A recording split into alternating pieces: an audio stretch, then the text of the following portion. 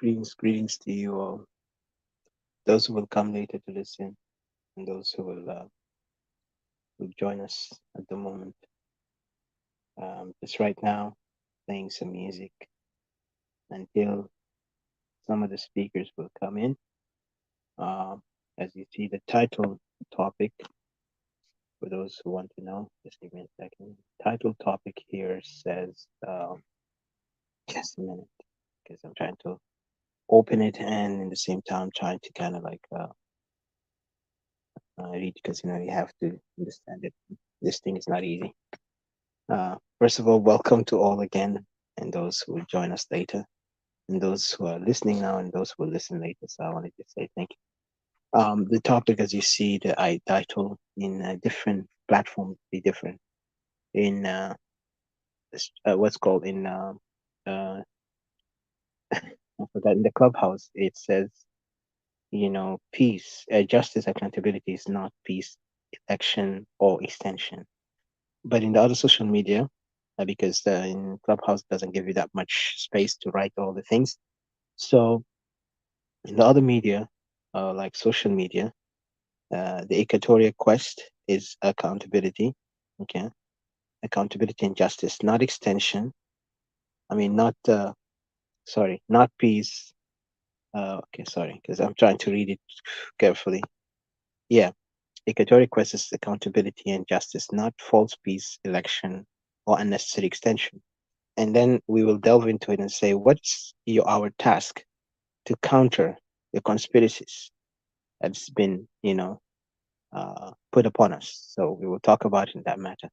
Anyway, so at the moment, those who are in different social media, if you're on YouTube, Facebook, or uh, StreamYard, I mean, like other ones, like even X or Twitter, please share it and also make sure that you invite some people there. While I'm just preparing, I'll play some music a little bit because still we didn't have our people coming in. But once they come in, the speakers, I'll begin with introduction or put my input, and then from there we'll delve into question and answer. And if anybody have question and answer also, I mean questions to us, or they have a comment, they can feel free to come up, or they can write down their comment, and then we will come and answer their questions. So for the moment, I'm just gonna play some music until we come in. Hopefully, we don't stay longer. For me, it's late over here, but still, I can do my best to let people kind of enjoy and participate on what we're talking about, because this is very important. Because I see the politics in South Sudan, it's really chaotic, and unfortunately, many people have fallen into it and they have no way out. All they have is they just running in circles and thinking they have actually came up with a new idea. All they do is just, run about and nowhere, no how, no solutions. So we need to find a solution, and we have a solution. And I say this not because I want to say I know, but because we know what is the problem. We have already identified, and how can we solve it? This is the question. This is the answer. People are afraid to go to that deep answer because they feel like it's going to be threatening to their, you know, their say there's what do you call comfort. The comfort zone they're in is enjoyable for them. They have to be in the comfort zone to just be pleasers, not actually stand up people who can stand up for what is right and against what is wrong. So unfortunately, this is what our society have been since the time I ever knew them, and it's really sad because every day they're getting worse, and that's why this country will never go forward, and no one will go forward unless people actually come to the truth and to the sense that they want the truth, not to be sugarcoated, not to be, manipulated or even use some tactics to confuse more people in this time that we're in.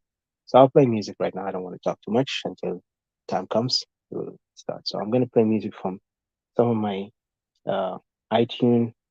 There is one what's called, let me see, broadcast. I have another broadcast. So I'm going to play it from here on my side. Not classic this time. I'm going to play something else. So just give me a minute. Luminous. Okay. Ivan Torrent. All right, guys. Give me a minute.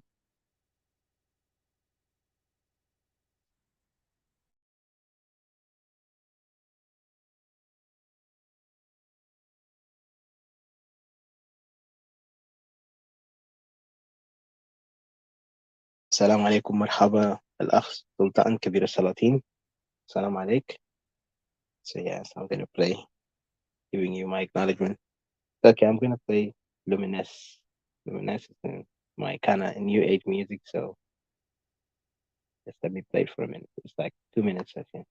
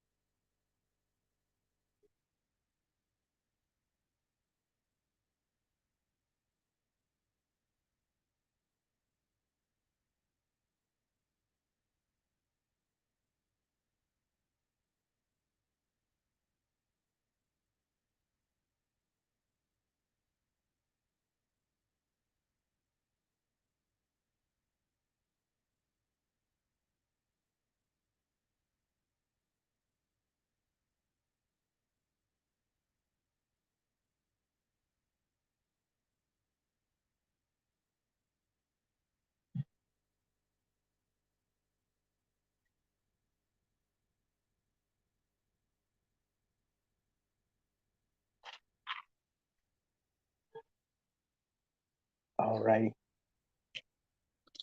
Greetings to you guys, my fellow Equatorian and non-Equatorian alike.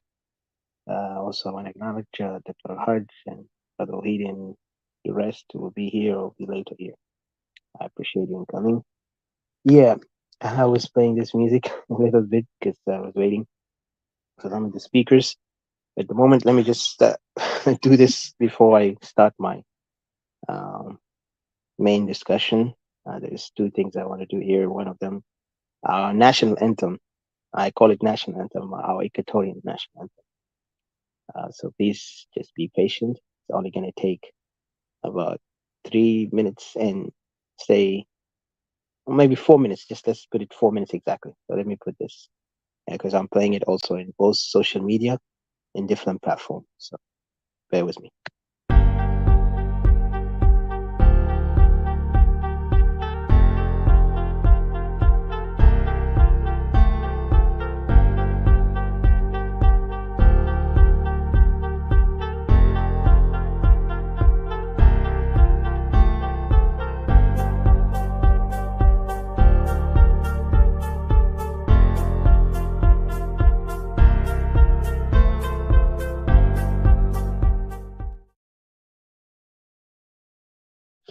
right? Geo E Records. Oh na na na na na na. Oh na na na na yeah. Banana kala. Na na na na na. Anina wani. Anina sawa. Oh yeah. Anina Equatoria. Nasawa. Anina Equatoria. Beled wahid, anina Equatoria. Anina Equatoria. Oh yeah. Kanita min yambio, kanita min tori, weleta min juba, yeah. Anina Equatoria. Teresia samagesi manina. Yeah. We strong when stand together. Yeah. Kanihna gulu wahi, Equatoria biraba. Yapirwa pijama, asan belet na biraba. So give us pen, don't give us guns. Oh yeah. Give us Ibanabule. Oh yeah. Anina Equatoria. Nasawa, Anina Equatoria. Beled wahid, Anina Equatoria.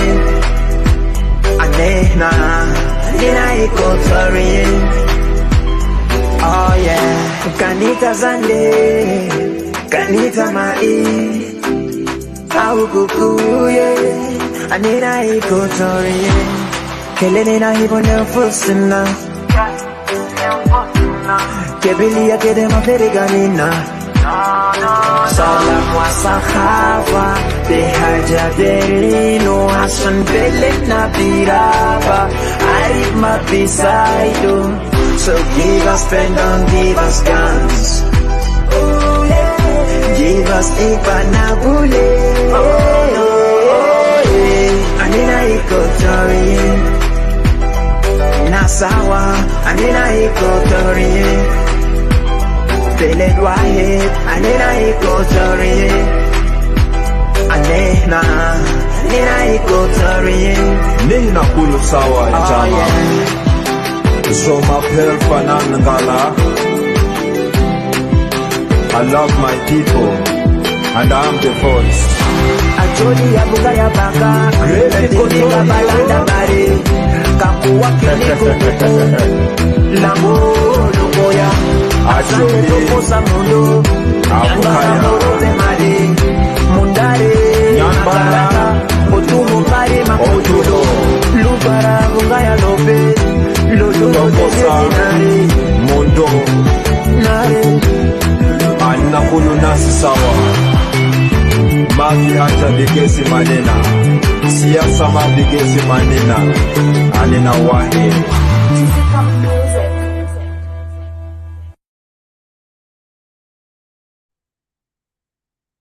Alrighty, just give me a second, guys. Let's start here.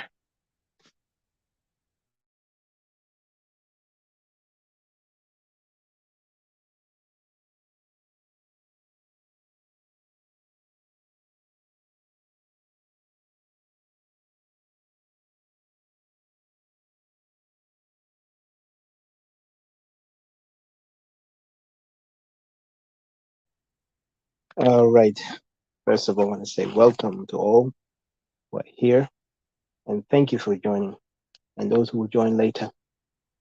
Uh, you know, there's a lot of things going on to start with. One of them is that the country, our people are all going in different direction, but not to the direction that we're supposed to stand on or walk on upon. And this because confusion is actually uh, the most dangerous weapon, because once confusion hits people, people will not know or know what actually is for their interest. You will see people only follow what it comes easy to them in matter of little understanding, or matter of not willing to give up, to take time and sacrifice for the sake of what is good for them. And when we see our people, like most of us, if you could just give you example of how in most African people around the world, in Africa in particular, young people and even the old, mostly they desire to go outside their country. And the question is, if you ask yourself why they do that, of course they have the excuse that, oh, we are suffering in our homeland, we can't find an opportunity, so we have to migrate, we have to run away. Well, it sounds easy because that's the obvious, but there's one thing you have to know: if your conscience or you are not self-aware or you don't have any knowledge of yourself, that's how you think. You think to escape what's confronting you. You don't want to face what's confronting you. You prefer to run away. And running away, of course, is just giving you that opportunity to run away without, you know, putting yourself into the risk that you might lose your life or you might struggle to finally get what you want, because they see getting what you want is going to take time. So for them, it's better for them to run away.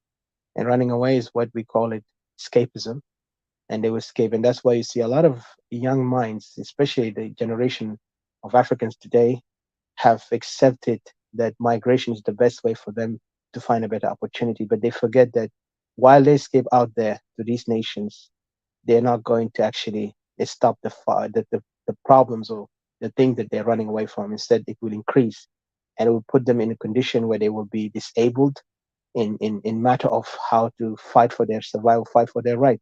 That's why you see migration from Africa to Europe and to other countries have increased in Africa, because the spirit of nationalism and the spirit of, you know, responsibility is not there. They feel like we have to go out there so we can find the easy way and we can succeed. But success does not come that way, unfortunately. And why I say this, because when we look at the conditions everywhere in Africa, especially the countries that have problems like dictatorship, economic crisis, and mostly about dictators and, wrong governments. Because if you look at it, there is regimes that are there. They're not doing their job. They're not doing their part. And why is it? Because people are not participating in it. And if they are participating in it, they're not participating in the correct way or the right way.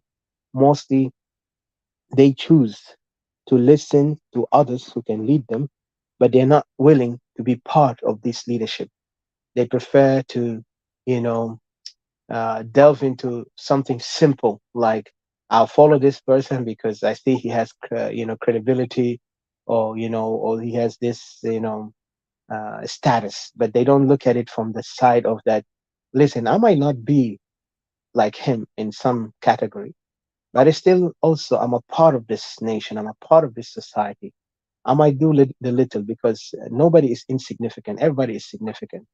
They don't have that kind of understanding to themselves, because these things have been also, remember, it's been taught, and the culture also always undermine critique voices. If you speak criticism, sometimes people will consider you as an offender or as an enemy or as a person who's his enemy of progress. So they will not look at you in the part of that you actually have a reason why you ask that. They don't even look at it in the critical thinking. They look at it from the base of, a hierarchical kind of society or mentality of, you got to listen to the people who saw the sun first. And some people saw the sun first, but they still behave like they never saw the sun in the beginning. They still behave like somebody who just came from his mother's womb or her mother's womb. And that's how ironic is what we're facing. So, in the reality, that's why you see injustice continues in that land. You see people always continue to struggle economically, socially, and there is no any end to it. And then Africa became a pariah around the world today. You look at our people, there is nowhere to go, no progress. The only dream they have, if they want to be politicians, or I have to run away and find a place in Europe, maybe I'll find my chance. But yet, when you go to Europe, you're only going to be rewarded to what you have, or you're going to be, treated at the level you are. If you're an uneducated person, don't expect you're going to have to live in a life of luxury. You're going to struggle like any other commoner within these nations, because there's some people who might even have degrees or might have even a better chance to actually be in power or succeed. But some of the systems over there in Europe and West does not give them that opportunity, because there is a reason why. But you coming from nowhere, and you're trying to actually compete with those who have been there for from the day they're born there, it's impossible for you to be in that power of rich and success. But yet you try and you dream, and that's what motivates. One thing I would say that's maybe positive, and it has its negative. We are dreamers as Africans. We always dream. That's why the same thing when we got our nation as independence, it was a dream. A lot of people dreamt of luxury and success. We got oil resource. They didn't took the responsibility to say, let's stop dreaming and let's take life seriously and the reality of it. What if and what is, and question. They're not raising question. Those who raised question were silenced, and they were put on the side. They say, do not ask, because right now if you ask, you're going to compromise everything. We have worked hard for this independent, and it wasn't. There is no word, because if it comes to reality, it was the Western nations who brought this into our table with a in a way that we surprised. All of us were surprised how this thing happened, because we gave up. Even some people gave up the idea of the South Sudan independence, but they began to follow the vision, which is a false vision of Garang, the new Sudan, and it really kind of put many people, even those who believed in that South Sudan have to be a nation, um, didn't expect this to happen, and then suddenly it happened from nowhere, and all came because thanks comes to what happened when America declared war on terrorism. That's what brought everything to fruition. So from that moment, our country, our people, were excited, too much excitement without any, thinking on the deep responsibility that is coming to them or what need to be done. So people were just listening to those who claim to be people of influence and leadership. So people did not even bother to question these leaders and question these influential people in the political arena and all that. That, hey, listen, before we do any action, what is next, and what's the objective? Plans and all these things. They never bothered to, because they were afraid. So if I ask this, some people will begin to look at me and result mashakil. So at the end, they had to be silent. But those who spoke out like us in the past never feared and never even doubted what we stood for, what we knew is going to come.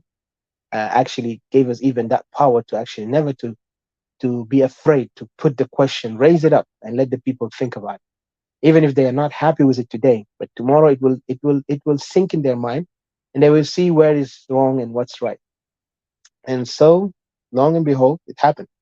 And also, there was also this man also to acknowledge him, the late Wani Tombe, even raised the question, but people were so irritated by him.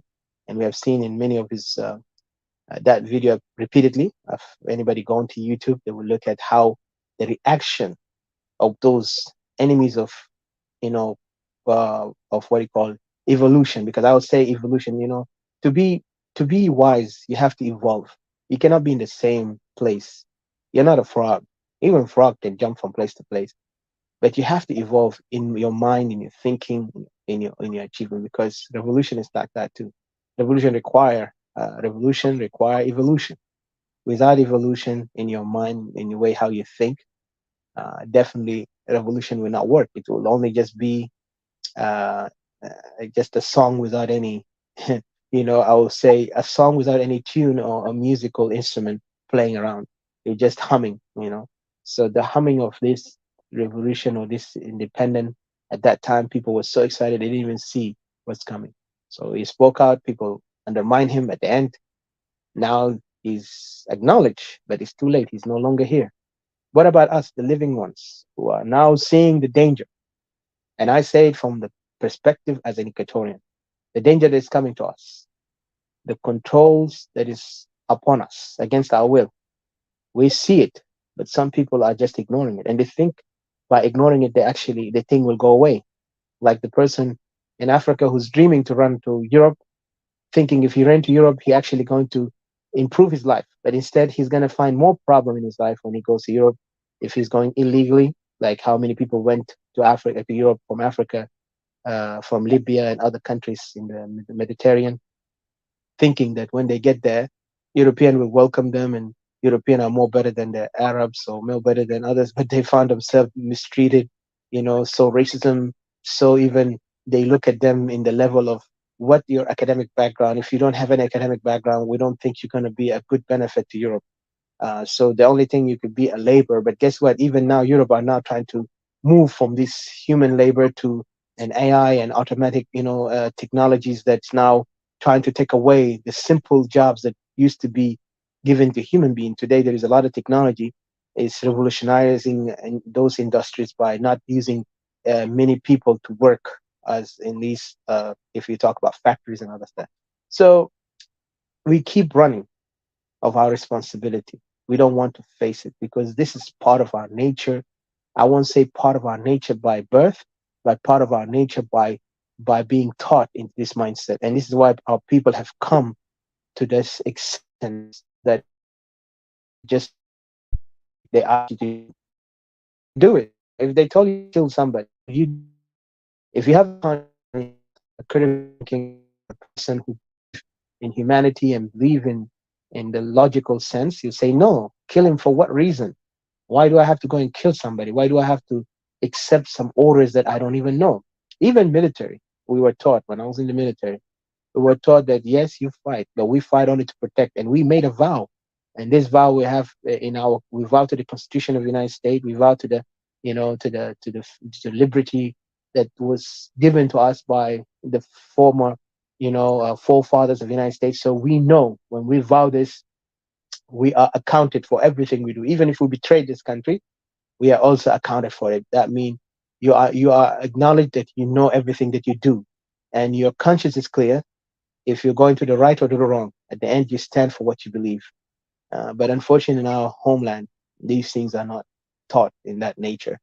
We are more of we have to just accept these people who come up from nowhere, and our people, the rest of us say follow, listen, don't argue, don't question. If you question and argue, you will be unliked. People will not accept you. Like, listen, this world is not about acceptance. This world is about survival. If they ever known it, this understanding. That's why they talk about survival of the fittest. You know, this is how nature is in this world, and unfortunately, many people refuse to accept that because they want to be so-called sugar coaters. You know, people who will just accept what majority says, but not what I say, what I see, what I think about. So anyway, going deep to my point here, um, in the justice accountability, when we look at the conflict that is happening, and I want to read an article just before I get into, because there's an article that I read earlier this morning, and it's about United Nations. Even I heard it in CNN. I'm not CNN, BBC. Sorry, BBC was talking about it. And part of it, and actually, I'm writing something here that sooner or later it will be. Hopefully, BBC will broadcast it internationally. I know I'm working a lot, but there is some things that I want to do in that part because to expose also and to put Equatoria in the forefront of what's going on, because Equatoria has been always isolated and silenced. So for this, just for a record that we are going to sooner or later, our article will be out in the public, in the international media. So it says here, this is in Tamazic, and I think people have spoken about it, maybe, because I saw also earlier room. I went there and they saw this thing. So it says corruption and impunity reason for extending South Sudan government, says UN body. That was just a recent report. And that's why BBC talked about it. And I'll find the BBC report also. I'll read it a bit. But what it says here, it was impunity and corruption. That's how they put the reason for why they extended the issue. Impunity and corruption were the main reason for the recent extension of South Sudan's transitional government. UN General Assembly was told on Wednesday. The UN Human Rights Council said in press release dated October 30th that the absence of governance and the political accountability and diversion of national resources to corruption stalled South Sudan's transition and led to the most recent extension of 2018 revitalized peace agreement. And the sentiments are based on the report of the Commission on Human Rights in South Sudan, an independent body mandated by UN Human Rights Council. In its resolution, March 27, 2024, the UN Human Rights Council requested the Commission to present an update to the General Assembly. The poll delay, the press release said, had further exacerbated an already dire human rights situation in South Sudan. South Sudanese across all social spectrums are suffering immensely from catastrophic, duration of humanitarian and economic crisis. They are tired of waiting for political leaders to end their obfuscation, obfuscation in implementing the peace agreement. The press release quoted Barney Afiko, who addressed the General Assembly in New York on behalf of the Commission. The people desperately want an accountable and responsive government that is committed to their well-being and will deliver on its human right obligations and guarantee protection for citizens. Afiko is further quoted. The Commission expressed its concern over the latest postponement of what would have been South Sudan's first general election since independence in 2011. And I want you to mark this 2011 because some of these clowns of the SPLM, the regime, always try to code like, oh, Salva Kiir was elected. Like it says, the election since 2011. Go back before 2011. There was no election, only the dictatorship of Omar al Bashir, who made the election a false election, of course, and claimed he's a victor, a winner. And Salva Kiir kept his position as vice president of Sudan at that time. But of course, also he's a governor of South Sudan. But once we voted as a people of Equatoria, Upper Nile, Bahar Ghazal, voted for the independence of South Sudan to be a nation, that's when they came in without any legitimacy. Of course, they claim that they are actually just a transitional government, that they will soon write constitution and then go for election, which is supposed to happen. It did not happen. So that shows you something here, that this regime have always been illegitimate from the start, even though using excuses of we're trying to help build this country, we're trying to help on building a constitution, and we're only, that I won't say caretaker, but we are, those who are responsible elements or regime that is going there to make sure that everything is set good, and then people will come and practice and practice their democratic right. Unfortunately, never seen that. So continuing to the point, because it's only a little bit, it said the crucial issue facing South Sudanese is not merely delay or lack of election.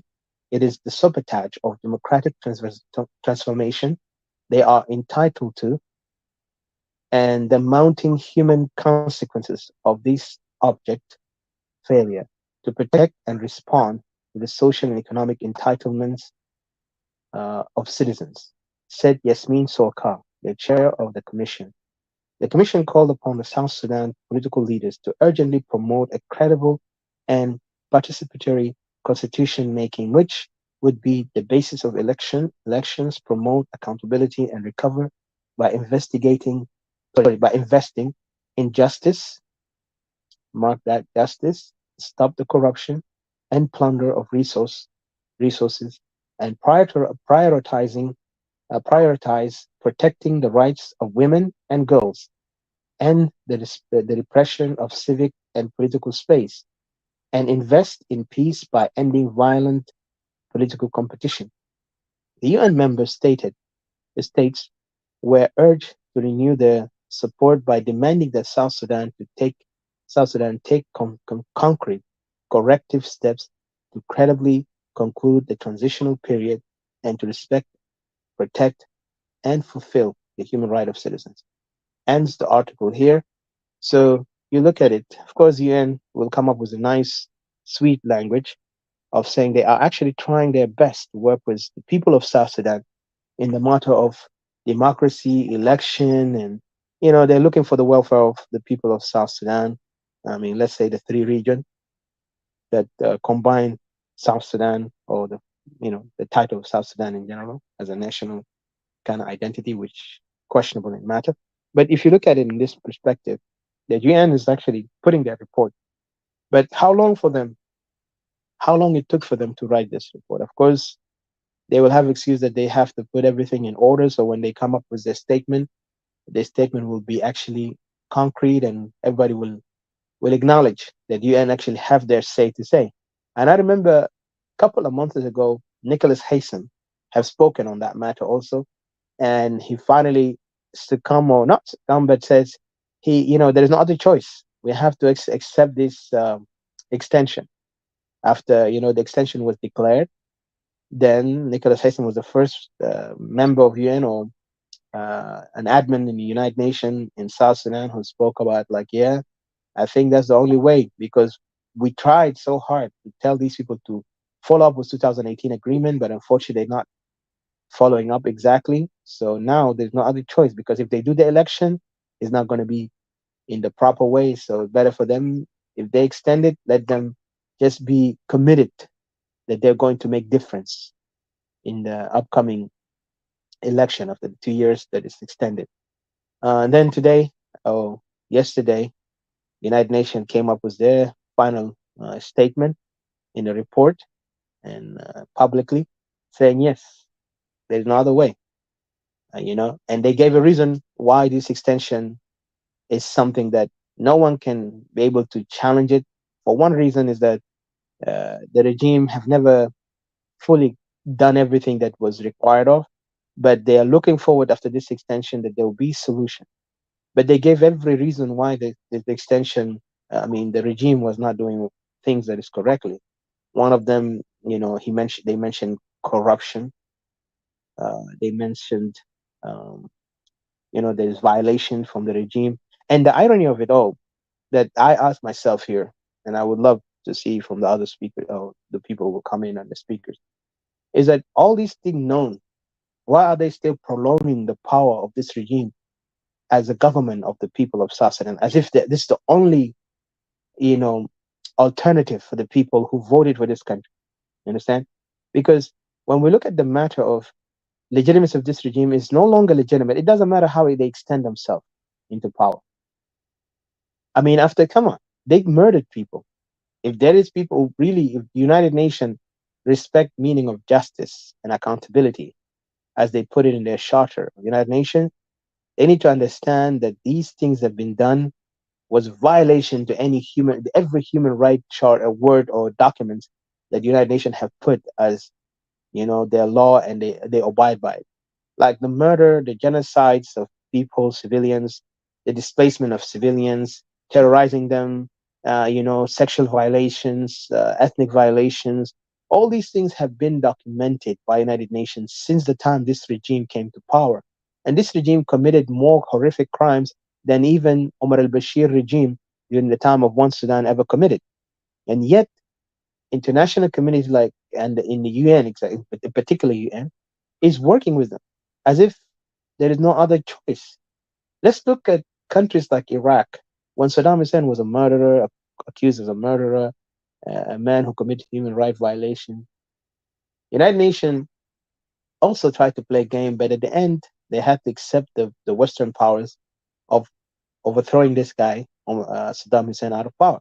But when we look at Saddam Hussein compared to what SPLM is doing, SPLM is incompetent in everything. Economically, they're incompetent. Politically, they're incompetent. Socially, they're incompetent. Everything in their thing they hold, they cannot even fulfill or commit or do anything in the right way. For Iraq, Saddam built the country. Saddam even revolutionized education, technology. Saddam actually introduced the people of Iraq into a new world, because these people, in the past, they lived in an era where only uh, education only for some specific people, like aristocratic people, and then the middle class are ignored. They are combined with the poor class as like no nothing there. But Saddam came and revolutionized it, because Saddam came with a vision of, the Baasist vision. It's almost similar to the communist or socialist, but for in an Arab kind of ideal. And he succeeded in building it, because Saddam at that time, and Syria, Hafez al-Assad, including Nimr in the past, they had this vision called the Bassist vision, which they want to build a modern state or modern Arab nations, where it's not governed by these hierarchical mindset or society kind of mindset that says, there is some people will be in the top class and the rest are below. And so he didn't want that. And of course, he did establish something. Of course, also, we have to acknowledge that he committed crimes in the purpose of in the purpose of holding his power. He committed killing on his opponents. He did incarceration of his opponent. Some of them will be released if he felt like it. Some of them will be executed in the minute they actually accused of. So there was a barbaric behavior in his leadership. Compared to South Sudan, there is nothing progressive, not even a bit. All they do is, we know, people have always known that, acknowledge it, and I've seen in many platforms talked about, uh, you know, Salva Kiir and his cohorts. They are doing crimes against humanity and also corruption that is so rampant and strong within that regime or that organization, based on looting the resources and dividing it among themselves. And then they encourage tribal or ethnic kind of conflict among each other, among the citizens. So it's part of their thriving in power, adding to also empowering their ethnic group.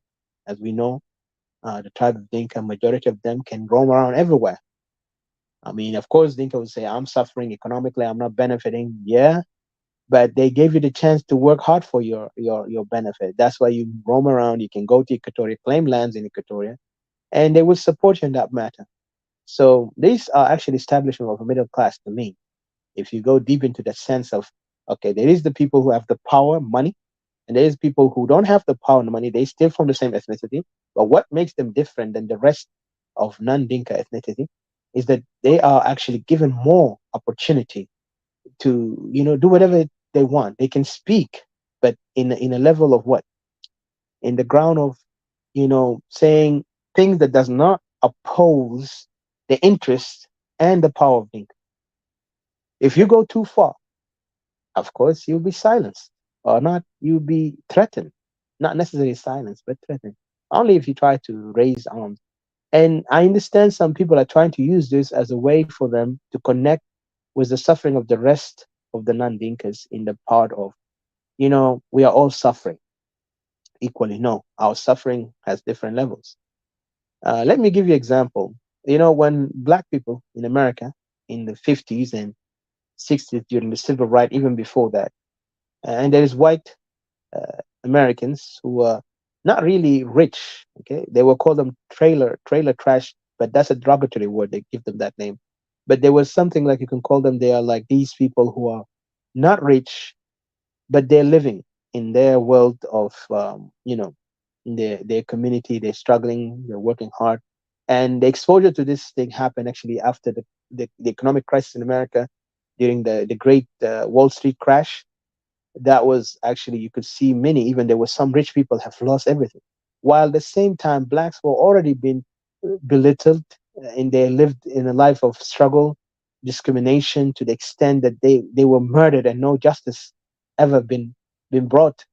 Up to this moment, even some people still talk about it. There's so many people were executed in a mass execution, like they will be killed. They call them lynching.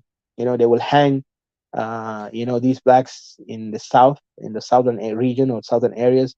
They will kill them, and they will bring a lot of people around to watch their murder or their execution. And they will give them a false accusation that they have done this and this. So it was like, became a natural thing.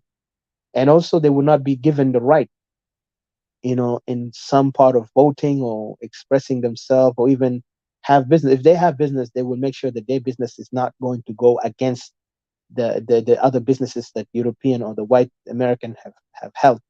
That's why you see there is an area. If anybody lived in Texas or been in Texas, there was a place called Black Wall Street. This place will burn down to the ground, for the reason because these guys were thriving. They were the all black people who succeeded so fast in the economic sector that they even may maintain their territory. They were becoming a great challenge to the economy of Texas, to the white uh, settlers over there, and also to the whole American region. Begin to notice it. So there was a violent attack came to this town, and it was destroyed completely.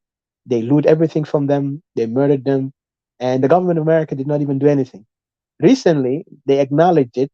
I think last couple of years ago, they acknowledged that, oh, this is a crime against humanity, was done, but it's just an acknowledgement. But these families who have their life has been ruined, generation after generation, the survivors, who some of them is still alive, maybe. Like there is only I heard like some few, not all of them, but the rest who did not survive, left with bitter sadness, and no justice have been ever accounted for these people who committed crime against them.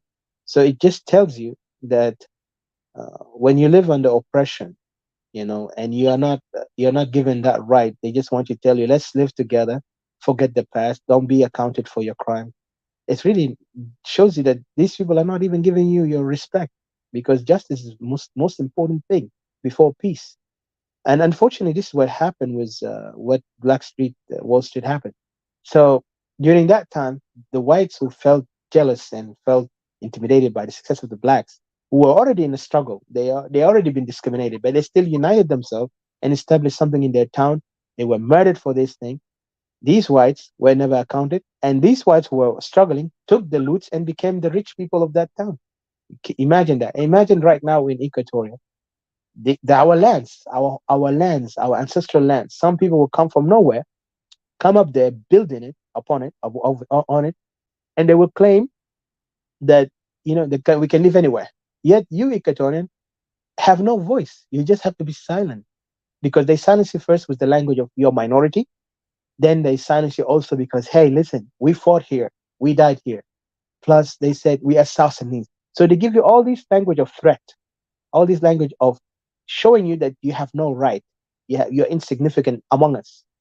No matter what you want to say, no matter how logical you are, you're still going to be undermined, because we are here to settle by force, you like it or not. And you have heard them many in their platform, and they talk it with arrogance and derogatory, showing us that, for us, we have to accept being together against our will. And that's not acceptable. And you have to take my everything that I own, my possession, even our women, even our children. This is something declared. This is what we call it, a declaration of war against your right.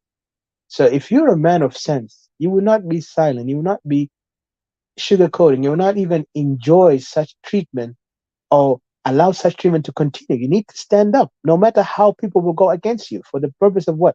Purpose of standing up for your next generation and your family and your generation that you're living in. Because you're not born here to just be a slave to any person. These people, they don't want to build their home. These people, they don't want to, progress themselves. Instead, in among themselves, they fight each other every day and night, and yet they want to blame the regime. The regime is what we call a product of their background, their natural habit. Like this regime is an image to where they come from. This regime, the behavior that this regime is doing is not something new to us. We, the Equatorian in particular, who are already know our culture, our history. I know yesterday I was passing through a room of sort of sharp Edward room, and I saw something interesting and ironic. Uh, Brother Dr. Hakim was mentioning something about culture, like what we state all the time.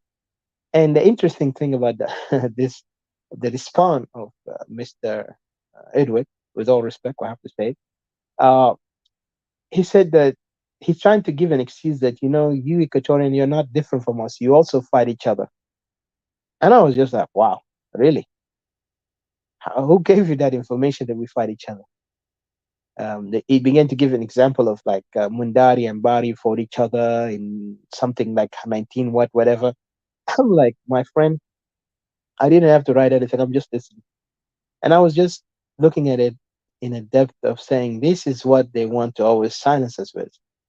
That they want to compare themselves with us in everything. Yet, okay, this is let's look at it this way. If you think we are all bunch of violent people like what is happening in Upper Nile and Bahar Ghazal, but Upper Nile is particular, then why you even want to exhaust yourself, your energy for the idea of unity? If you don't even want to talk about justice, but you just want to compare anything messed up over there with us, when we are questioning your behavior is not right. It's not even, it does not match with what we talk about a country. If you want to be a man of a country or a woman of a country, you need to understand the regulation of how you can be a nation, or the laws and the and the thing that actually make you as a nation. You cannot justify your wrong with another wrong. And if this thing ever happened, there is a reason behind it, but your reason is completely ridiculous and ironic. You go back to your issues. Your issues is not about land. It's not about that there is something really that offensive that you are ready to react, because I could see Upper Nile is a reactionist community, and I know they don't like it, but we have to be honest. Most of the fight in Upper Nile is all about reaction, action and reaction. There's nothing. logical or common sense among themselves to sit down and talk about, let's sit together. We've been here for a while. They never talk about that kind of matter. They always talk about revenge, killing, counter killing, take over, dominate this tribe, kidnap, rape, abuse, as if like we're living in a barbaric world of the 1600 or fourth century during the barbarism time. We are not in that kind of time, my friend. But yet you cannot answer that, but you want to kind of jump up and counter it with a illogical kind of response and saying that, oh, 19 something. 19 something, there was something happened. Like the same thing we see now today, there is some instigation. There is instigation. There is some things happen in in in in the so-called this regime that is playing around the game of you know uh, will try to divide and conquer. They will send some weak element. We have already seen those weak element. They will even use criminals to instigate issues within Equatoria to make Equatoria fall apart. But Equatoria, one thing that they don't understand is Equatoria history did not start in 1920, did not start with Esther and did not start with Anyanya or any other group. Or Equatoria established was centuries ago, before even Upper Nile and Bahar Ghazal understood who they are. Equatoria knew themselves. That's why Equatoria unified themselves. When we repeatedly say this, Equatorial unity was what made them continue standing as Equatorian. When you look at Upper Nile, they don't stand as one people, they stand as tribes against each other. And this is their problem. And then if you want to ask them, how can you bring justice in a community that is so divided among themselves? It's impossible. That's why you see them even in their politics, when they talk about political game, they always want to come up and share power, by force or by whatever agreement, but yet anyone is still behind the scene, they're conspiring against each other. And you can see the conspiracy always happening. Like even the compromisation of this 2018 agreement. And before that, we've seen in 2015, which later ended up into a violence that killed more people. And Riak almost got killed. He got injured and he was taken to Congo. You know, later he was returned to Sudan. It shows you that the political things that they're doing is not different from their cultural nature. The cultural nature of them is like dominance, revenge, and counter revenge, and also conspiracy against each other. And such society will never bring any solution. Regardless, you want to talk about an old conflict that you don't even have any background on it. It's just because you want to code, oh, Kamfi Shakla Ben, Mundari Ubaria, Wala Ben, Lutuka, whatever. These things are really ridiculous for somebody who calls himself academic, or somebody with background of so-called political understanding. You have no clue of these societies, but yet you don't even know how to fix your society. Let me ask you this. In your area or territory, this conflict is not new. This conflict has been repeatedly happening. Tomorrow, Shuluk and Nuer, tomorrow Dinka and Nuer, tomorrow Dinka and Shuluk, tomorrow Nuer and other group, tomorrow the same thing Dinka with other group, and it's going vice versa, and no solution, just continuously. It's a cycle of lunacy. It's almost like a cartoonish kind of story. It's almost like Tom and Jerry, peace and war, but there is no winner. At the end, just a comedy, a sad comedy, not even a beautiful a comedy that you can actually be entertained with it. It's a comedy that takes life of people. It's dark comedy. Why are you doing this to yourself? But yet, when Equatoria talks on the point of reason and logic and say, you have a problem, you get offended. And then when Equatorial talk about, let's talk about something, how can we progress ourselves politically? You also get offended. Let's talk about accountability. You dismiss accountability and say, let's have peace. You dismiss justice, let's have peace. And peace cannot come without justice and accountability. The the power of peace, or the thing that maintain peace, is when there is justice and accountability. Then come peace. Peace comes automatically natural. It's almost like when you're trying to get married, right? When people, giving you an example of marriage, looking at people who are boyfriend and girlfriend. When boyfriend and girlfriend, you have no documentation. You're considered illegal. You know, it doesn't matter how you can live together as boyfriend and girlfriend in one place, but it still will never be given that legitimacy or that priority as a person who's married, because the married person with documentation will be given all the status of person who's married, or two individuals who are married. So when you're boyfriend and girlfriend, if your partner something happened, You cannot get anywhere. You're only going to be dismissed as like this is just a living together thing. So anytime there is no guarantee you will continue. All right. So the same thing with this piece, this false piece that has no any uh, core background into it, like background of let's come together, make the right decision by putting the stones that can build up this high building. One of them, accountability and peace. And before this, also we need security, right? These things are not even mentioned or talked about. So how do you think everything these guys are doing is not going far? Because in their mindset, it's not about peace, it's not about accountability, not about justice. It's about how can I do more damage to you? How can I counter you when you're trying to, you try to be a bully against me? So it's almost like a people who live in the ancient time of barbaric and the mindset of barbarism, because this is exactly a mind of person who's not well, you know, well evolved into the knowledge or into the world of 21st century, because education is not to be idiot, education is to be wise. And then the irony of it, I will hear them in some of the platform, they will quote some great quotation from great people. Some will take the Greek kind of quotation or historical documentation, or like, even recently I was hearing yesterday, one of these lunatic room with the apparat there, they were talking about, and then I heard Barrage mention something interesting and ironic. It's like he bring about the story of the idiots, and this is a Greek, of course, example of who's are the good citizen and who are the bad citizens that considered as idiots. So I don't want to go for all of you. I know you have heard it and you have read it or you have been there. But when I heard them quotate this thing in their room, the room that actually encouraged tribalism, the room that actually does not hold themselves accountable for the crime against other non-Dinkas, it's just so ironic that I was like, are they really joking among themselves? Or they're just so blind to see what is right to the extent they are accepting that they have that ego. Of course, ego and ignorance is a big cocktail of failure, and in the way how they have put themselves into that point is just, it shows you what we're dealing with. We're not dealing with people who really completely primitive with no any academic background.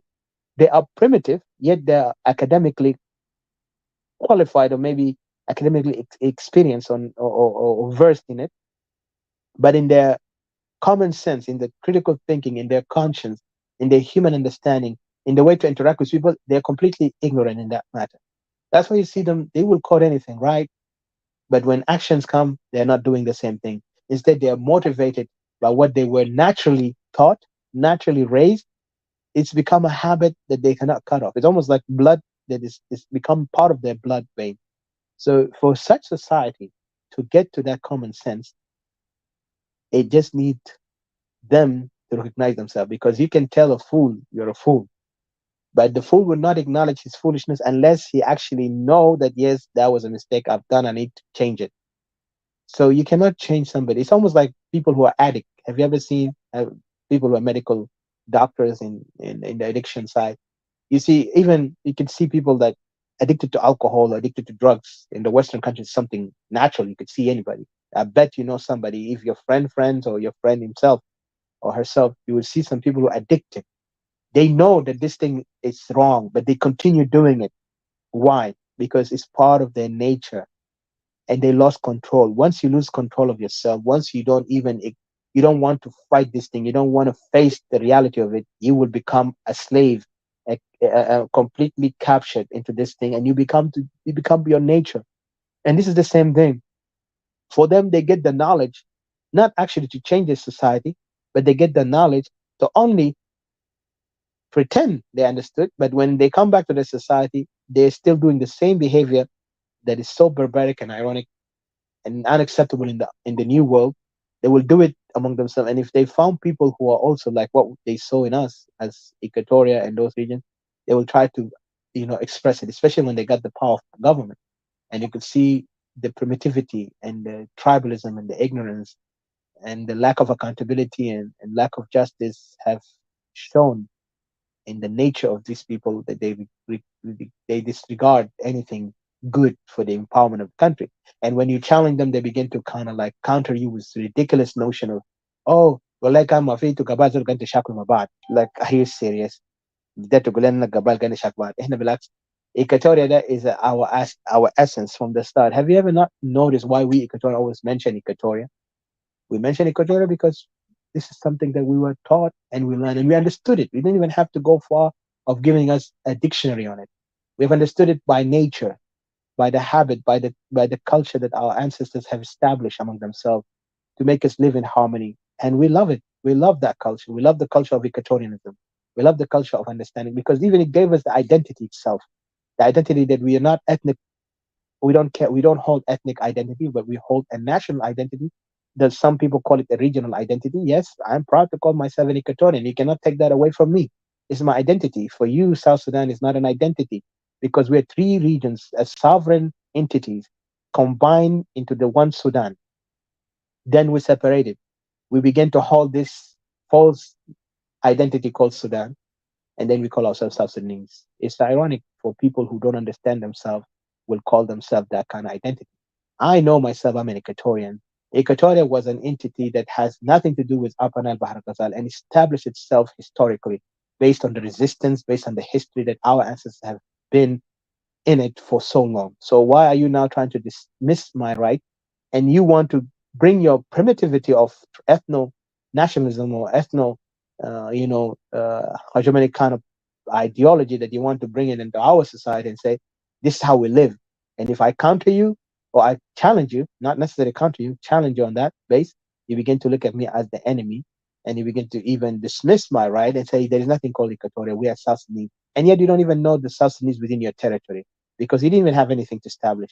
And some of them, you just look at them going left and right. So there's a lot of confusion among them, these people. It's very hard for them to understand because they already been, it's part of their nature. But the worst thing of it is that they're now forcing it to the political power that they are holding. They're forcing it within our region, within our other people who are Nandinka and other people who also have conflict with them based on power and historical grudges that they held for a long time ago. So, what is our job here? This is the question that we need to ask ourselves as Equatorial in particular, and the rest non-Dinkas who need to look at themselves and investigate themselves or assess themselves and see what is right. For us, we don't have to be a teacher. Let me be first clear here. We're not here to teach you. We're here to explain things and we're here to clarify things for the purpose of let it be a history record and let's rise. I understand they say revolution. For revolution to happen, people have to be enlightened. But enlightenment is not full time education. Enlightenment is not a lesson I mean, sorry, revolution is not a lesson for education. Okay. What revolution part is you need to remove what is not right and not acceptable within your society, within your life, within your realm that you're in, and make a new world that you see profitable and fit in your society, fit in your culture, fit in your generation that can actually give you that power to evolve with time and other generation, other nations. Why do you think the French Revolution have you know inspired meaning around the world since that time when the French Revolution started with people like Robespierre, Maximilian, and the other ones like I forgot the name who came up with social contract. You know, Jacques Rousseau. Rousseau, one of the people, because Jacques Rousseau actually even criticized the British. I forgot his name again, but I'll remember it later. Because there are three people who actually talked about the social contract. But for Jacques Rousseau, he saw what they're doing counter. It does not match with what the French were going through. The French Revolution actually was not just a theory. It was actually built with action. When the people of France really revolted, it brought up. Sorry, oh god, I hope my yeah. So almost the thing disappeared. Just give me a second.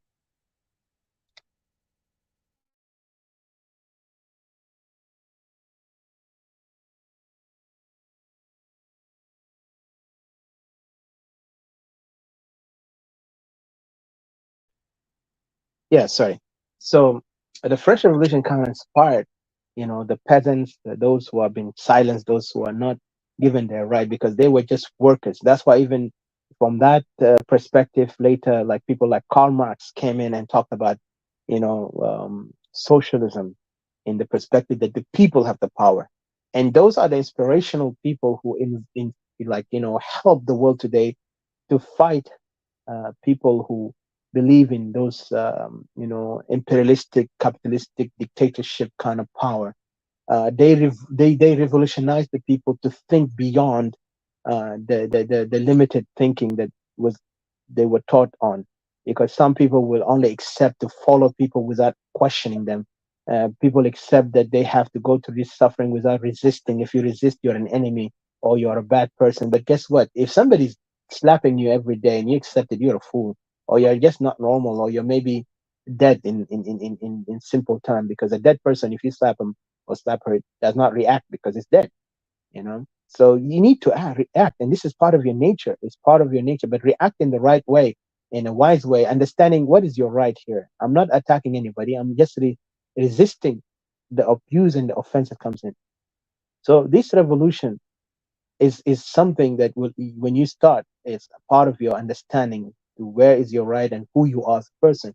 But when you are just a person who like to just react based on your notion or based on your emotional kind of reaction, of course you will be always in the wrong. So I don't want to go far because I'm not here to teach a history lesson or kind of like social lessons. I'm just trying to give a bit of a hint, an example of what's going on. So going back to my point here is that all these things have brought by what? Brought by the idea that people must be silenced, let the others talk. And they can silence it by we are majority, or they can silence it by we have leaders. We can silence it by we have a party. But who are they? If you go back to the French Revolution, there was nothing called parties. Yes, they were. They were the Jacobites, there were others. But what did they do? They were not even the power until the people actually reached to a point that they gave up the idea that, okay, now some people are running the country, so we're going to be waiting for them to change. But that was a catastrophic mistake, because this brought actually mini massacre. Especially Maximilian was one of the people who actually loved France, believed in the French Revolution, but he became paranoid and he murdered many people, even his friends. And that's an example. Again, that's, I could give it a little bit difference from what we are seeing in South Sudan. South Sudan is not, they're not driven by paranoia, maybe ethnic paranoia, but not to the extent of Raspia. Raspia believe in ideology, but these people have no ideology. These people believe in tribal notion that we are born to rule. Of course, it can be an ideology, but still not to the extent of ideology where you can actually have, you can base your academic kind of dispute on it. But these people have nothing to dispute on that matter. They have their territory, but yet they want to come to other people's territory. They want to create this displacement. It's almost invading, kind of like the Mongolians, or like these people of the Vandals, the Vandals in Europe in the past. When the Roman Empire fell, the Vandals were coming everywhere and attacking, taking every territory. Even they took some part of Rome, and they forced themselves in there. So this kind of mindset is, like I said, it's beyond fourth century or sixth century time, because this is how mindset of people who have no any thought of development, thought of let's build something for us. Let's develop our society mentally, physically, everything. They don't do that. They just want to go and take anything that is ready. And the Vandals used to come up and occupy people land, settle in there for themselves, and become part of that culture against the will of the people who are there. Especially when the people over there are not armed enough to defend themselves, they would do that. So of course, in that time, there is no accountability. It just whoever take over, the strong survives. If you're not strong, you're weak, you'll be the loser. So now we are in a time different. Okay, South Sudan. I want to remind Equatorians and the rest of the non-Equatorians that this country was not brought by a bullet, as some still claim. This country was brought by the voice of the people. Regardless what you want to tell me that, oh, people start fighting from 1980s, but that fight was a massacre. That fight was a mess. That's why there was no solution. People died, generation have were wasted, killed, displaced, until the lobbying of the voices of people outside, from Equatoria and others, and the international community like the Christian Society, because that time there was a concern that there is abuse against the natives of Africa within South Sudan, and it's coming from the north. The north are trying to come with the ideology of Arabism and Islam and all that. And so those who came up and spoke with the West, and the West also went there and investigate the thing clearly. They saw there is something here wrong. We need to stand up with these people who are suffering. But of course, the political arena at that time were not welcoming to the idea because there was questions about even the organization called SPLM. SPLM was considered as as a socialist kind of organization or communist organization that they cannot trust. And the leadership of Gereng also was implicated with the connection of people like the dictator of Ethiopia at that time, and then coming to also working with like questionable characters. So there was so much doubt on him. But later, what pushed it, like I said, it was the war on terror that brought things together. And then they reformed. Of course, SPLA acted like they're reforming because they talked about the New Sudan. They tried to escape away from the socialist mindset, say we are for the New Sudan. They no longer talk about we are a socialist organization. So at that time, I remember the SPLM was birthed during the Cold War and ended ruling us after the Cold War ended and ruled us only by fluke or by chance. It was a fluke that made them come to power. If we, the people at that time, actually decided to stand up the right way, saying before we vote, we need to know that this SPLM is not going to hijack the government as they are liberators, as they claim, nor they have the right to even continue in the process of deciding for the people of that three region. Let everybody go back to their region. Let's come a three region and put our cases in the table because remember we are different people from the start. What made us come together was political kind of ground and also common enemy. The common enemy was what? Was the North based on the ideology of Arabism and ideology of and the dictatorship that was running that country at that time and the war that was going against it. So people had never came. If they did that, I bet you we would have been in a different condition today. So, and that time also SPLM was being reported and recorded. They committed crime against humanity within South Sudan more than the North did it to us. We know the Antonov always bombing South Sudan all over. But what the worst thing is that the militia of SPLM were committing crimes of rape, mass murder, the same as they're doing now. But they're doing it that time without any TV or media talk about it. But God have helped us to continue, see the truth even when we became a nation. It exposed the true core of foundation of this SPLM by they are committing crime against humanity and they're doing the same thing they done in the bush, but this time publicly and also with immunity that they are government and people are not willing to stand up against it because we never did it before. How can we do it now? Yet that's why we see now confusion among the political arena. People want to sit down and negotiate with the regime. People wanted to say, let's come and compromise. Let's work on the solution of, bringing peace and election.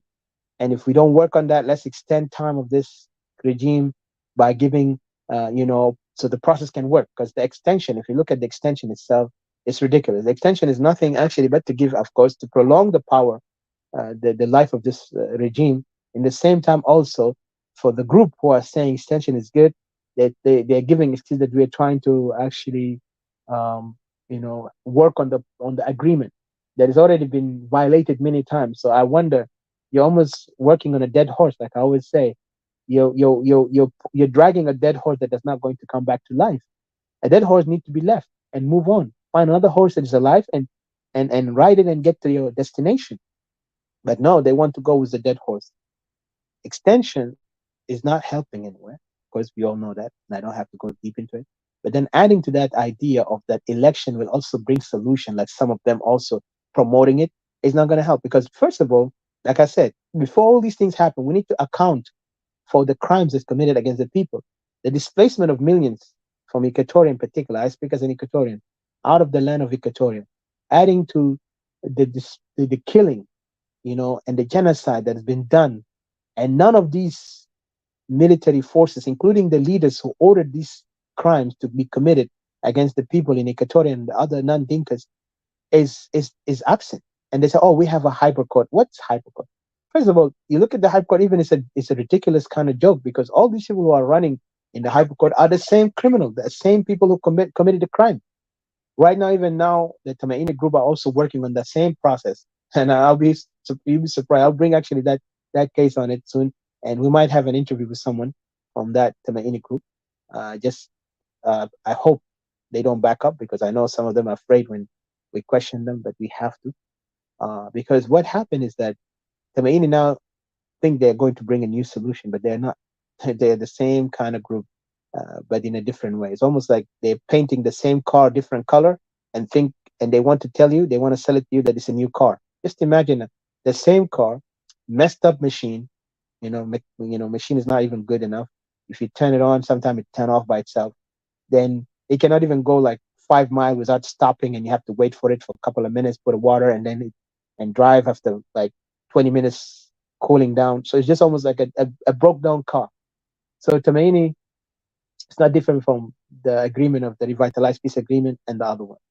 Yet they will come up with new painting that we actually have solution, and they want to say that now is we are going to be in power. And you see the same people who orchestrate all these things are the same people who have been in and out, working around circles, manipulating people, only helping the regime to continue with their tribal organization.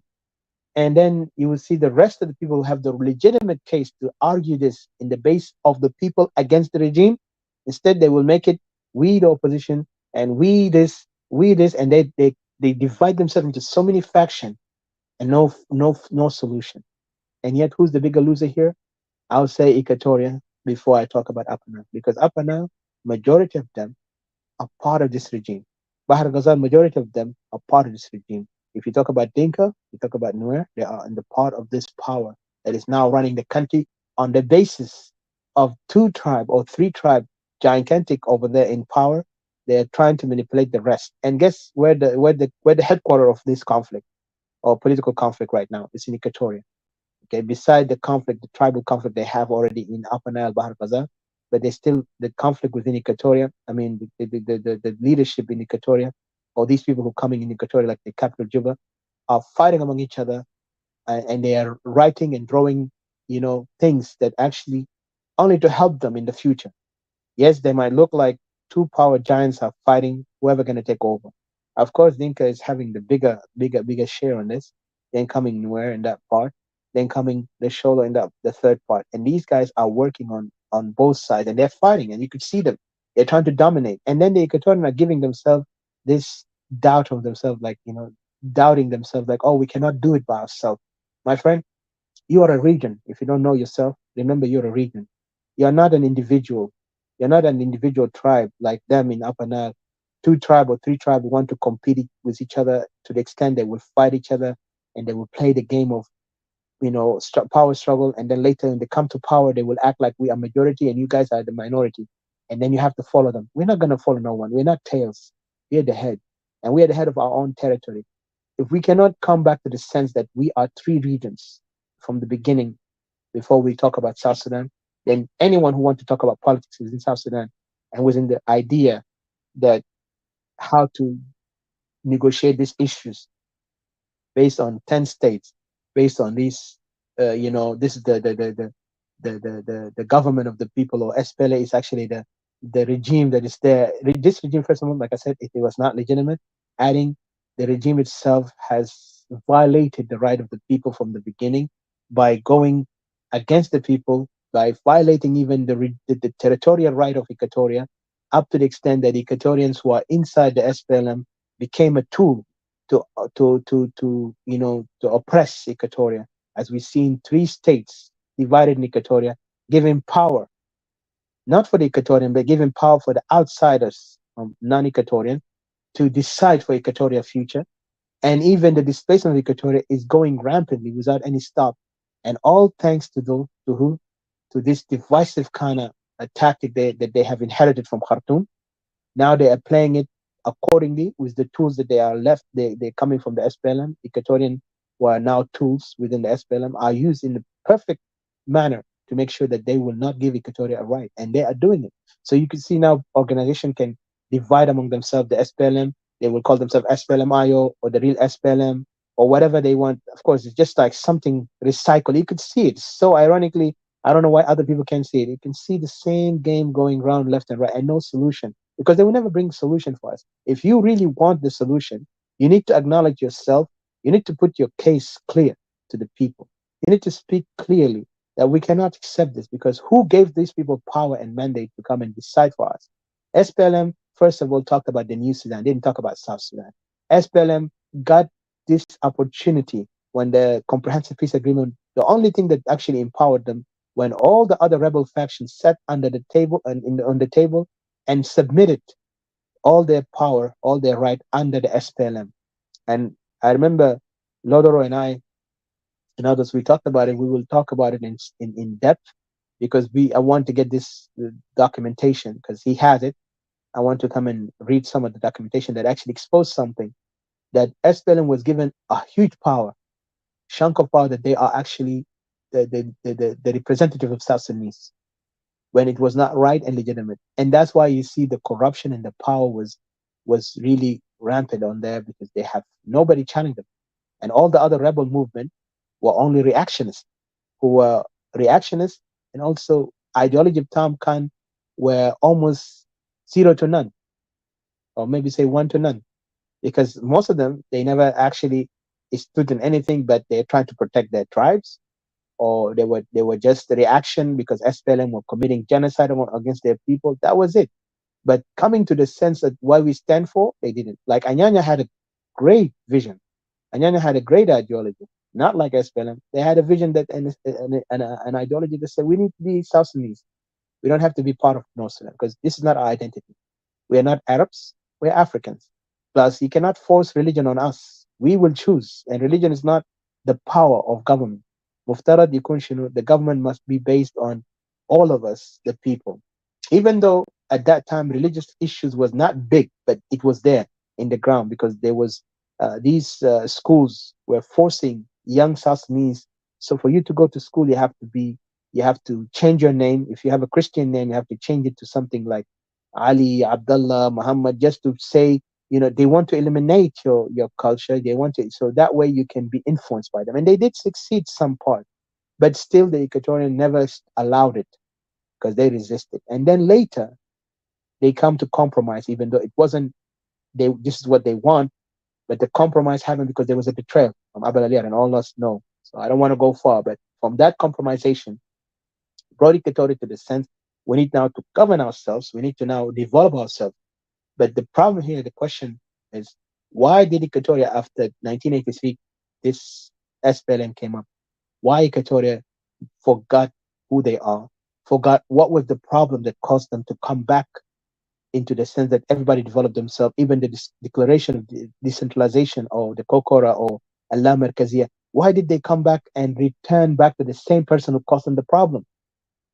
This question need to be answered by those who were part of the SPLM, those who were actually the group who's responsible today for the destruction of Equatoria on the basis that we are South Sudanese, even allowing us to be divided into 3 states within Equatoria. This itself is a problem that need to be questioned and need to be answered in the right way and need to be corrected. Correction is what we need right now, not sugarcoat. It's not all we can do it because you can run around after these people. We know who's the problem. Even today, right now, with the conflict of Dinka and Nuer in the start of 2013, yet I still see politicians try to politicize it and try to give it a huge kind of description that has nothing to do with the actual problem. The problem is not political as much as it's ethnic issue, ethnic tension. That's why you could see even Kir himself admit that when he killed the Nuer like 1991, that was a clear message that these guys, they don't care about politics. They don't understand politics. They understand one thing. You kill my tribe, I'm going to kill your tribe. And this life and this kind of people, among them, you cannot live. If you're a person who comes from a different culture, who actually believe in the harmony of tribes, in the harmony of your region, in the development of yourself as a society, not as a tribe. These people have no common sense to that part. And their conflict gonna continue until kingdom come. I'll be honest with you. There's no way you can see them change.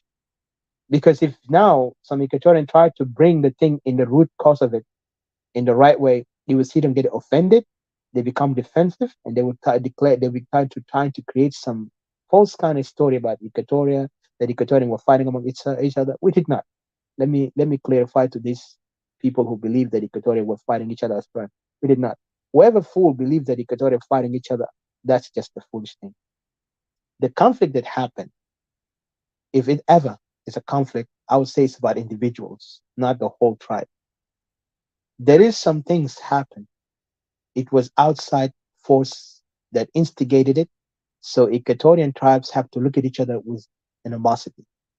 But they never succeeded up to our time, and they will never succeed because we Equatoria are aware who we are, and we're aware where we come from and our culture, how it was developed. Our development was not based on political notion or based on, you know, like I have to be the strongest community against the other community. There's no this conflict of competition or tribe have to fight each other.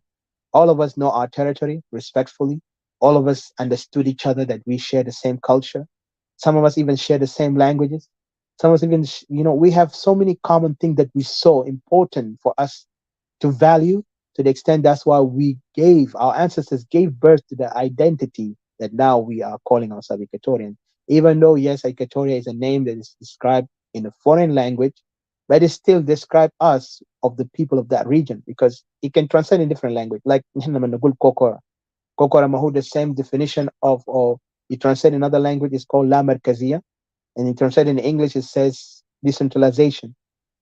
Nothing subtracted from that. It's just the definition has a different, words in it. So that means that when we say we Equatorian, we're the people of that region that fall in the equator. Okay, Equatoria is the place our ancestors were born, and the culture that has been birthed within that communities, the tribe of Equatoria, adding to the resistance that we have, our ancestors did, like resisting the foreigners attacking them, and the history that they created and shared together as communities. When they looked at themselves that we are Equatorian, even though they put that name on us, we accepted it. We never felt offended because Equatoria even is something unique.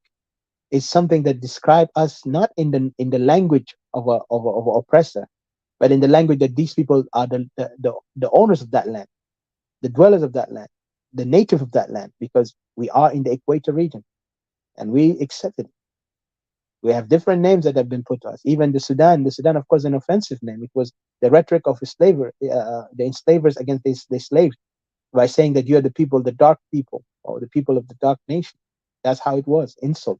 It wasn't based on a language that has actually a meaning, a valuable meaning that actually says, okay, you people, we understand your strength, we understand your community, your multicultural. No, they just say, oh, these people are black. It's called the Black Kingdom, mocking it in a mocking way. And it was came by the Turks. The Turks renamed us in that name, and we became Sudanese. That's not our name. And when we separated, even we did not want that name to be us. We're still Equatorian.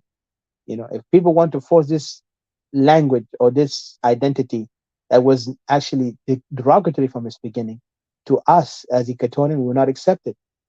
Okay, adding to the people who cannot even come themselves, they cannot sit down among themselves and bring peace and harmony among themselves. I don't think you guys have the right to even tell me who I am.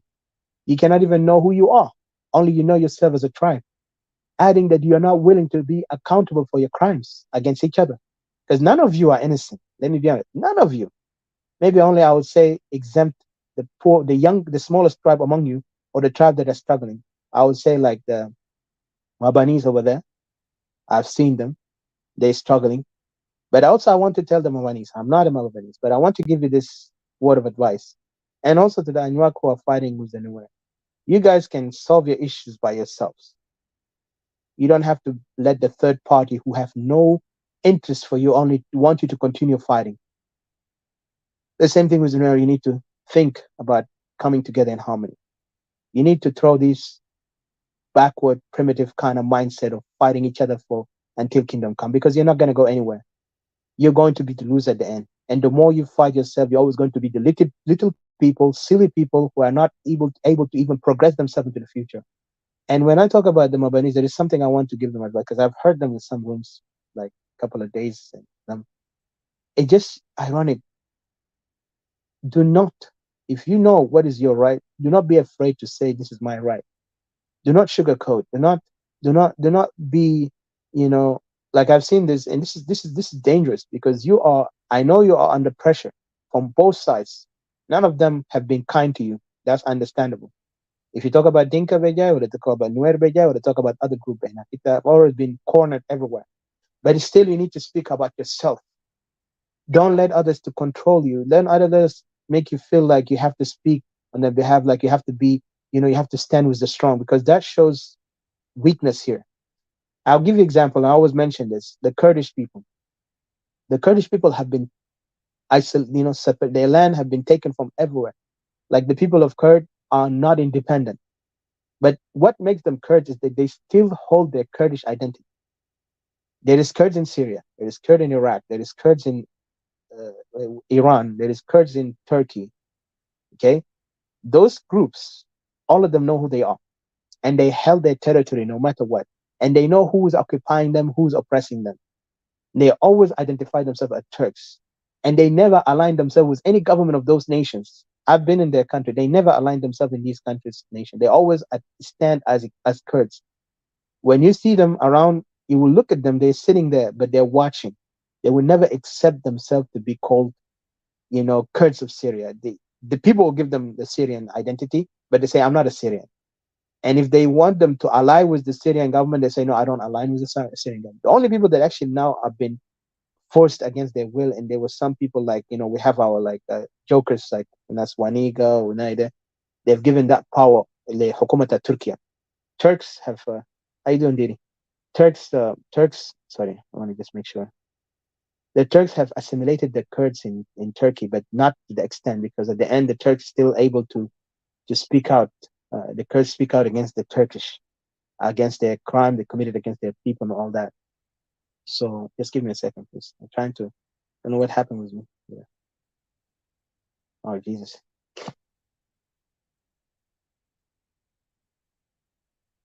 Yeah. So the Kurds stood up their ground. So what my advice and simple thing I'll say to the people of Maban is that you need to speak out, not for the interest of others, but for your interest as a community. And trust me, when you show courageous stand up, some people will look at you and they will stand with you. I'm just giving you that advice in that part. But that's not my business here, but I'm just giving it because I've seen some things that you guys need to think about it. All right. And then going back to us, Equatorian, we know what's the problem is in Upper Nile and what's the problem is Equatoria. Equatoria need to come back in standing up for Equatoria interest. Equatoria voices have to be clear that our political sovereignty is when we stand for Equatoria completely and say, listen, SPLA does not represent Equatoria. SPLA will never represent Equatoria. None, even those opposition parties will represent Equatoria. As long as this opposition does not speak on the cases of Equatoria, nor speak on the part of accountability and justice, because all they do is they quote some words of, oh yeah, we're going to have hybrid code and justice, but they don't take it as a priority. They put it as the last thing. All they do is they want to negotiate how can they share power, sit down in the table, and get their demand be answered. And their demand is all about positions.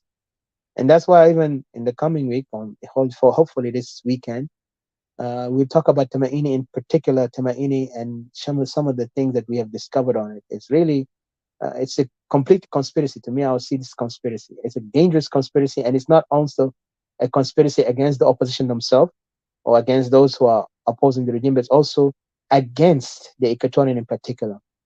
And some Equatorian who are in there, they are so duped into it and believing that they're actually part of this organization. They are not. They are just dragged into it for the purpose of what? To add number and to exploit them. So they can be the people like Waniga, like Lomoro, to be the new tool to be used to make sure they bring the subject matter that they plan to come to fruition. Because what their plan is Equatorial never to separate, Equatorial never to be independently sovereign, and they want us to continue keeping our three states. I mean, 3 states in Equatoria, and also they want to dominate us from the perspective that majority rule over the minority, because Equatorial right now is isolated in the part of equal or in the equal balance of like we are 3 regions. They want to divide themselves. Like you could see now, if you see Sholo, they have many politicians. Nuer have many politicians. Dinka have many politicians. Some of them are opposition, some of them part of the regime, and all of them coming within the opposition group and within the regime, having a mass number, claiming that they are all part of the group that they don't agree with each other. But at the end, the whole benefit comes to only 2 people or 3 in the aspect of 2 regions against Equatoria. And Equatoria is the only loser in this space because Equatorians are not coming in the language.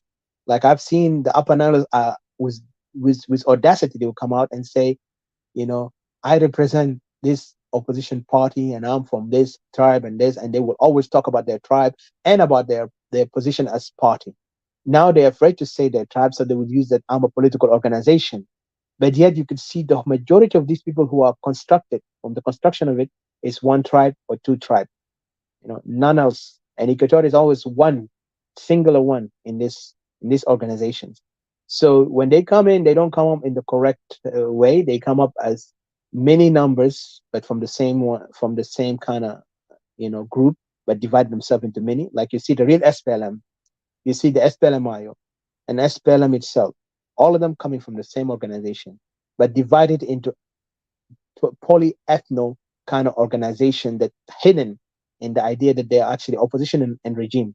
They call themselves opposition and the regime. Always they use that. And then Equatoria, when they come up, they have no one to speak on the behalf of Equatoria, only to speak on the behalf of South Sudan. And they sell us out to the extent that they're afraid to speak because they can kalamna zeda, finas haikun against us. Who are they?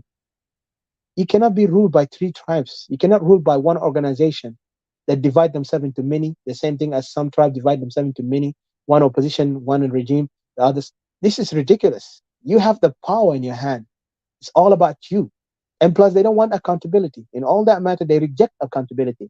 They'll always give excuse in the accountability. And that's why you see them, they will never account anyone on the crime committed against the people of Equatoria in particular, and the other non-Equatorian and non-Dinka in particular on the crime that is committed against them. Have we ever seen anyone being prosecuted for the crime since the time they have signed and they still continue signing? Have we ever seen someone being brought to justice from the leadership itself, those who are calling themselves opposition and the regime? Because most of them are guilty in the crime against humanity.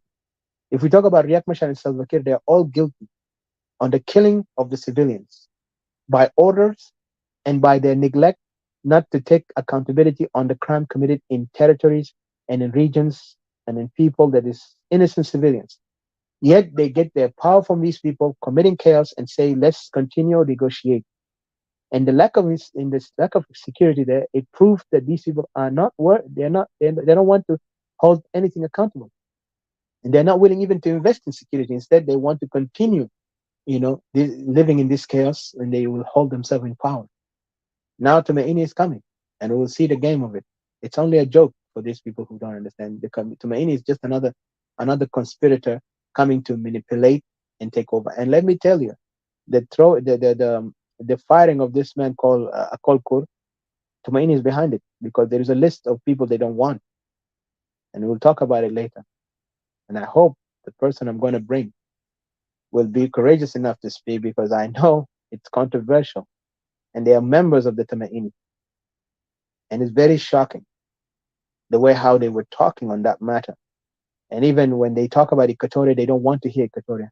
But I want to acknowledge one, and I give thanks to one person in Tumaini who spoke and actually put the voice of Equatoria a bit, even though in a part of a matter of question, it was Mr. Rajab Mohandes talked about the Equatorian separation or separatists.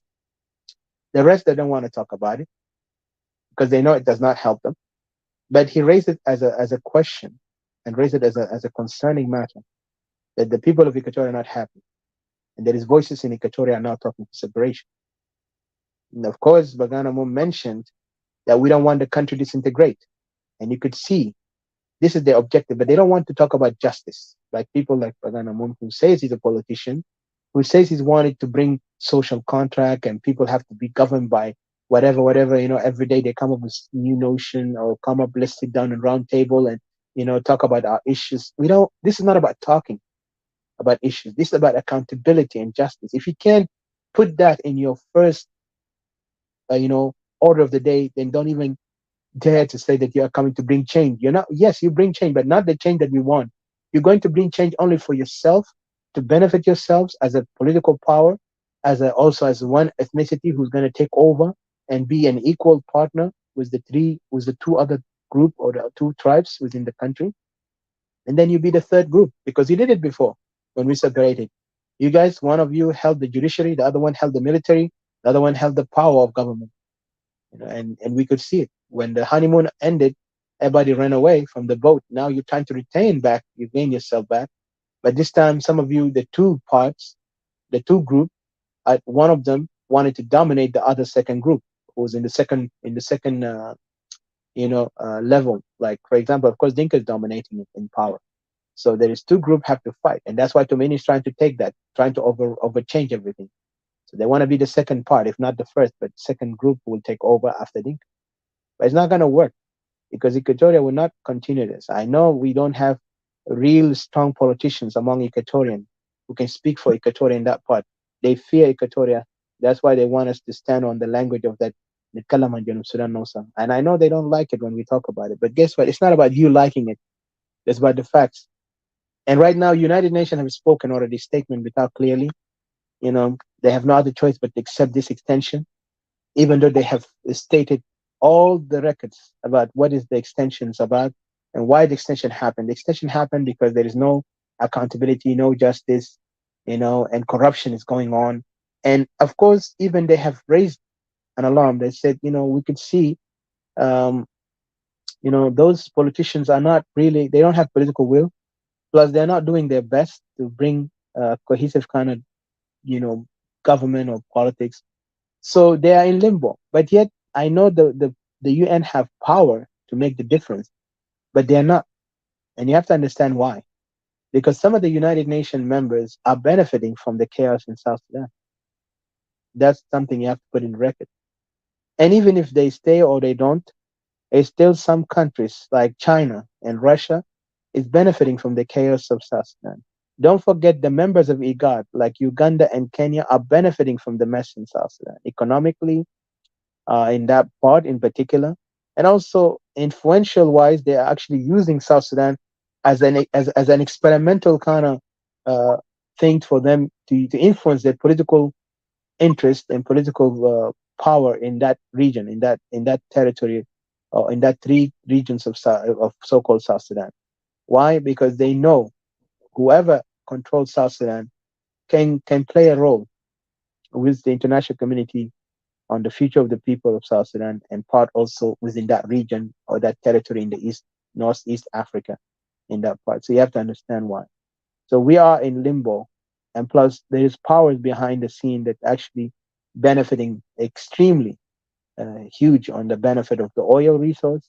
In the other resources in Equatoria is now being exploited because they have chased many million of our people out. So now they're using everything in their will and power to make sure um, Equatorian people will be chased away, and then they will make their own exploitation by digging like these minerals out and then sell it with a huge money. And they did that before. Garang actually was doing that in Koboita. Some I don't know. There's some guys from Bahar Ghazal, you know.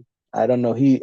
Because he said he now they're trying to deny that Dinka. But anyway, the guy have mentioned something before. I told him, listen, Garang, if it wasn't the Koboita gold, Garang would have never got so deep into becoming a house power in Uganda, because Uganda even was dealing with him not because there is anything they share ideologically, but because there was interest, resource interest wise. And Uganda, of course, was the door that Equatorial in the past worked with during the Anyanya. Now getting took that advantage when some of our Equatorian brothers and sisters in who actually introduced them to the Ugandese. Because if there was no way to get there, I don't think Goering would have got that far. Unfortunately, Goering from that took advantage, selling all the gold for whatever they want, and it gave him even boost to go around and exploit himself out there to the world. That's how he got there. So you got to understand that Equatoria was an important asset for the SPLM up to this moment. That's why you could see them. They want to settle and control Equatoria from the basis of of Juba, and expanding themselves within Equatoria and going far from that side. And yet, the Equatorian politicians, when they get out, they don't want to stand up for Equatoria. Instead, they want to stand for South Sudan. And they forget that we are the core power of breaking everything and returning back things to its origin place. We are the center core of everything because we know who we are. Plus, we have a history of the revolution itself. Adding to Equatorial presence in that region is strategic, very strategic. Upper Nile cannot win without us. No Bahar Ghazal can win without us. But why? Do we need them? No, we don't. We need ourselves. We need our strength. We need our unity. We need our power. Because right now, there is no cohesiveness from both sides of Upper Nile, Bahar, Ghazal, or even the will to put justice as the first, you know, order of the day. In the part of, like, say, accountability, they reject that. They don't want accountability. You could see everybody want to revenge or want to continue fighting for the basis of whoever become the dominate or kill. That's it. They don't have any thinking that let's settle, let's calm down, and because at the end we lived here together. They don't have that kind of thought, and it will never happen because most of them are driven by emotion more than driven by logic. And yet they will call us Equatorian nationalists. When you speak about Equatoria, we are emotionalists. Just see the irony here. They will call us emotionalists, but about them, they're not emotionalists. They are more like or emotional people. They will call us ehna emotional, but for them, they are very smart because they will quote you something from Abdul Rahman or something from John Jacques Rousseau or from whoever come from these Westerners or from the Arab side, and he will try. They will try to you know glamorize themselves as if they are really well versed politicians. They are aware of that, and you could see the political game is so ridiculous that you will see them at the first people on the table. That's why you could see them hung. They are hung on the idea of round table, Tumaini, Rome, and will continue like this. They will never bring any change, or they will be part of this group who are inside, calling themselves opposition within the regime. There, and some of them even wanted reformation. But yet, at the same clowns day and night, you could never see them change. They have nothing new they brought to us, and the simple thing they cannot even achieve. One of them, the agreement that was given to them, you know and the international community have already withdrawn most of their support, to be honest, especially the Western countries like Troika, withdrawn publicly. Even they have some things they have actually kept to continue with them, but not for the purpose of they wanted to support the regime. They're there, they're watching and waiting for the right time to see what's best for them. But they have plans. Let me assure you, they have plans. But these plans, yet no one actually came and aligned with them in that plan because we could see the politicians are just arguing among themselves in the political language of that we need to sit down and negotiate, or either we go to war, yet they're hesitant of fighting because even if they fought, where they can find that power. And if they fought, they even have problem with their tribe because especially in Upper Nile, they're going to fight as a tribe, not as a region or as a people who actually have a political understanding.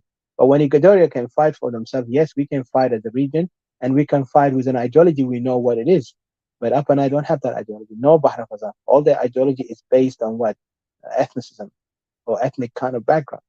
And they don't even want to put accountability as part of it.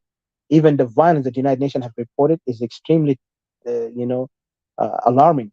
That there is kidnapping of children, kidnapping of women, rape, sexual assault. This is part of the organization of SPLM have been doing for many years. So United Nations is alert by it and alarmed by it, and they wanted solution. And yet they are taking time, sweet time, to even negotiate one simple part of the imply one one part of this agreement that they have been working on it for many years. Now they have Tumaini coming. Tumaini tried to override everything from the side of the SPLM-IO that made their agreement. So they want to come up with a new one as an alternative. But it's going to create another challenge. And we Ecuadorians need to be alert about it. We need to be alarmed from that because this agreement is not going to be for our benefit. It's actually going to scrutinize our right. It's even going to make us under more oppression than before. Let me assure you, the oppression that's going to happen is dangerously worse than before. Okay, and they are not looking for Equatoria to even speak at that moment. They're using now some elements within the defected group who defected from NAS, Jabhat al Khalas, or National Salvation Front. Some of them now are inside this Tamaini group, and they are used as a puppet in that game. And guess who's leading them? The same guy who the conspirator or the king of conspiracy, the man who betrayed Soma before, the man and I say betrayal because he cannot say another word than that. Tell me it's not a betrayal. Because how could you be with a group and then you do your meeting secretly with the regime itself and with talk with the president directly? You guys have exposed them. You yourself were arguing on that base. So it's not my word, it's your word. It's already known. Plus, if you don't know how to define it, then it's your problem. But when somebody does not like go behind your back and do something against you, that's a betrayal. So you betrayed them clearly, and he betrayed them, and he went there, and again he did it. Then he before that he said, okay, it didn't work. So now he brought the idea. Oh, let's come up. I don't think it's his idea, but it was an idea that is encircling a lot of the politicians and the thinkers at that time. Say, let's sit down round table. But round table was done before when we were in the one Sudan, but it didn't succeed. The round table was just a trick to make sure we manipulate those who are easy access, and then we let them agree on it and let's go for it. But we know what we want. That's what they did. But they tried to do that. It didn't succeed because we were objecting it. As Equatorial nationalists, we objected. We say this idea of roundtable does not work. And who are you to come up with roundtable if you are a politician group? You're supposed to let the people who are none of your organization come up with a better way to discuss this. If for civil society, let the civil society must not be politicized because you guys have politicized the civil society and also not that ethnicized it too because there is some ethnicity there within the society, civil society who's playing the power of majority rule, the same thing as they're doing it in politics by coming up, they expanding themselves into many organization as civil society, but they're same tribe, the same ethnicity, and the objective is to make sure that they have to control every place in this arena. So when they talk, they will be the one who will hurt. The rest will not, and the rest are more than them, but yet they will expand themselves into many. You know what I mean? And they think, and they succeeded on that because some Equatorians are willing and allowing them to continue being this, uh, franchising themselves into different civil societies. But we don't have that. Unfortunately, we don't have the right cohesive civil society that can speak for us based on every region have to have a representative. And then the politician have to have one base, like one representative from one region and so on, so we can come as three regions and on the table. If that was supposed to be, هم كانوا بيقبلوا كان لكن لأنه هم عندهم نوايا سيء, they have a bad and devious plan against Equatoria, they have to come up and say no, we can be different groups, it doesn't matter. So they are dictating on how to come together and what type of political organization have to be done. And they want to dismiss us as Equatoria have no sovereignty. And I see the politicians of Equatoria who are running with them, they have submitted to that idea that Equatoria cannot stand for themselves because these people are coming with a bulliest kind of behavior, language, political language that they're trying to tell you that you cannot do that. Who are they? They don't have right in Equatoria at all. But still, you can see these Equatorians in the political arena will give them power to dominate them in the language that we are the power in that political arena. So of course they will be silent, and then you will see them drag. That's why you've seen some of them divided even from one organization into many. Some of them now inside Chismo Revolutionary, the Tamaini group right now. Some return back to the regime. Some still outside, wondering what to do next. Confusion after confusion. And the simplest thing they could have done is that empower Equatoria by saying, listen, let's go back to the regional state, nothing else. Don't even argue with me. If you don't like it, then we are on our own. We separate because you don't have right on us. Equatoria, we were a nation. And this is why they forget these, I'm sorry to say, foolish politician of ours, because they are foolish. If they understood the significance and the importance of Equatoria, they would never be afraid to challenge these people in that language. These people are one, first of all, they will come excuse, in us in the corner, one people, let's come as South Sudanese, unite. You cannot unite if you yourself are not able to unite in your territory called Upper Nile or Bahar Ghazal. You guys will kill each other day and night, and yet you want to tell me, the Equatorian who's feeling the whip of your own oppression and your mess into my territory, say, let's come together. And you cannot even come with your neighbor, come together with your neighbor in harmony. And if you come together, only your plan is to conspire against others, like you have done it in Murle before, and like you have done it in the Nuer again. So it's like too much. So you guys need to figure out yourself. But Equatorian politicians need to be man enough and strong woman enough to speak the truth and to be leaders accordingly, not leaders on name and title, leaders on action and purpose. People of Equatoria are suffering because of your mistakes, because of lack of courage to speak what is need to be spoken, and then come up and challenge these people. Challenge them, not afraid, because you have people behind you. You are representing the people if you believe in that. But because you are afraid and you are also the same students of the SPLM, that's why you speak on the language of SPLM. Intimidation over there within the SPLM, you begin to fear because you always been afraid from them from day one. When you joined them, you were naive. You joined them and then they were intimidating you. That's why you submitted to them. That's why even you allowed Juba to be taken as a capital of South Sudan.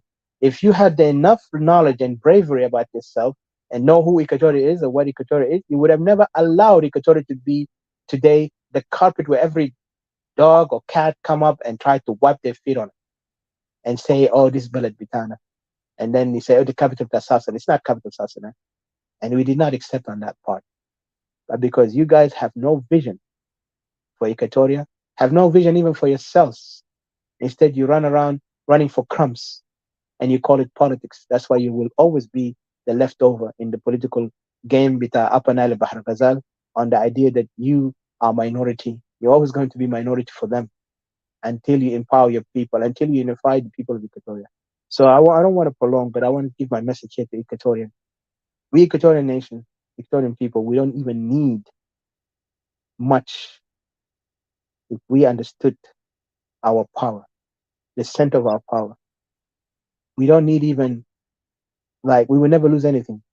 If they reject anything that you guys are trying to put so cohesiveness can happen in the political ground that is now running around, or the political game that's going on, trust me, your independence is better choice than anything else, because your sovereignty is what needed, not position, not so-called we need politicians, or we need many parties, or we need war.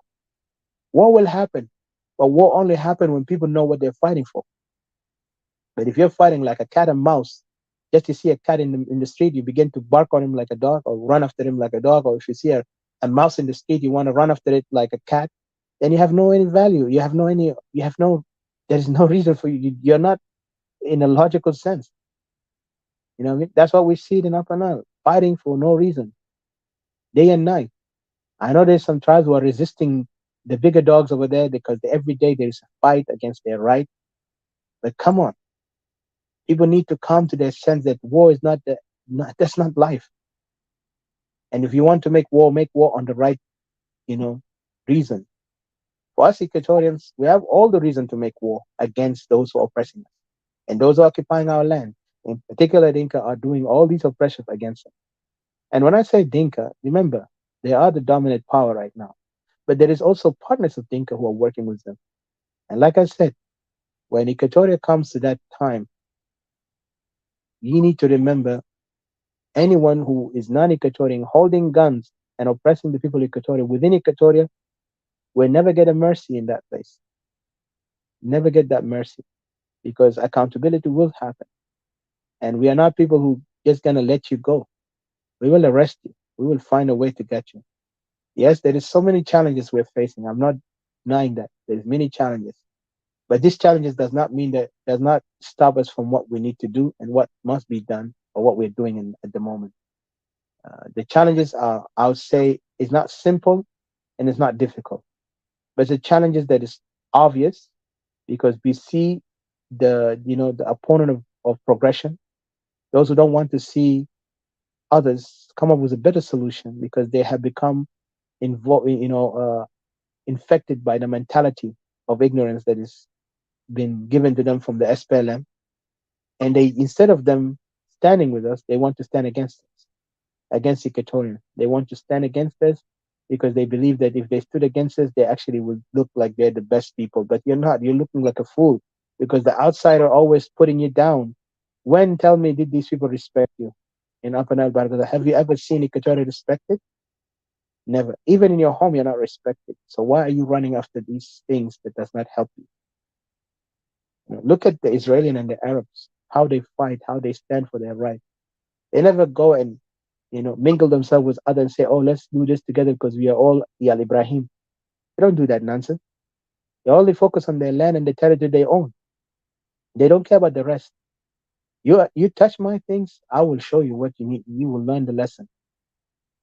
Accountability is there. Must be accountability. When you bring them to justice, you put them accountable. Like how Israel brought this guy from his name. I forgot his name. One of the killer of the Jews in Rome. I forgot his name now. Why I forgot? I just remember him, but I forgot. But anyway, he was kidnapped from Argentina and was prosecuted in Israel and was killed in Israel, execution based on all the evidence that he was behind. And he also did not deny. He said, yes, I killed them. And I believed in that time that the killing of, I was following order as a military soldier, as an officer, I was doing that. Of course, there's no justification to what he said because he showed that he's a psychopath. He's a murderer. He's a criminal. And he was executed because he destroyed many million lives. Today, we have people who are now wearing uniform of SPLM, the uniform that actually represent a tribe that doesn't represent a nation or a national identity. These militia groups who call themselves the army of the SPLM or the army of a country, they are committing crime against our people, displacing them, chasing them away. Those people one day will be prosecuted. And I don't think those opposition, let me be honest with you, none of the opposition, if outside or inside, will ever bring a solution or bring justice to the people of Equatoria or the rest of non-Dinka in that territory, or even justice for the Dinka themselves, because there is crime happened to them too during the reaction of 2013. But regardless, we have to be sincere with ourselves. Dinka right now are the number one violators of everything that South Sudan was hoped for.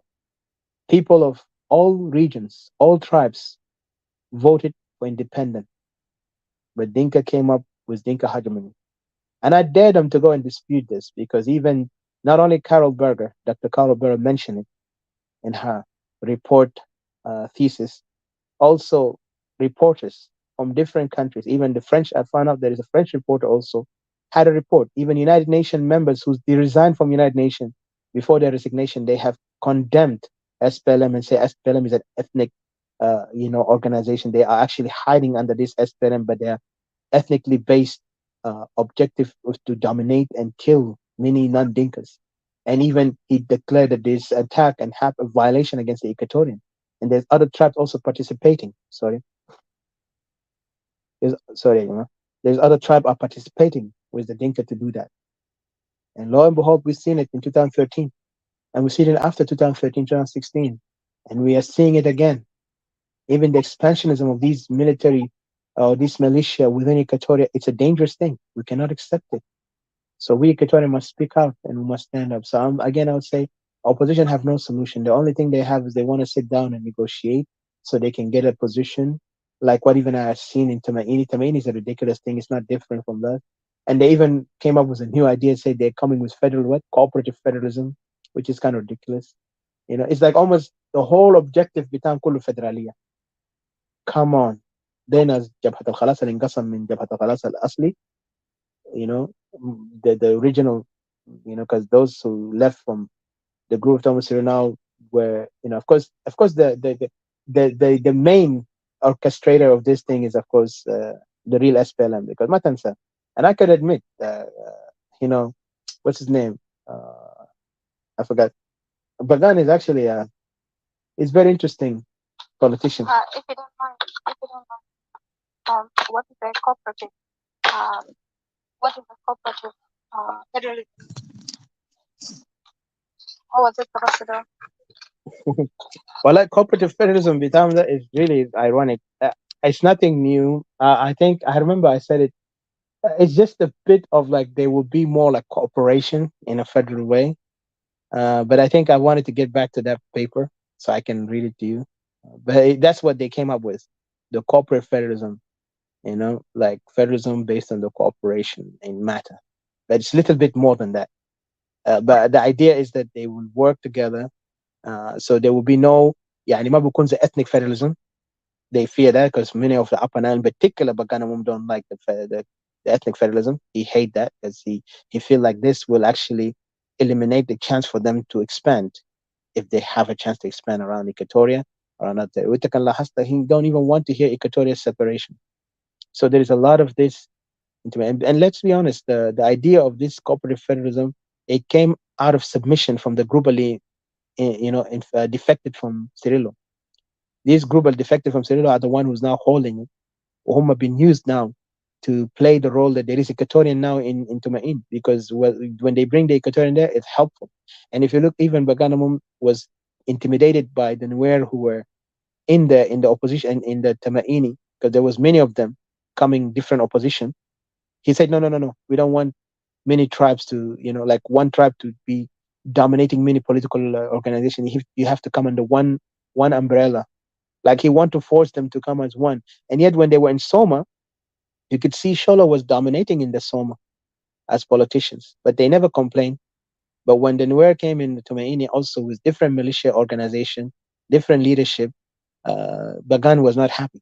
He forced, he actually rejected, even he isolated some people. And then the Equatorian who are in there are silent. They're quiet. And the one who's defected from Cirillo in the Soma, they're just silent and quiet and listening. And they said I remember one of them told me, oh, Hina agreed Bagan be Masinna, like he would represent us in the Tumaini. Like imagine who gave him that power, because it's his program. But of course, these people are coming there only to find whatever is left over from the crumbs, and they will eat with them. But of course, they will only be put as second hand or third hand, like the same thing they did to them in Soma, and they did to them in Sawa, and they did to them in SPLM and Ayo. So these things is a musassala mashi. So yet then they come up, so, oh, and again now federalism, cooperative federalism. And then guess what? This cooperative federalism is not even going to be implemented. And mark my word, because why? These people are only using them to gain the seats, to get rid of the enemies, because now they got one of the enemy out, or several enemies. One of them, Akolkur. Akolkur was actually one of the people they feared a lot. They have to get rid of him, and they did. They did work hard on that. And on this, which is Saturday, today, they will actually, if not today, maybe. No, sorry, not Saturday. Not today. Saturday. Sorry, Saturday or today or Friday. They will be. They will go there for a day, and I think they're going with the president of Kenya. So we will see the surprising missing the message over there. They're coming there on the notion that to build trust. That's what they said, to build trust. So they will Bagan and this guy, the Dinka guy, was named Paul Malone. They're all going there for a visit. I think for a day visit or something. So to build the trust, and then they will continue the Maini process. So they will do it. That's why you could see people like Michael Makwi and Grigori are all into this idea of Tumaini. And of course, Tumaini is actually to reshuffle the whole regime, and also to get rid of the people they feel like it's going to be intimidating. One of them, Akolkur, was the most scary thing for them. And then other group, there is other people who've been taken away from their position for the purpose of they will want to come and take over. So it's a conspiracy. Yalla kaman vida kullu. They're working against Equatorian, using this Equatorian to make sure that they will disempower Equatoria, or make Equatoria become even in a weaker position than before. Especially the idea of separation that must not be given, no matter what. That's why they're coming up now to work on the constitution, and they want to make sure that the constitution that will be done will reject anything of self-determination for Equatoria, or even Equatoria to resist the idea of that people cannot move anywhere. They want to stop Equatorian from talking that Equatoria belongs to them. So there's a bigger plan against us, more in this Tamaini than you can imagine. والاخواننا التراتير ديل القاعدين انا بقول سوري كده I'm sorry to say لانه هم كمان تراتير they will not be doing this. لكن لانه هم قاعدين يشوفوا الكرش تام وين، مركز تام، يعني هم ناس للاسف. I don't know what to say. It's just heartbreaking if this is how they're putting themselves in that position, that you will give up your right, your people, you will sell your wife and children for the sake of position. So they're willing to go. That's why if you can betray your friend, what do I expect from you? I will never expect any good from you. They were part of NAS, or Jabhat al-Khalas, and they have no shame to get out of it and join the person who also has a sinister plan against the group Alikanu Ma'awi, which is Yahoo Nazbaganda, and whom betrayed Jabhat al-Khalas. Huma بيحاول play political correctness, but it's not working, because Huma are going to look more foolish and look more ignorant and look weak.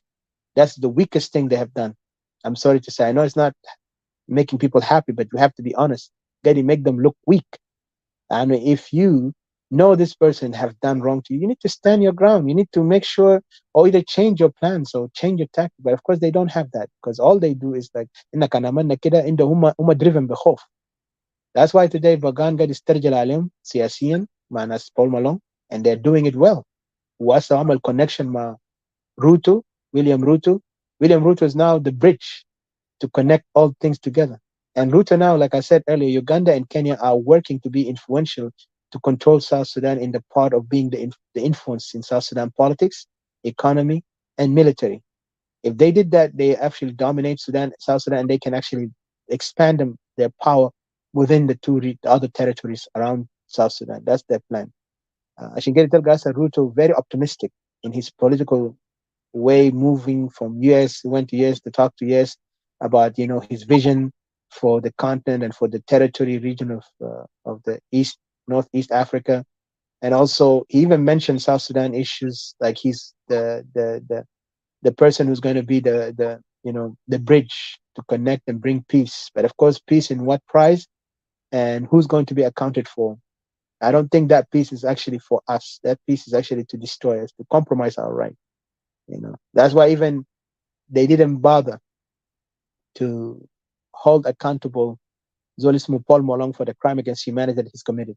Instead, Paul Molong is sitting there under their protection, and shows you how sinister and how dangerous these people are, who call themselves politicians slash opposition slash they are, the what do you call it, like they're the new voices that they're trying to correct the country, trying to make the country become greater. So all their plan is against what is right, and against the right of the people of Equatoria. In part, you have to understand that. فأنا ما هكتر لكن هنتكلم كتير. But accountability, don't bet on it, it's gonna happen. Justice, don't bet on it. لأنه حتى في هنا ده أنا كنت عاوز أقلل 80 دقيقة، لكن it's part of it. 80 قالوا هم جايين ببرنامج في جروب already اختاروهم، هيكون قال شنو؟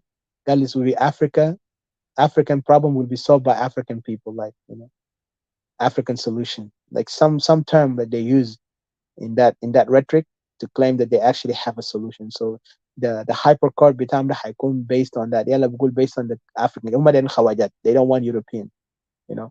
But the Europeans are to already, they have lift their hand up. But yet they will talk about these countries. وكلنا راجع كان في سهي وريني to country for Africa actually into the right عشان يقدر talk about justice and accountability. كل دول أفريقيا ده في violation. Can talk about Kenya have violated human rights. Kenya even have never even done good in justice term. Uganda the same thing, in the dictator. Ethiopia in the dictator, killing their own people. Let us talk about other countries in Africa. None of them is perfect. كلهم في corruption, criminal organization with politicians, committing crime, silencing people. There is no democracy. Only they put the democracy in paper, but it's not really in reality. So these people want to work with these criminals. Yalla gal guarantee justice for the people, guarantee accountability. And then also the army or the people, the militia, the Berejong back for power, Berejong for jesh. We did the same people are already being questioned for the crime and the genocide against many civilians, unarmed civilians within the territory of Equatoria, Upper Nile, Bahar Ghazal. And they are militia tribes. They are not even a national army, yet they want them to be a national army. So you could see the irony here. So there's a lot of things people want to deceive people here, especially the so-called politician, playing us. Let's say huma indom ru'ya, and they want to quote us some philosophists, Westerners, and also political program to West, like in Country Federalia or Lacan Republic, but yet they don't match with what we are facing, and the violation that these people have committed so far, that I don't think they have the right even to represent the people of South Sudan or Equatoria in particular. لأنه كل الناس ديل هسه هم guilty on the blood of the people, the innocent people of that three region, including Equatoria in particular, because there is so many crimes of rape, murder, deceit, and even economic crimes that they are all responsible. ما في واحد منهم ما responsible on it. But yet they will jump up and act like هم يا part of this mess. So I'll stop here. I'll give a chance to you guys. But further, Didi, welcome.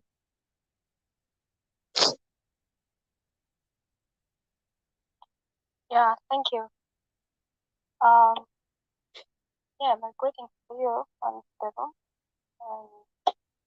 And I'll be short because I'm busy. Um, I have some deadlines that I'm working on. quite busy running late. I actually like the topic that you have up here. It's actually good that uh, justice and accountability. It's not peace, election, or extension. Indeed, it's true. I came late. I didn't hear that things you said, but I had good amount of it. Yes, spoken on, articulated. Welcome, Bharat. How are you? Yes, I'm great. Thank you. Yeah, good to have you here. Yeah, I just wanted to talk about, for example, the Harvey Court that you have mentioned earlier, and referring it to the justice and accountability, as well as peace and election and extension is not way forward. It's true. The reason why, if you remember, a while ago we listened and read and talked about, I think the conference they held for the Harvey Court, and Kir was speaking, and he was saying that they're not afraid of the Harvey Court. The Harvey Court, which was for justice, accountability, and victim compensation, I think. And if we look from then, they say they're working on those stuff, this agenda to be fulfilled, and there are people that are elected from the surrounding countries and as well as South Sudan to work towards bringing this accountability stuff. But unfortunately, with the system that is playing out, it's making it impossible actually. Considering that Kir is actually now head member of the East African Union and stuff like that, and over there things work with bribes and money, and South Sudan is actually very vulnerable, and South Sudan Kir is mortgaging it to people, selling lands, and basically bribing people actually to make him last his term. With, like, when I say Kir, I'm talking about all his cabinet, all his the people that works with him, according to his plan, including the Gen Council of Elders, because actually they are the head and in plan. This is impossible, to happen, because if it's gonna happen, then you will see that these people will be out of they will be out of power. They will not be leading by now, and there should be a replacement of these people. There should have been a proper election, or they should have resigned and stuff like that willingly. But of course, they're not going to do that, and then that leaves no window. Leaves people very helpless to maneuver or to do anything about that. People are just left to the mercy of whichever, whatever gonna happen, it's gonna happen. Other than that, they're still in full control. And then for let me say, for victims, for example, if we look into Equatoria, the things that happen in Equatoria, the grievances starting from displacement and horrible stuff that happen within Equatoria, the abuse that have taken place. It's I would say that Equatoria is actually a victim out of all the the people that engage in rivalry wars in South Sudan, because Equatoria has never held a gun against anyone, whether in Sudan or whether in South Sudan. Equatoria has never done that before. But today you find out that everybody has targeted Equatoria and make Equatoria as a place where they all run in and they live in, and they are fighting this. They're making it as a target of a war place, and everybody's fighting Equatoria, dividing Equatoria among themselves. If you see, like, between the IO and the IG, we often talk about Dinka Dinka, but if you look at it closely, if we as Equatorian looked at this case closely, there's a lot of people, a lot of leaders with their militias that have actually marked themselves within Equatoria. Like, for example, Paul Malong, and even if Paul Malong has divided his armies, or his militias have divided, but some of them are still in Equatoria. And then when you look at the Agwalek, still in Equatoria. When you look at the Ayo, still in Equatoria. Again, what you find there are people who actually have come out and have taken a full responsibility within this clubhouse and say that yes, they were part of the Matianganyor and they fought on behalf of Dinka regime during early in the days. I don't know if you could remember when we came in and everybody was like complaining and everybody started opening room when we first moved in clubhouse, and everybody started talking about how they've been marginalized, how they've been assimilated. Some group such as Luo came out saying that they've been assimilated against their will and stuff like that, and they're fighting against that and stuff like that. But somehow in the middle of it, something happened that I don't know what happened. Light began to shine in the dark, and the dark started unfolding itself. That they started speaking out, saying some of them started saying that within Manyor, they are actually there. They actually have done the dirty work for Dinka, and but Dinka have never rewarded them. The Kir regime has never rewarded them, but they fought.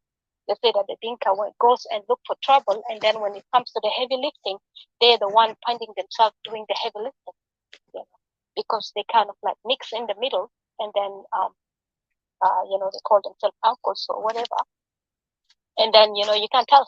People share the same names and stuff like that. So if you look groups like that within Equatoria,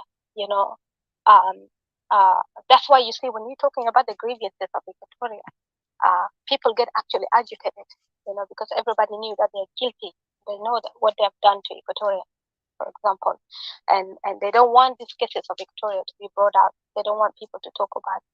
And if you're talking about it, that means that accountability must happen. That means that people must withdraw back from Equatoria. People must go back to their land and stuff like that. And they don't want that, you see.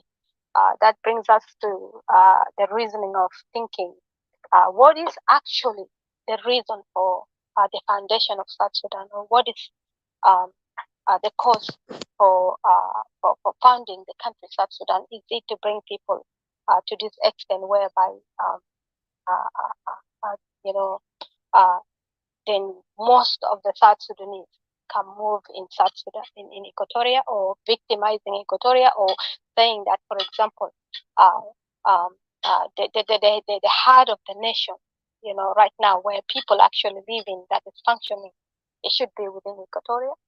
Or should it be that, we'll put it this way, that that according to the words of John Garrett, that, what would actually give him the fuel actually to fight, the strength to keep going, is Addis Ababa Agreement and Kokora. Could it be that it was actually something that all of them knew that this was a revenge upon Equatoria? Because if it wasn't really, then the things that are playing out should have not played to begin with. I would say that that it should have not actually played. It should have not actually happened, because if there is a tribal war, for instance, between the Nuer and the Dinka, this should have happened in their territories, in their territories, basically. And if somebody, for example, say that, for example,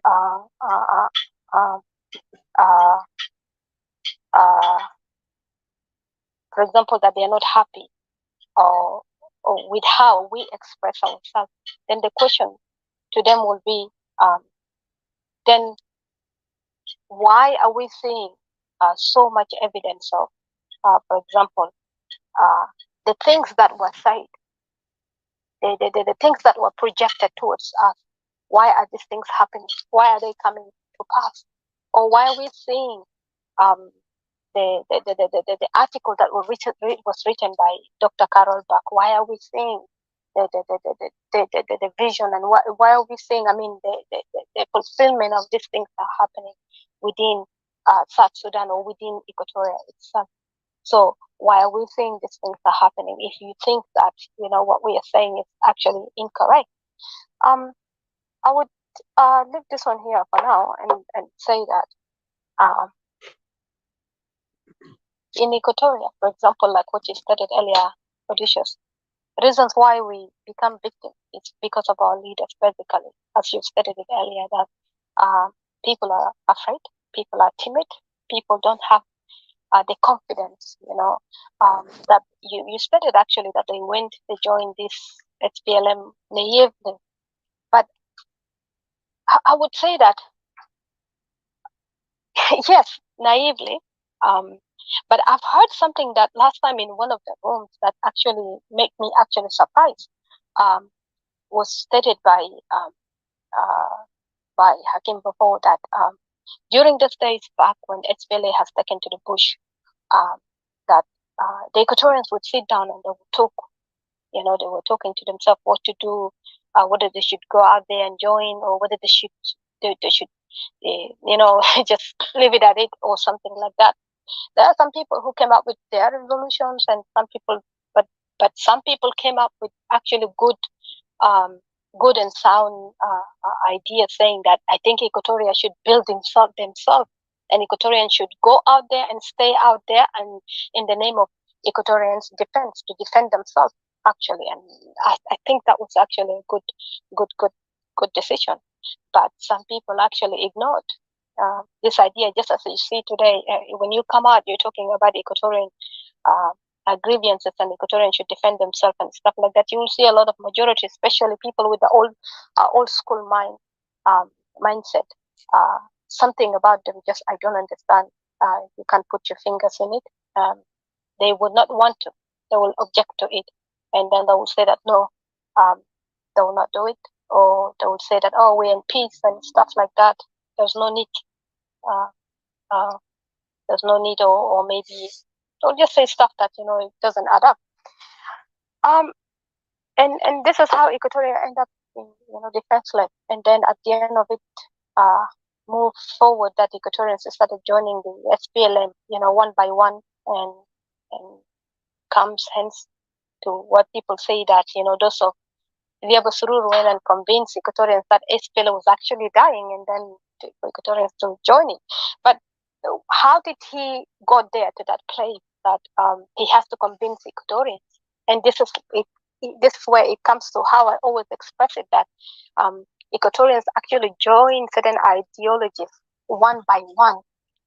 Ideologies that are not favoring Equatorians, and ideologies that are not for Equatorians. You will find that there is one Equatorian that will get up and wanting to trade with Equatorian name, Equatorian people, Equatorian land, on behalf of Equatorians, without actually taking feedback from Equatorians, without actually asking Equatorians genuinely, what do you want? You see? So these individuals, you find them actually war with Sudan before, and then they will defect from Sudan, then they will run into what is called the SPLM movement by themselves, and no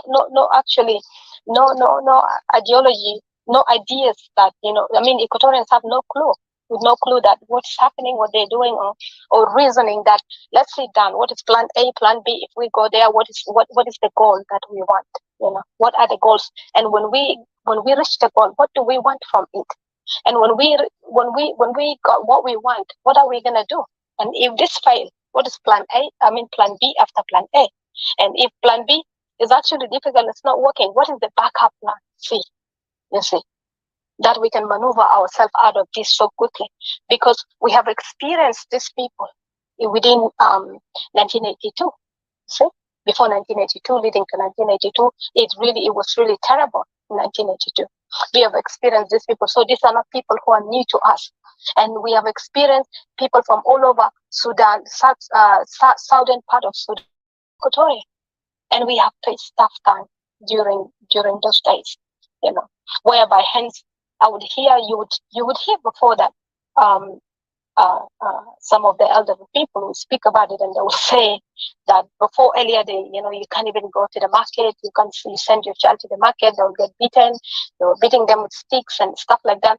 But if they thought that was really terrible at the time, for example, if we as Equatorians thought that was terrible, you've been getting whooped by these people, you're getting abused, you're getting marginalized, your rights were taken in your own land, your political rights, economic, you can't even, get any job anywhere and stuff like that.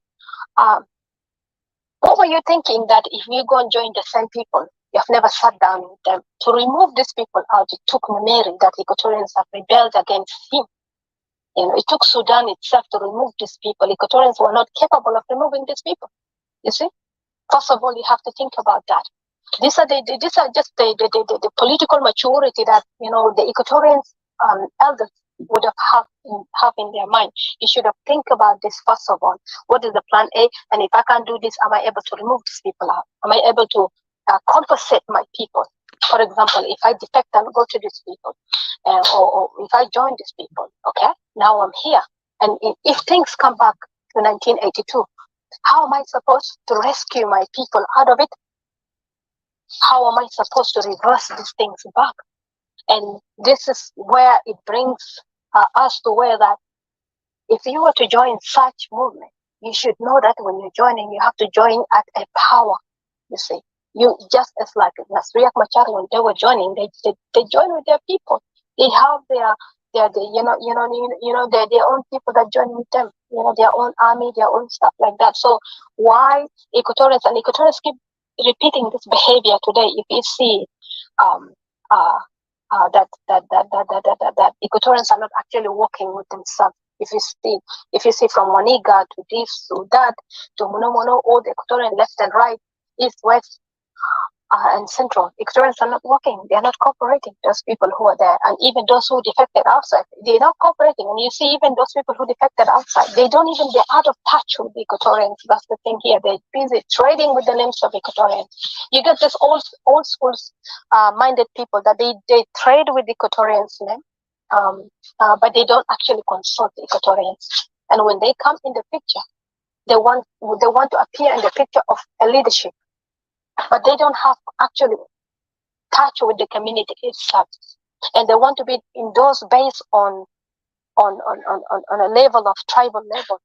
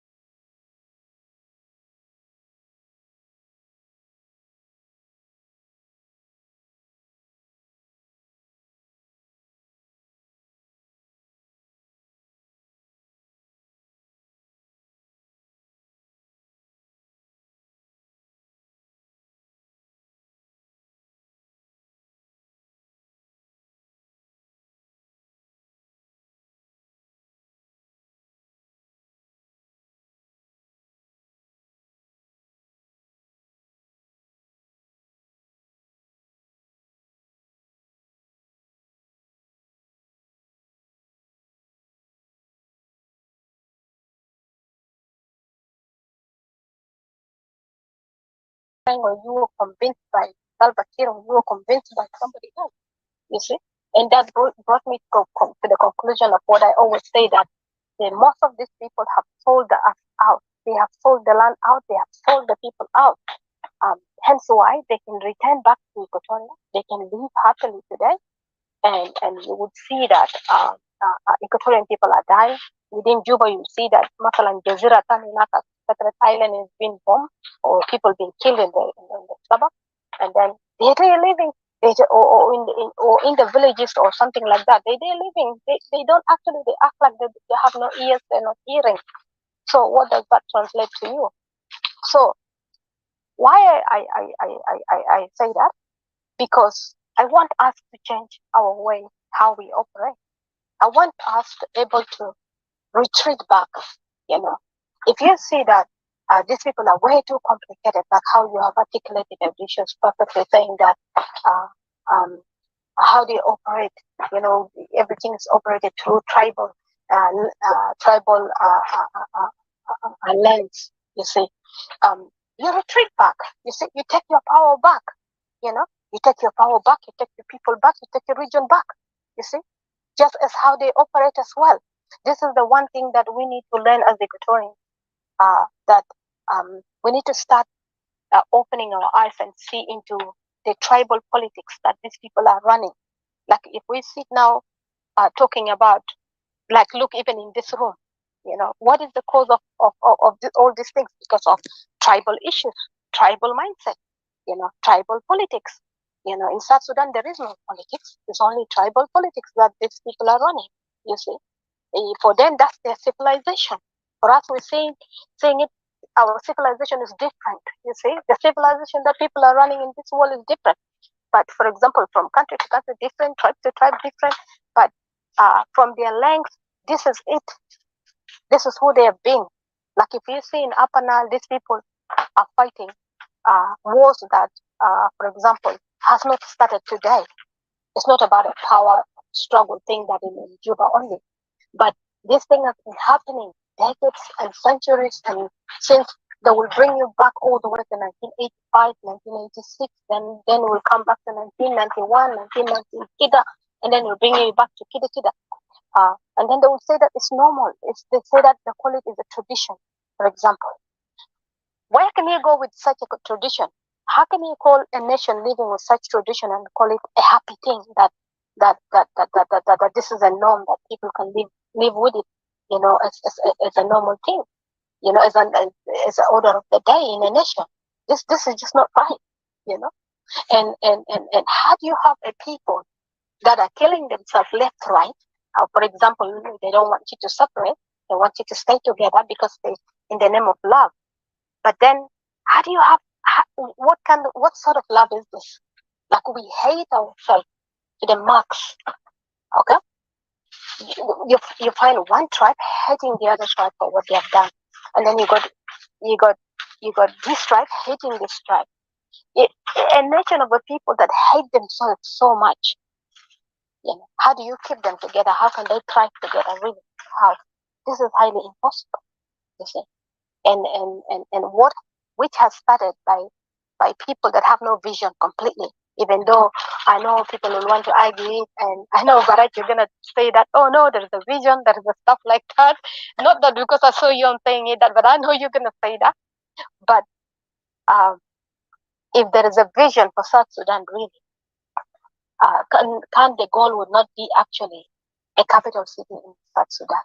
I mean, in Equatoria, the goal would have not been like that, and the goal would have not been that Jongareng massacring people in the SPLA, and then would have not been that Jongareng actually just promoting his tribe to be in the high ranks. That eventually, when you get here, when you get here to South Sudan, what is called South Sudan, you will have your tribe at the highest rank. You see, you'll be at the top of the higher rank, and then the rest of the people will fall short. You see, and in coming to that, then you find out that you can't make the rest of the people they cannot call shots. Those shots will be called by the people in the high ranks, and then you got a country that a tribe, most of a huge number of tribes is all in the commanders and generals and they in offices and stuff like that. And then you got the rest of the people that are, especially like our people that are hired just like a secretary, basically. They're just sitting there as idols. Like, for example, one of the rooms I was hearing, somebody was saying that there was actually a meeting saying, for example, that don't worry, you see, these people, these Equatorians, are saying this and that, but at the end of it, who calls the shot? Who calls the shot? Can you imagine? They can say this and this and that. They can be there in the ministerial jobs or anything like that, but who calls the shot? At the end of it, who's their boss? The person that calls the shot is the gang himself. You see? And even when Callisto was removed, the Agdami, the one that comes to replace Callisto, we know that there was his son was there. Yeah, you see. وما قاطع القرارات ده كله جاي من حكومة الدنكا واضح، لكن طبعا يا هم بيحاولوا ديناي. وفي في politician opposition ذاته كان من إيكواتوريا ولا من الناس التانيين بيقول لا لا لا لا ده elite بتاع دينكا. يعني حاجة funny. But anyway, go ahead. But it shows you where we are. ولما كنا مع عرب ده كنا قاعد نقول عرب واضح صح؟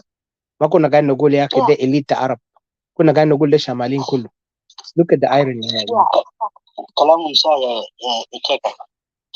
كلامهم صح يا elite. Yeah. So if we see it when it comes to the land of Equatoria, even though the people of Equatoria are crying and complaining, and people of Equatoria say, we do not want to pick a gun against you.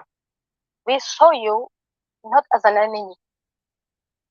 We are not foolish for accepting you. Most of us, these things was done against us.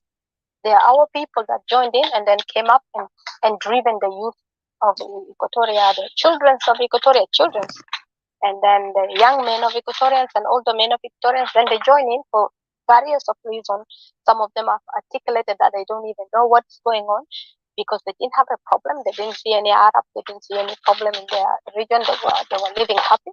But all of a sudden, because of the fear, the threat that they were afraid from SPLA, then they joined in. You see?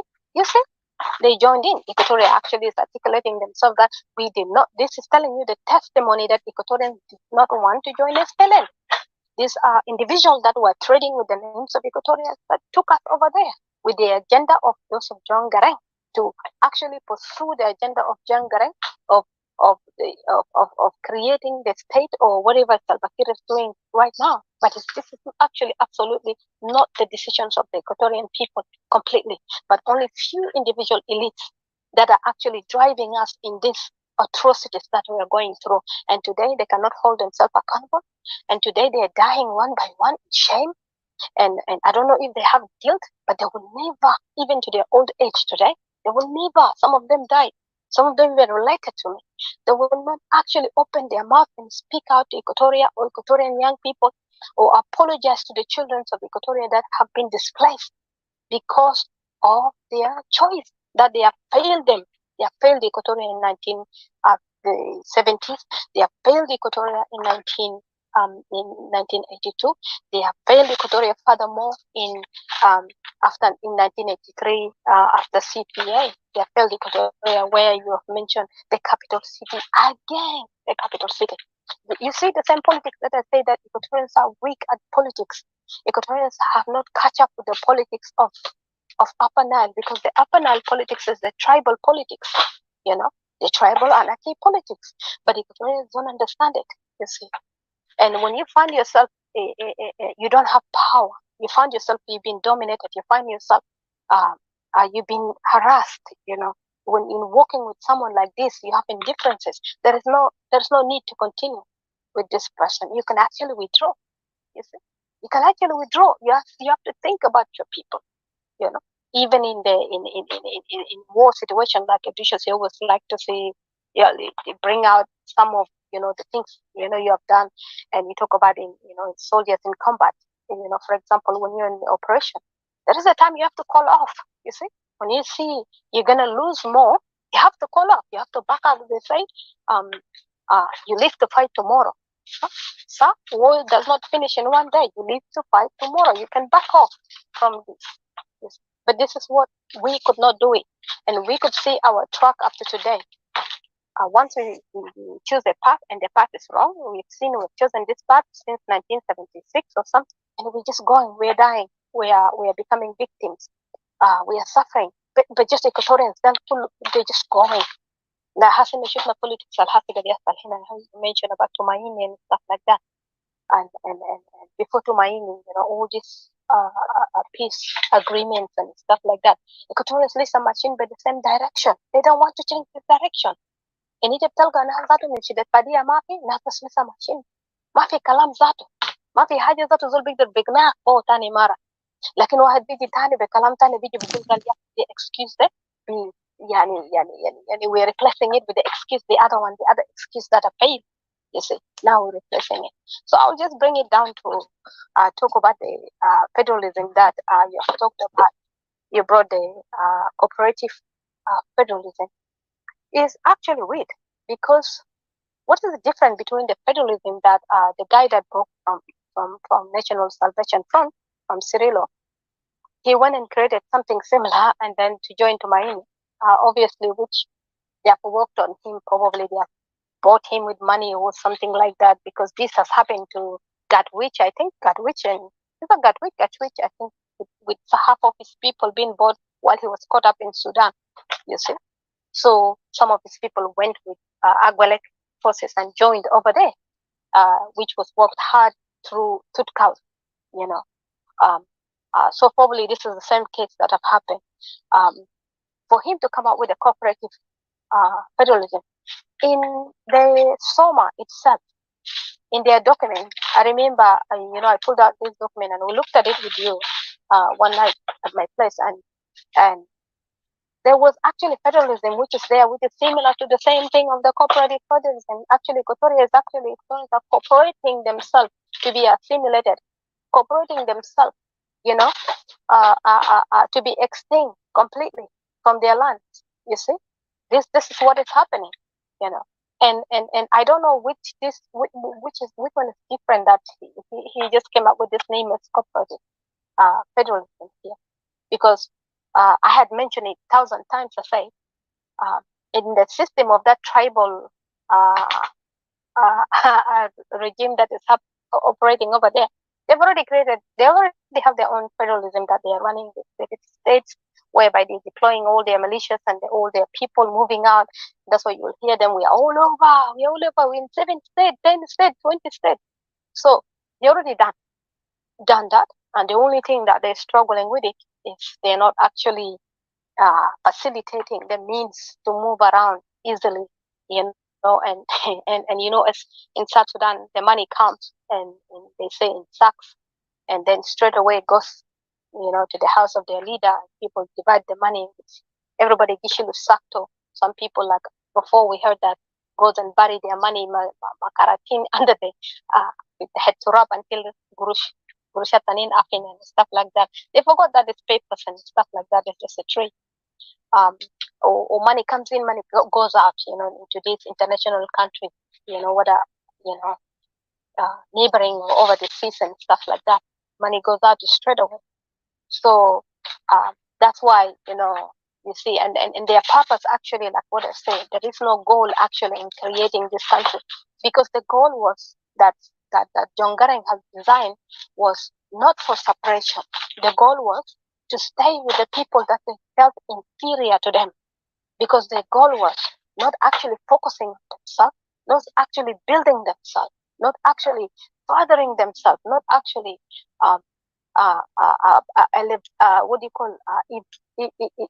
evolving themselves in their tradition.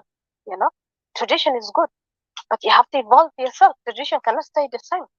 You have to evolve, just like the traditions and the cultures that we lived in the West. I've always said that they are evolving. They came from somewhere else and nowhere else. They're evolving to where everybody can able to live with them and be comfortable with it. But they want to stay in the environment and in a situation whereby, because they want to be validated. You see, they want to be validated that, oh yeah, I am with my oppressor. Oh yeah, I ruled here, or I want to be part of this and stuff like that. So John Garang was deputy to the leader of Sudan before, and this is how he had wanted to stay. He didn't actually was having the plan of the of separation or something like that. So hence, to me, I felt like this SPLA was actually created just like some sort of mafias and dangerous gangs, you see, which is actually just to loot, to kill, to steal, and that's it. Their purpose is to create destruction, just as much as they could, with no any accountability, nothing. You see, as their own favorite words that they say, that if they had to leave South Sudan, they will be leaving it as the grass even will not even be standing out. Even the grass will be level to the core. You will not even see any grass. So, if this country has an agenda, if these people have an agenda, then the first thing that they will see that they themselves need development. Their own people need development. They are the most poorest of the poorest in development and in education. You see,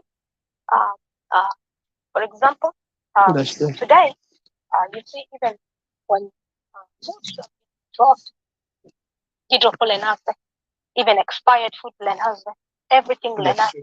You see, what they have there is just nobody can sustain themselves in their own land. The purpose of sustaining yourself in your own land does not exist. And I think this is something that have been existing since the days of their ancestors. You see, over the centuries and the decades. Because if I am wrong, I think Barachi will correct me. So I'm not from Upper Nile. I'm happy. Like I always say, the African proverb is the fool knows everything, and but the intelligent person doesn't know everything.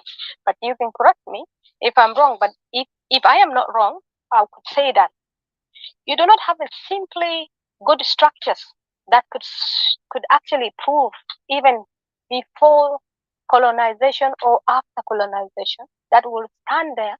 And even if you could claim, for example, I don't want you to feel that I'm talking to you or attacking you, but I'm talking in general, like Upper Nile. Like, for example, you find people who claim kingdoms, and people who claim, for example, nations and stuff like that. Audition, sorry, I'll conclude soon. Um, uh, uh, People claim all these things. But what is the purpose of this nations that you guys have over there? What is the purpose of these kingdoms that you guys have over there in Upper Nile? They have produced nothing apart from, you see, people actually focusing in the life of herds, like cattle and people living in dust. People, there's no actually tangible civilization to show the claims of mightiness, the claim of history.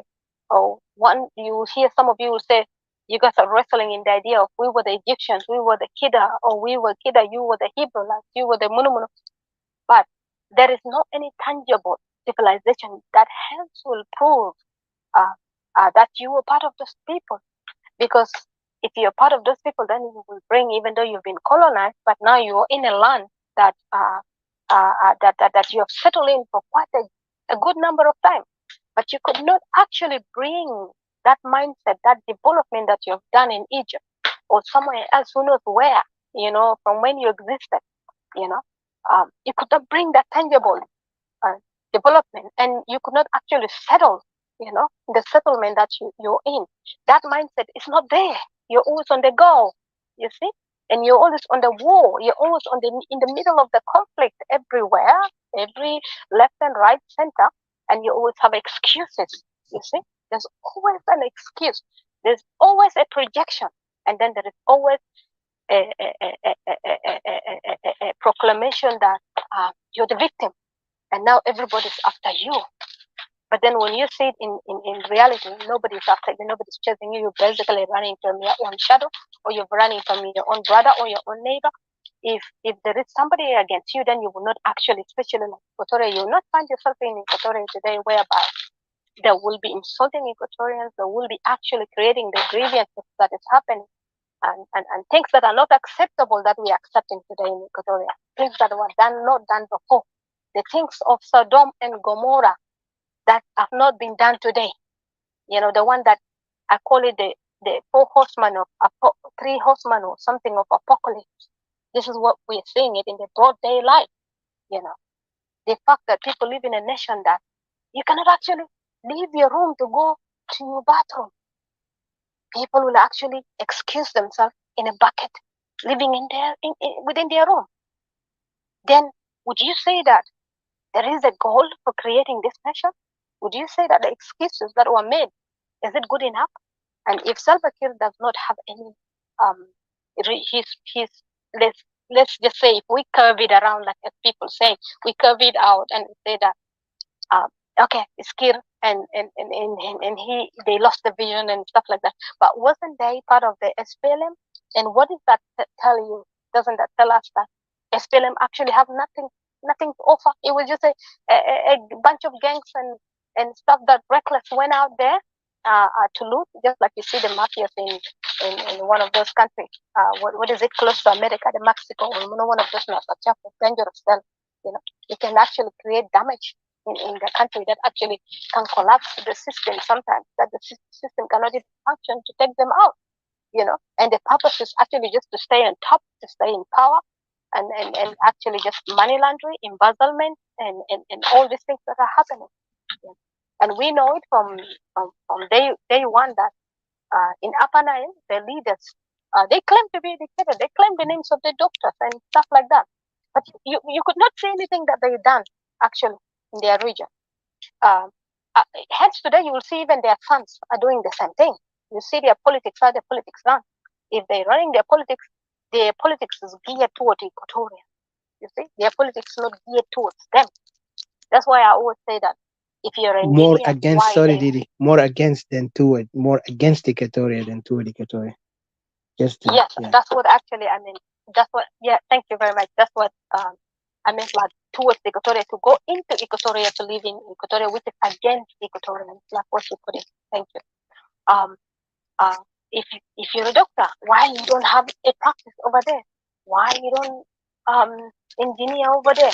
Why there is no kid over there? Why there is no roads over there? If you're a soldier, why are the militia soldiers? What are they doing in Equatoria? Hence, you complain that there is insecurity that you're running in from there, but then yet you also proclaim yourself as the majority, and then you also you say you're armed. You see, and then who are you running with? How can an armed person run away instead of creating security and stability where they are? Why this mindset of creating instability is not happening in Upper Nile, but you want to create stability in Equatoria? You see, you're losing your lands over there to the north, but you want to talk about how Equatorians are losing their lands over here. You see, this is actually very contradictory. So we have seen last time when the massacre of our people in Equatoria, left and right, when those days when we were going through it, when we talk, and then we will be issued with a notice of terror that people will die, and definitely this notice was given by actually regular people in there. You think these are regular people in the clubhouse just coming to defend their people, but actually they will speak these things, and then they will organize all together back home there. Then you'll find cows moving here, cows moving there, and over here, East Equatoria, coming back Central Equatoria, in West Equatoria, you'll find there. In summary, we saw one of the highlights that I could put, the massacres of the Kukusan, particularly the Kukusan in Equatoria, and they stepped on them holding their guns. How do you actually reconcile with this? It made me think back. It made me think about the series. It made me think about his work in Equatoria. It made me think the days when I was living in Amarat. It makes me think the days when I was little. And it makes me think so much, a lot of different things, and make me ask my question: how do you reconcile with this? How do I look at you and love you when you could do this for me? You could do this to my own brother. You could do this thing to my own brother. How can I reconcile? How do you expect me to reconcile? I am just a stranger to you. We just met because of the name of the South Sudan. You see? But if you could do this, you could not spare that. There is something that is, you have to leave, you have to give a good impression. When you are in a union with somebody, there should be a good impression in this meeting and in this union. There are things that you will do to yourself or you will do in your region. You cannot do it. And this is where the Equatorians hold their end of the bargain. The things that Equatorians could do to themselves, they could not do it over there. You see? And this is the end of the bargain that should have been in the process of people are uniting and in the process of formulation of this nation. This is the end of the bargain which is supposed to be, you see. But when that happened, what has it followed by? That was done by Denka. Okay? I don't know whether they're Denka militias or they were taking their cow or something like that. They are cow herders. I don't remember that. But I remember the incident very well. But what followed by that? A second group, which was led by Stephen Boy, which was known. Stephen Boy is a militia. He approved of that killing. Because what did he do? He wrote a letter when the Kuku people were actually starting to defend themselves. He actually told these people, ordered them to stop doing that. He said Equatoria must stop that, particularly to the sons of the Kuku, who has lost, particularly one woman has lost all his sons. She even died. That lady died straight away in that period. She didn't live of the heartbreak. She died. Same as what The happened lady in my that committed village. suicide, right? She committed suicide. No, she died at a know what, a heartbreak or something. I'm not sure. I don't remember what particularly could be, but I don't know. Yeah, It happened to me in my family. One of my aunts, um, she thinks that we don't actually talk about it sometimes, because when you actually talk about this thing a lot, it sometimes kind of can mess up your head. You see? So she actually could not go. She could not leave anymore. It was getting really terrible. These people were over there, and it was getting terrible. People were running. And she said this time she can't go. She doesn't want to leave. She doesn't want to go to Uganda. She's ill. She has, parental guard and stuff like that. She can't go. She wants to stay. And then she was having a son that she has raised, that boy. Janet, a relative, she has raised that boy since when this so become her son. Because by adoption, when you raise somebody, you particularly your child, by that right. So Janet dying is the girl, Wale dying is the girl, Oma Bibu, you may store there. Ko beginning by you may Oma Birua. Kalas. Nas Kulufat, or Father Mayimez. Upon sending one day, Wale they went, calligraphy market, or Wale the great gentleman, fell in the hands of these people. They massacre Wale in a very horrific way. Very horrific way. All the parts of his body is cut into different parts. Can you imagine? Different parts. You see? Head it go bara, identity go bara. They massacred him really in a very horrific way. How could you look in a person that done that? And how could you even have a word to say? How could you even have a word to say? What kind of word would you say? What would you say that will keep him silent? What would you say? You can't speak anything. You can't even express yourself. That's how much that we could not talk about a lot of atrocities that happened to us personally, because it has shattered you inside. It has shattered you inside that you don't even know what to say or how to act. You don't know. It leaves you with this speechless, to the core. And the lady did not stay. Auntie Day, she died. She just one day coming out of shower, she fell down, she collapsed, she died, because she's continuously grieving, and she's saying that because of her, she could not make it to Uganda. That's why the son died. She couldn't make it. However, people tried, she couldn't make it. And even upon burying her in those days was dangerous. Only few people or couple of people that brought buried all quickly enough to Ugaba. People cannot bury people properly, actually. That's why again people cannot attend. They're too grieve for their people. You kill people, and now people cannot grieve their people. Bigger kids, other people cannot hold it. You see? That's why sometimes when we talk, I don't know. Sometimes we try to express these things. We try to say it even in the most nicest way, but people actually take it as if like I don't even know what to say. But these are the reality that we are living. Like me as an Equatorian, this is the reality that I'm facing.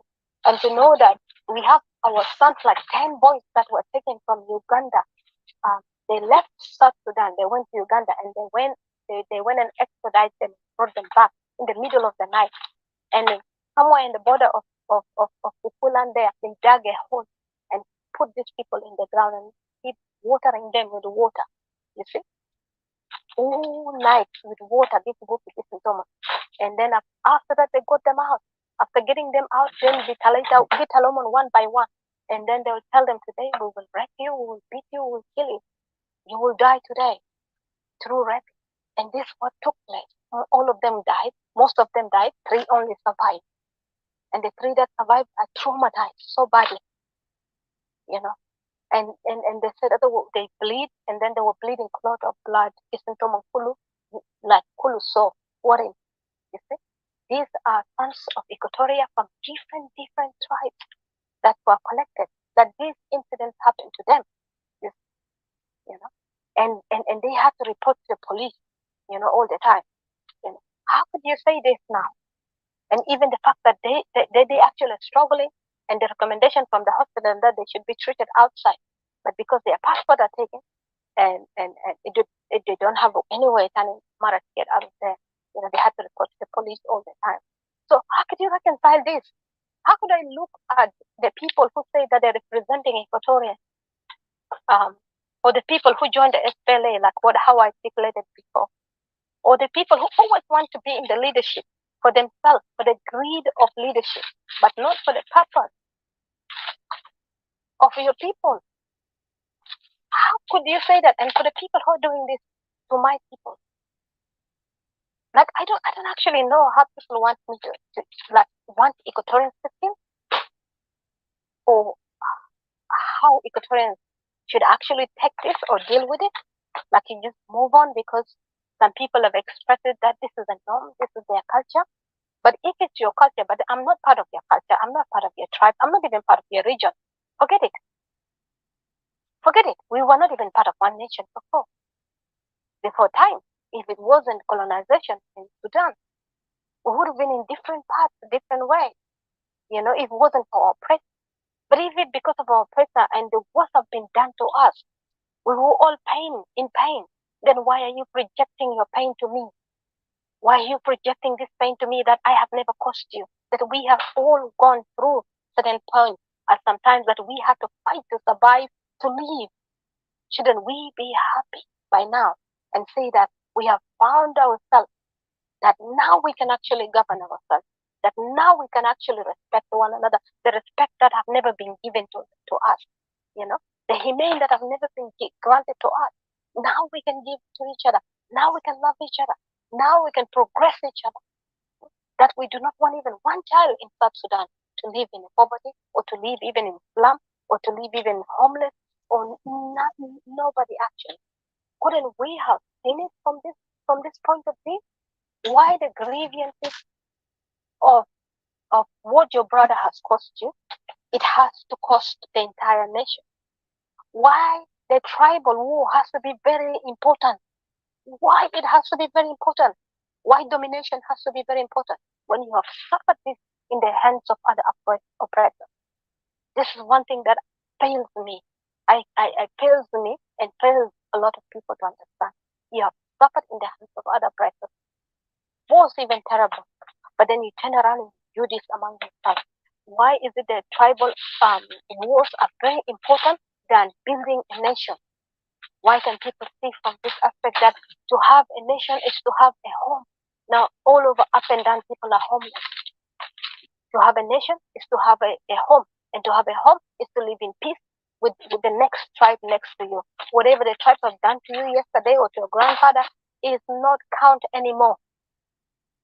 Maybe have nothing to do with this tribe, as simple as that. Why you possess this this negative thought of this deceptiveness that, okay, I'm gonna play and lie that we are one people, we are tribes, or we are nations, we intermarriage and stuff, but in the name of revenge and killing. How does that make sense? A unity by deception. But let's kill each other and see who wins at the end. But at this point, there are other people who are already dominant. There are the people who are already powerful. They're already armed. You see? How does that work?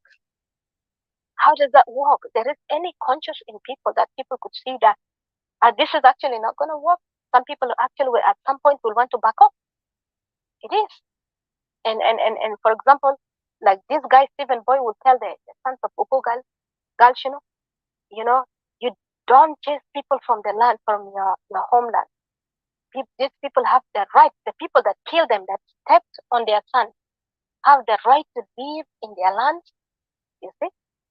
And because the land belongs to everyone or something, or the land belongs to the government, I think something like that in that level. Yeah, that language. They use that excuse. Yeah.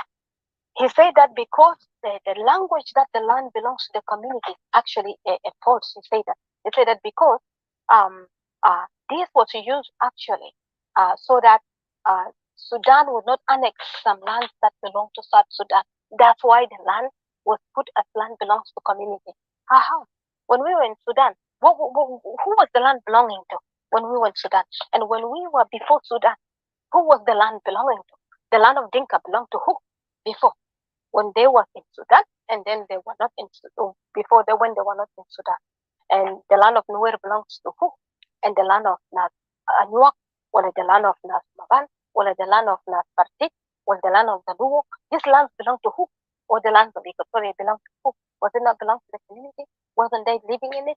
Whether they were developing it or not? Wasn't they living off their land, thriving off their land? How comes today in South Sudan, you have yourself, you find yourself in the hands of people that are actually deciding to you what to do, how to live.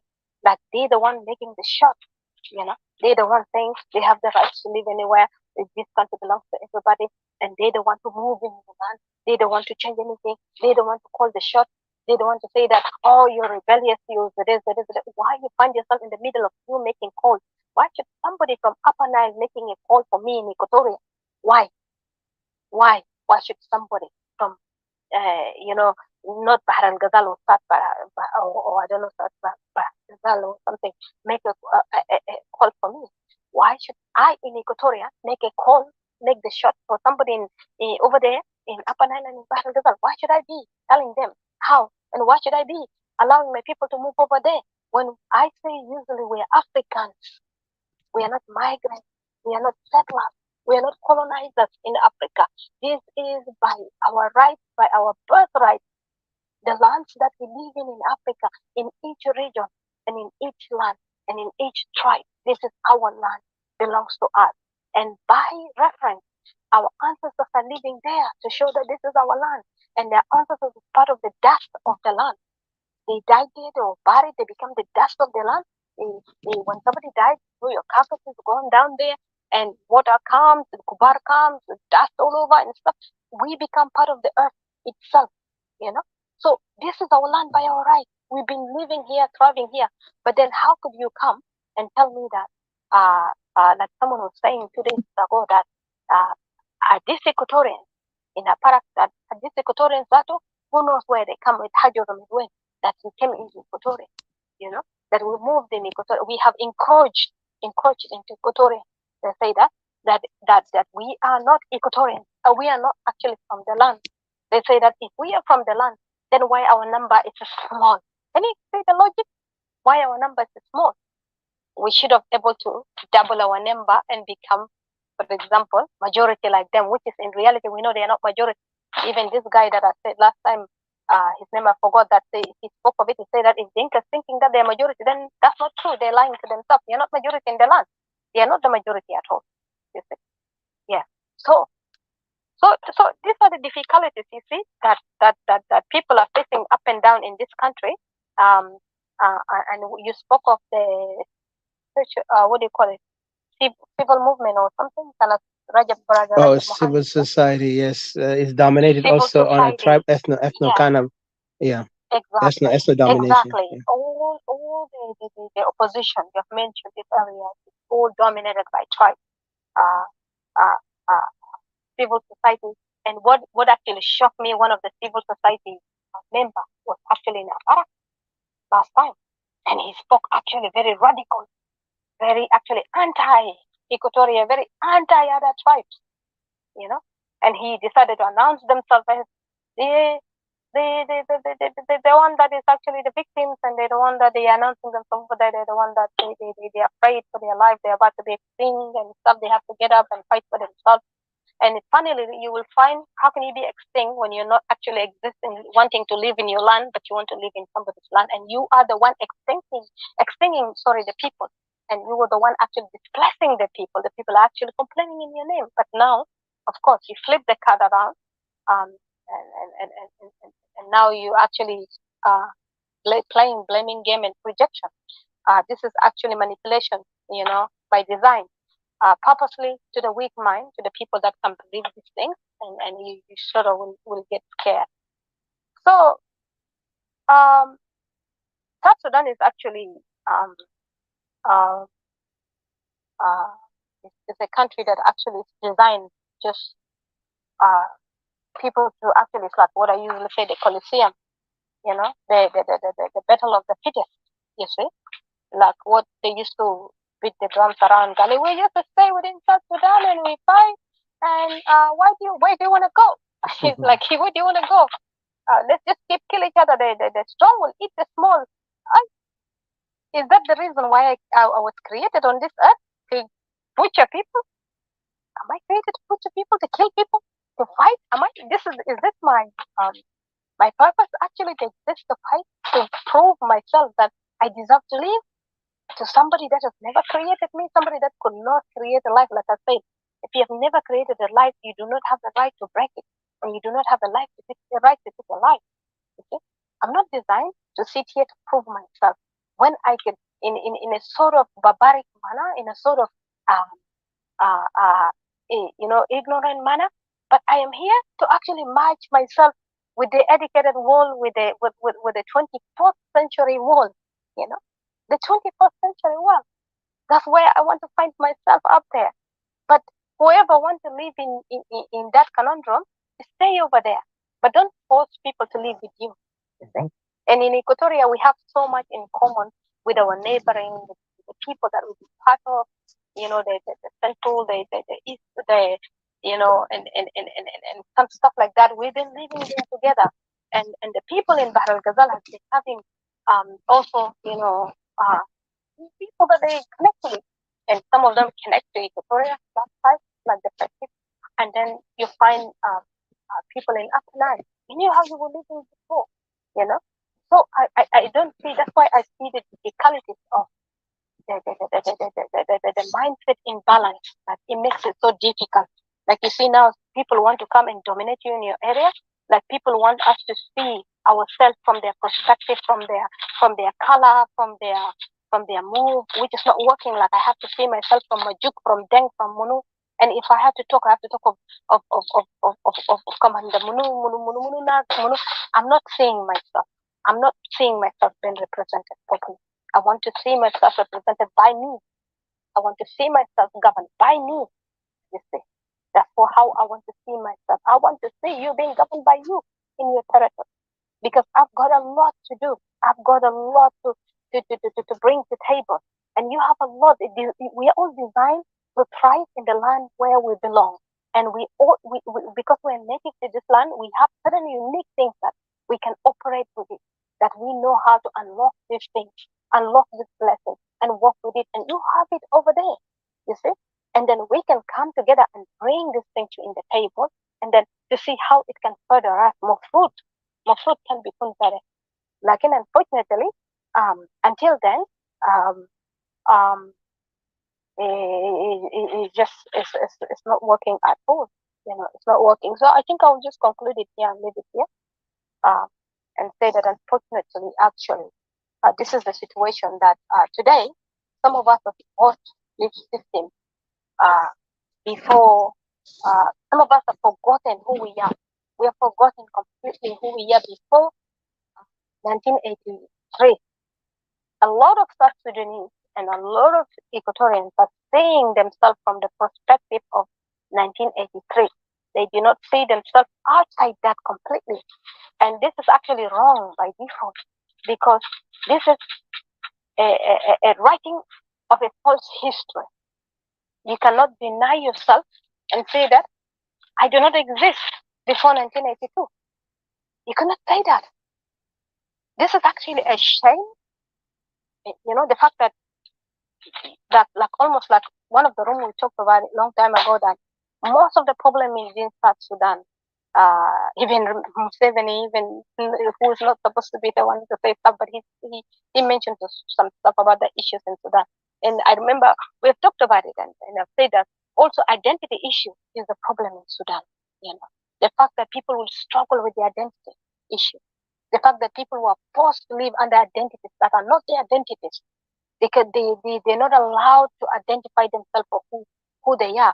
They live like, for example, today they can Aslamta, Kalas Inter become Arab, Inter become Aslamta in belief as a personal thing. You see, it becomes something like your community, your family, your children, and becomes something like this. It's a mess a bit. You see, and for example, they can be Christian, and then everybody expect to be Christian or something like that. Like for example, the only thing with Christianity, I think when you become Christian, obviously you don't call yourself that I'm English or I'm European, you see. So, this is what happened in Sudan, for example, that actually become a big issue. Like you see, some of their rooms, they're fighting about these identity issues, Like you cannot begin to call yourself, see yourself from, for example, Muhammad al-Munu Munu Kid al-Kan, who was the prophet, or the Munu Dakle. You cannot see yourself from here, because your ancestors exist. You were existing before. There were things that you were doing before. You could not begin to see yourself from that. You see? And hence that's what the problem with South Sudan today. We can't see ourselves from 1983. We can't, and we can't see ourselves from CPA. And after CPA, we can't see ourselves from here. We have to see ourselves from who we were before, and this is with your biography. And biography is what makes you to thrive. It what give you the kick ahead, for you to able to do stuff. Because you look back today when I do stuff, everything that I do, I refer back to the biography where I came from. I refer back all the way in my life. I refer back to even much as I could not remember a lot, but I refer back to certain highlights and how things were done, how Yebis was doing stuff, and how certain things that he done. Actually, I don't often talk about a lot, but he was actually someone that in a uniform always he was a soldier. He was actually a wildlife soldier, wildlife soldier. He led the wildlife before the game, and Reminga. So yeah, so in the fact that in a home you say you're always guarded with a soccer and stuff, and nobody comes, nobody goes, you can even pass through there. But I want to say this. This is where I see myself from, and this is how it shaped me. Not because he's a soldier, I'm a soldier. No, I'm just saying that how your biography starts from, when you look back to your biography, you see things how it was done, and if things were done positive and things were progressive and things that of a nature, like for example, since I'm small, Kawaja is not a new thing to me. I remember in Amarat, when you will come from upstairs downstairs, because they have like a huge mansion, you will sometimes you pass corridor with Kawaja, which you don't even know what time Kawaja came here. Because we live closer to the airport, probably you don't know who went and picked him. Probably so the driver went and picked him and stuff while you're sleeping or something like that. So you actually you don't know. So and you met Behnak is working with a World Food Program, which is with Kawajet and stuff like that, and then you find across the like these things are not actually new, like to some of us and stuff like that. When you lived actually first class life or something like that. So so your biography comes from that. You see, I cannot see my biography coming from for example, Dengalor or Munu Munu and stuff like that. This is not me. That's not my representative. And this is not how I see myself in Equatoria and how I want Equatoria to go ahead. You see, Dengalor or Kan Majuk Munu must actually have his people there that can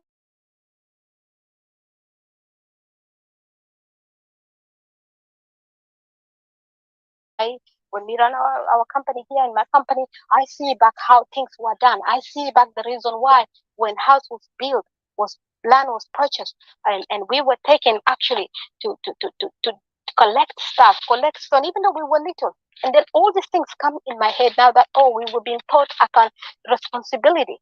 This is responsibility, and when he wants us to feel this kind of way, and he will leave for us his actually master bedroom. He wants us to feel a certain way. He wants us to feel, important. He wants us to do like this. And when he will take us to Wazarat, before taking us to Yuba Model, he wants us to feel a certain way. You see, he wants us to know this is his teaching us responsibility, accountability, and replacement of them when they are not around later. You see, and this is I felt how it is supposed to be. You see. And this is not happening at all. It's not going to happen in the way of Lakbatal, Gadi Hassan. You see? It's not going to happen. And it's not actually giving people a peaceful environment, a peaceful opportunity to actually to compete in this. That you can actually develop further than what you have been shown before. You see, like I learned to drive a car in a very early age because I've seen like a lot of your input will come from the people that were around you. When I see the driver coming, bringing He beats from work, and the way he's part, and the way the UNHCR, when he takes us to school, and the way when we came back with the car of the UN, I see these different drivers with different mindset. And when I remember when I was a bit younger, I would actually drive very fast, and I would actually drive very fast, and because I was actually impressed by that driver. At the traffic light, I would be playing with my gears and the car moving back forth, my music going and stuff. I'm actually in because actually I was impressed by that. As time goes on, you change. See, you change. You actually do responsible stuff, and you think that was actually dumb. But you see, that's what I'm saying. You see, it's very important to have, your natural environment, because it shapes you. It makes you to want to do better. It makes you to want to grow, But then when you live in an environment where you see yourself from somebody else's perspective, like today in South Sudan, if we see ourselves from 1983, then we're seeing ourselves from a tribal lens. And when we see ourselves from CPA, we see ourselves from the same way.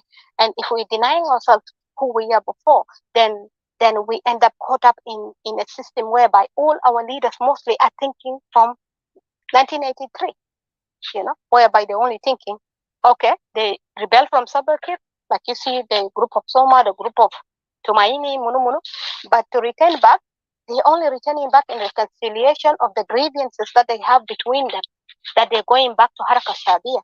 But it's not about the people. But if it's about the people, then why this reconciliation is only about the fact that what happened between them, and why they separated, and why they want new positions and new pay and stuff like that. Why are they holding the people of the country hostage? Why are they not all resigning? You see, why they still want to be in power? SPLA has already been outdated. It doesn't actually have anything to give to people. They left the bush, but the bush has never left them. You see, they still with the mentality of loot, shoot, kill. You see, aggression, nothing that they can offer to people, and they're still in the mindset of the tribal anarchy, the tribal war. Killing, genociding each other. My tribe should come in power, and my tribe should be the part of the deputy. We're just going to support my tribe to be part of the deputy. Oh, we want to remove this person, so then my tribe will follow. And then that way we are closer to take over that tribe out, and then they're actually forgetting the rest of the people. And the fact that they slept, lastly, my conclusion, that they slept in the fact that Equatoria, which is the land in Equatoria, which is Juba, that the people in Juba become actually so much, they've been so much oppressed, and they've been so much deceived in this idea of that even when we used to be Equatorians by ourselves as a region, we know that the parameters that actually it's the capital city. We know it very well. And you dare not to cross this boundary of the capital city and go and encroach into the land or disturb the people of the land. Because hence why I say that we are Africans. You see, we are native Africans. We have our home. You see, we cannot begin to behave as if we are colonizers or we are settlers. We are coming to settle in this land by force, whether you like it or not, and then displace these people out. Because if I'm leaving my old people over there coming to live here within Juba, why do you expect the people in Juba going to live? Now you want their separate island. Now you want their suburbs that they're supposed to live in, places that are not supposed to be settled in it by South Sudanese. They settle in it anyway. Now they're breaking down the mountain. Now they're renaming things. You see, just super hyper. Like a kid who overate candy. And no repercussions and stuff like that. So, but we know that there is a certain designation that is being made to be the capital city. You see, and that's how it's been operating. So now you have everybody wants to come there and calling that this is the capital city. No, you're actually wrong. Juba, the entire Juba is not offered to be capital city. There is a land. Even if you see in Australia or in Canada and America, you find out there is a place that is actually over there. And usually, like for example, in America, you find DC is there. Yes, it's probably, I don't know what it's big or stuff, but it's just, you can see how from the vibe, So yeah, and then here in Australia, you see Canberra is over there. It's a small bushy place, you see. So yeah, but but but here we're living in a land that is colonized, actually colonized by a very fashionable name called settlers. And today they can accept it, and people are comfortable with it now to say that yes, they're colonized, you know. And that even you see the number of people that are now celebrating Australia actually declining. Australian Day is declining. People are actually opposing to that, because in that day there's so much grief to the people of the land, and the people of the land are grieving. You see, and if we Equatorians don't watch out, we will find ourselves in this. And especially if people who are going out there want to trade with the name of Equatoria because they just are impressed by this SPLM, and they identify themselves. So yesterday you were with another different oppressor, today you move to a different oppressor. You ought to think about the people of Equatoria. What are we gonna be? Since we've been moved out of our lands 4 years ago, it was 2 point something million. Pretty sure now 3 point something million or more than that moving every day out of Equatoria. You see? So these are the things that I want people to see, and I want my people to see. You see, that our people should take it and actually digest this and see, is this actually serving them? Is there pride in denying yourself to see yourself from 1983 and actually you're seeing yourself within this South Sudan, and you could not see yourself before who you are, that you're singing a song that is mothering your people. You're singing love, but it's projecting itself into mother. You're singing one people, but it's projecting itself into displacement of our people. You're singing we are a nation, but it's projecting itself into you becoming the alien in your land. You see? So, are you actually doing harm to yourself, or are you doing good to yourself? Are we afraid? That's why we're speaking this language, and we cannot come in and call it spade as a spade, and we say that, okay, if this is this, we draw the line. You know, the Nuer drew the line when 2013 happened. They drew the line. They become Ayo. They drew the line, and why is it Equatoria cannot draw the line up to today? Why is it these people that are trading with the name of Equatoria, particularly, and especially when you hear there are Equatorians who are concerned? There are Equatorians, many groups of Equatorians, many groups, you know, to us as well.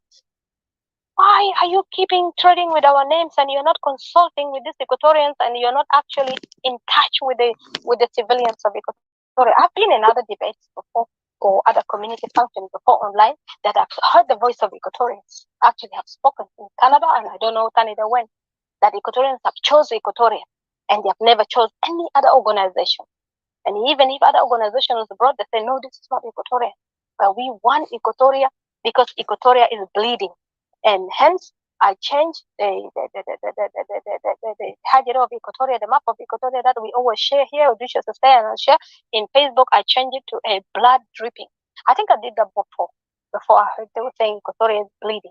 I put a blood there that represents Equatoria is bleeding. It's bleeding continuously. And who's doing this to Equatoria? It's not Equatorians by themselves. It's not Equatorians. It's done by people from outside. And it's done by the hands of the Equatorians who are still within this movement of SPLM. The blood of Equatoria is in the hands of these people. You know, because you've gone out there, you've brought these enemies within Equatoria. You've brought them willingly, regardless of 1983. I would not take excuse, because when we talk about people, you know, we're talking about your relative, my relative, we're talking about our neighbor, we're talking about our, you know, cousins and stuff. We're talking about the people, a nation of Equatoria, you know, real people. We're talking about the land, we're talking about blood, you see? And there are blood of people that have been shed, people that are not Equatorian, are murdered in the land. And you still don't see this as a crime. You still embedded yourself in this crime. You still mix yourself in this crime. So the blood of the people that are murdered and the blood of the people that of Equatoria is upon you. You see, is in your hand, is upon you. You know, so all these Equatorians who are still out there trading with the name of Equatoria within the system that is actually marginalizing Equatorians, that is actually displacing Equatorians, defeating Equatorians, is actually colonized Equatoria and actually conquered again for the second time, wiping away the identity of Equatoria, wiping away the future existence of Equatoria as feudal society, in their land. You were actually fueling it, and you're actually the person that is actually putting fire, wood into the fire, And if you dare, I disagree with anybody, whether they are related to me, whether they are in trust. I actually do not agree with you to continue to be in a system that is actually affecting your people. I do not agree with that, and I will not actually actually come to face with these people, like see eye to eye with these people and say that yeah, just because you're my relative, or just because you're from a village, or just because you're like that I could actually surpass this and say that it's it's like stuff like that.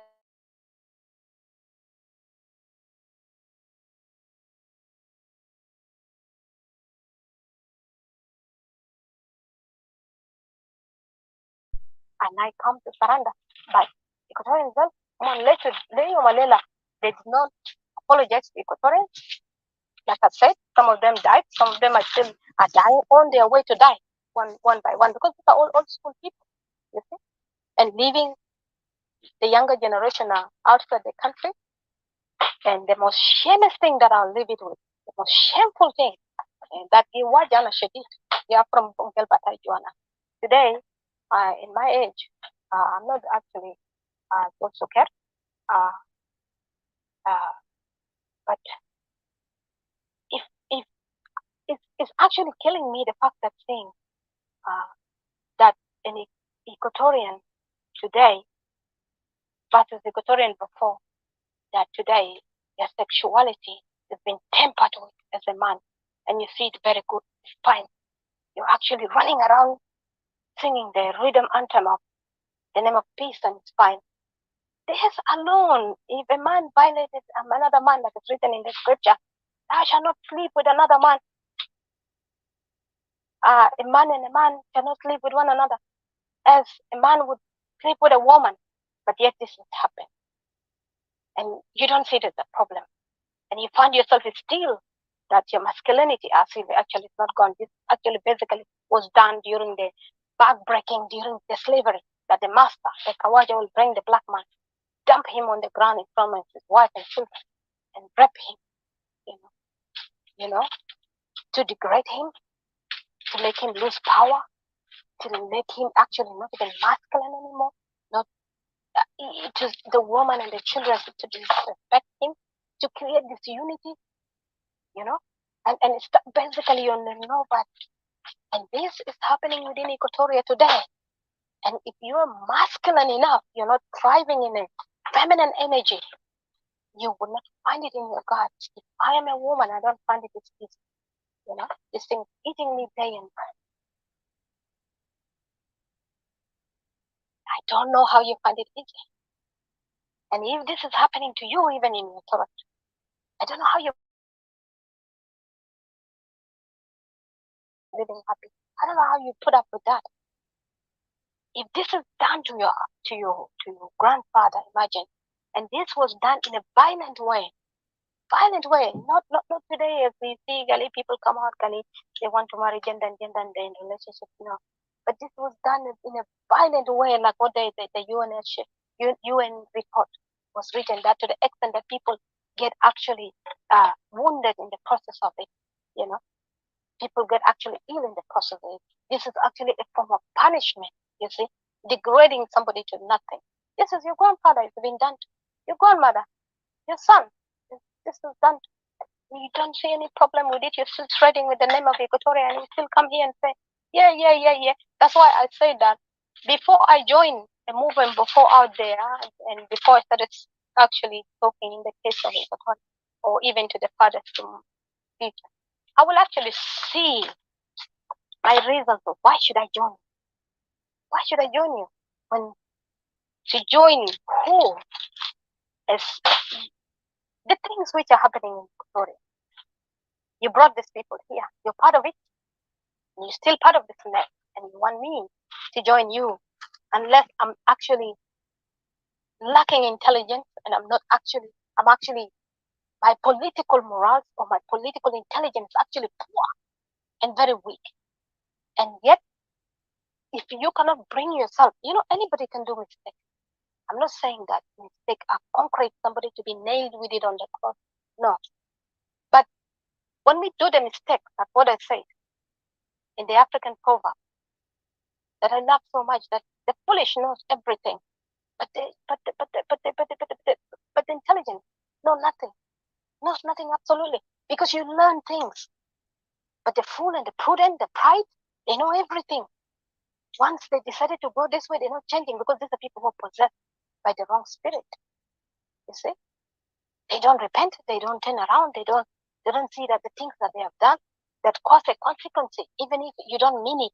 Like, that's why it's mistakes are not consequent. I mean, are not concrete. Somebody can change, you know. But if this mistake is causing us, and you have been part of this mistake, building this mistake, you have fueled this mistake, you have built this snake to be this huge, and you're not backing off, you're not coming back to your people, you're not actually. This snake can sit down with his children and plan how to devour more of you, but you cannot come here. I built a snake, and the snake is out there devouring you. It's my mistake. I didn't know better. What can we do now? Or can we come together and do something? You could not compensate your people. The compensation of the people of Equatoria and the compensation of the people of Equatoria that is outside, it should not be guilt trip on the people of Equatoria. The guilt trip and the blood of these people should be upon the people that have traded with the name of Equatoria and are still trading with the name of the Equatoria in a wrong direction. I wish in a right direction, a U-turn angle, and say that I am correcting, I am compensating. We are so happy to welcome this. We are more than happy to welcome this. But until then, we could not agree. Like, I'm sorry, we could not agree because our intelligence could not leave us. Conviction could not leave us to say that you're guilty. Even good morals, we cannot even overwrite it off. We could not. And even Bassa to the SPLA that have actually manipulated the people. But actually, somebody can actually be manipulated when you're willing, like the book of James says, that if we sin, that's how I hold myself accountable. You see, if we sin, it's because of our nature, because of our heart desire, because we lust towards this thing. I myself have lusted towards a lot of things that I've never done me good. Have brought me so much grief, you see. And some things that you lust after it, you go buy, and then you find out you don't like this thing anymore, but because your heart is just bent on it. So if we are wrong, it's because of our own desire, because we wanted to do that wrong thing, our wicked nature. We wanted it. That's why I say, listen, anybody can do mistake, but to come back from your mistake is what is important, and is what is greater than your mistake. You see? To come back, to do a comeback, a U-turn, is greater than your mistake, actually. Because we live for the living and we live for the correction. You see? And we grow from our mistakes. So thank you very much, Odysseus. I've taken so long, and I will leave it here. Welcome, Didi.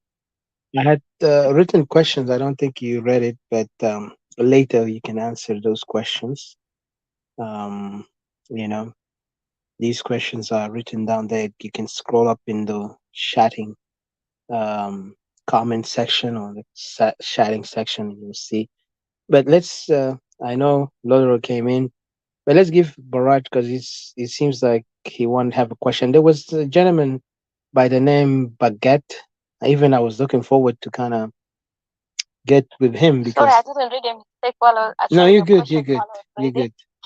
So here, Don't when I was worry. talking, sorry. No, you're good. You're good, dear. The one thing I want to say, darling, is like in our quest for Equatoria, we look for justice. So I can remind people what's the topic about, and I really appreciate your sacrifice and time and effort, Didi. Like I said, history will remember you, and I know you didn't hear it from me first. You heard it from many people who encountered you or interacted with you.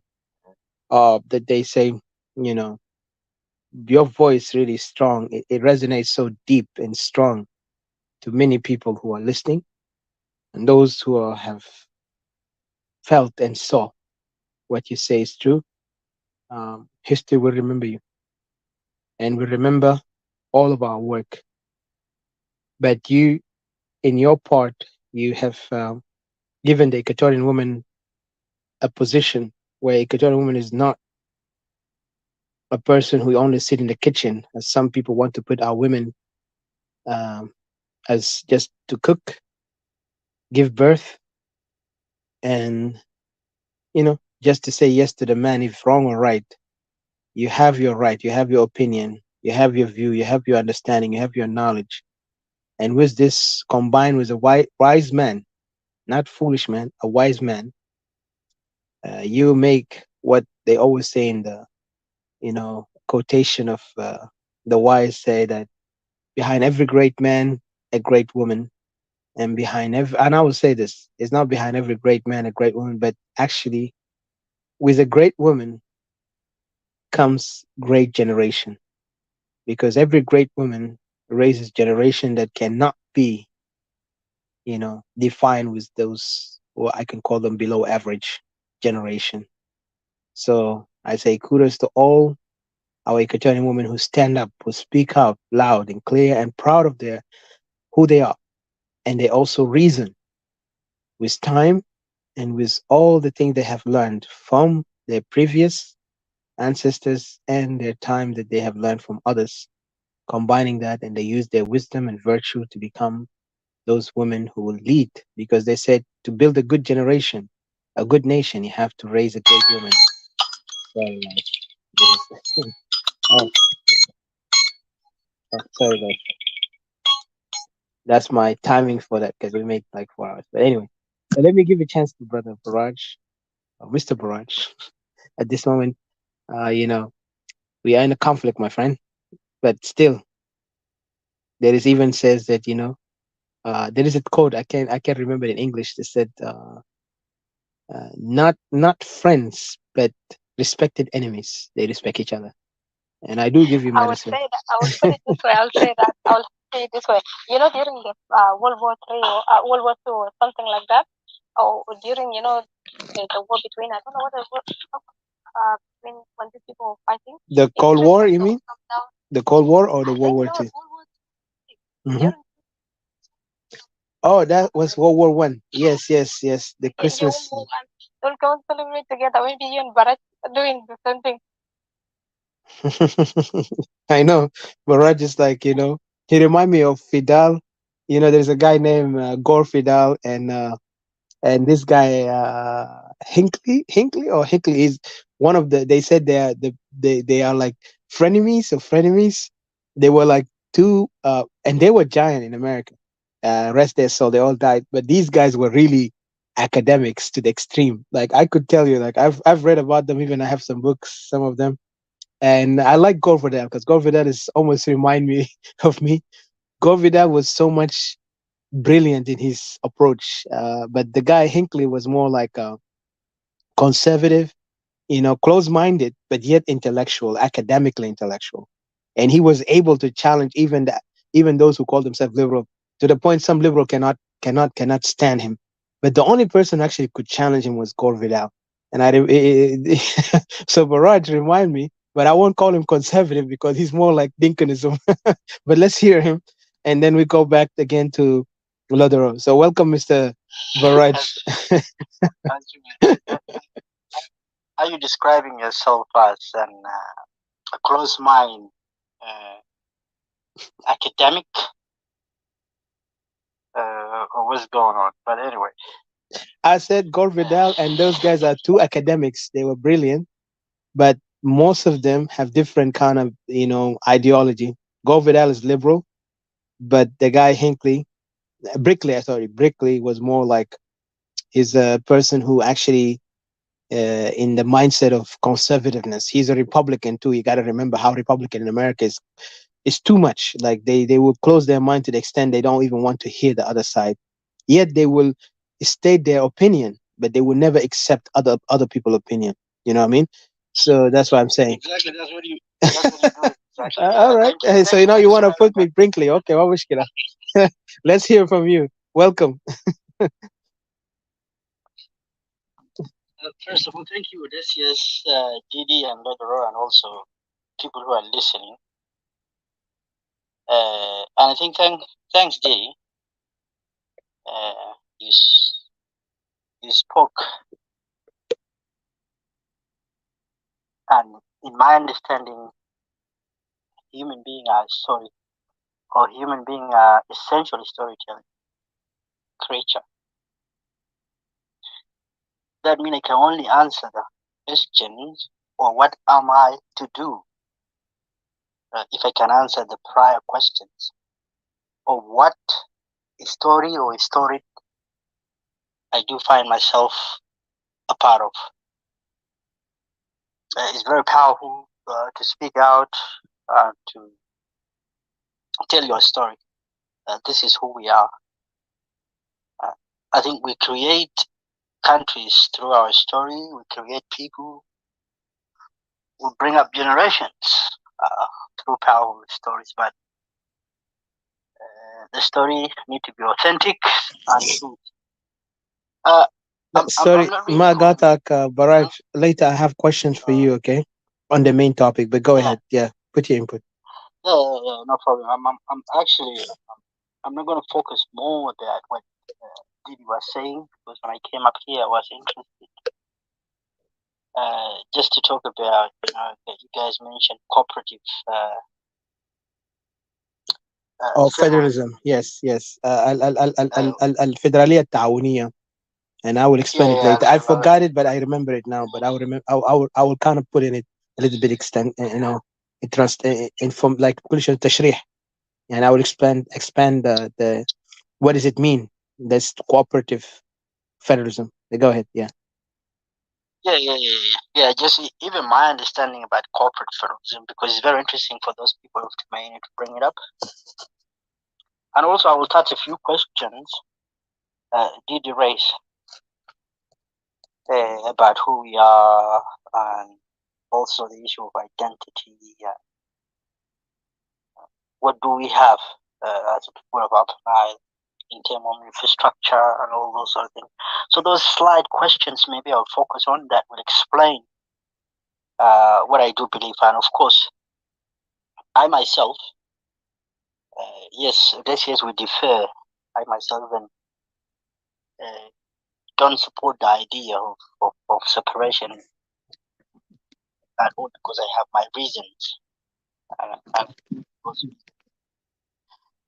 also, I have hope we can build this nation together, regardless of how we scatter are we. That way, I just refrain sometime when you talk and when sending your message. I don't have to stand in front of you, and I have nothing to do with it. But sometimes, if we're talking about ideas and how these people, what they do and all this kind of stuff, this is where I jump in. And also, you spoke about races and clarification. I pretty much agree with the stuff you've been saying before about the our positions and the responsibility and how they're dealing with the situation and all this kind of stuff. And it became interesting. I only disagree with you in a part of you speak very well, but at the end of the day, you relate things to simple ethnicity or gender. This is where I disagree with most of the things you say. Always your justification land back to gene or ethnicity. This is where we have differences. But in terms of how politics work, politics is about business. Even I put it down to the point, even if you and your wife at home, if your wife is not benefiting, or your husband is not benefiting you, there is no point for you being together. It's all about benefit, but always we wrap it up on a different things, in a box of moral compasses and the box of humanity and all this kind of stuff. But at the end of the day, if you try to bring it back of what can I get, or what is my benefit of this? Of course, in Juba Sudan, if you don't have a benefit, you need your benefit. If you don't have benefit in it, it's nothing. Job is nothing to you, and it's nothing to some people. Let me come back to this Tumaini and corporate federalism. My understanding of corporate federalism is a system of governance where national or state or local government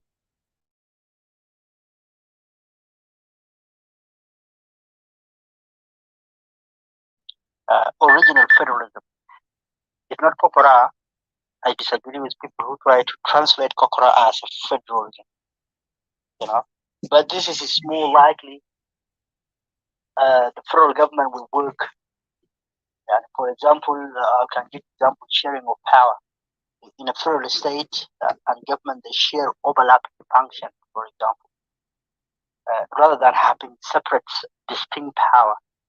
Because in an actual federalism, not corporate federalism, the actual federalism, state work independently, you know, and they create their own resources. They develop how, to create their own salary and all this kind of stuff. It doesn't come from the national budgeting. The only things who come from the national budgeting and and and all those sort of salary and public servant working at federal level. But every state, the police state, for example, and all the state simply create their own resources and they can have a direct cooperation with the outside world without the federal government involved, unless there is some stuff actually need regulation and all this. Some little part, maybe government can involve and help. But cooperative federalism is more likely, say, another good example,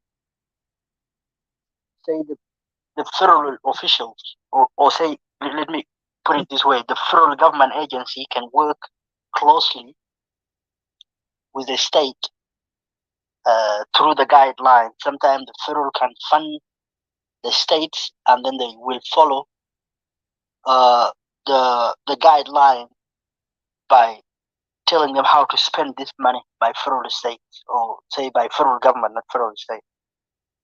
This is the difference, because sometimes they can provide funding, especially to the state, and then they need a certain program to be implemented, and they have to follow the guide of the federal state or the federal government instruction.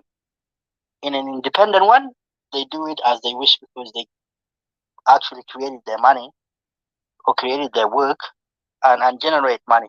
They just pay taxes to the federal government. This is my understanding, and I don't know how Tumaini going to implement this sort of corporate federalism, because this corporate federalism is more likely to work in an established nation with infrastructure, with a system already in place, and they have just to kind of combine things together. But for you to start from the scratch and try to distribute resources across, there would be some control. It would be more likely like, central government thing.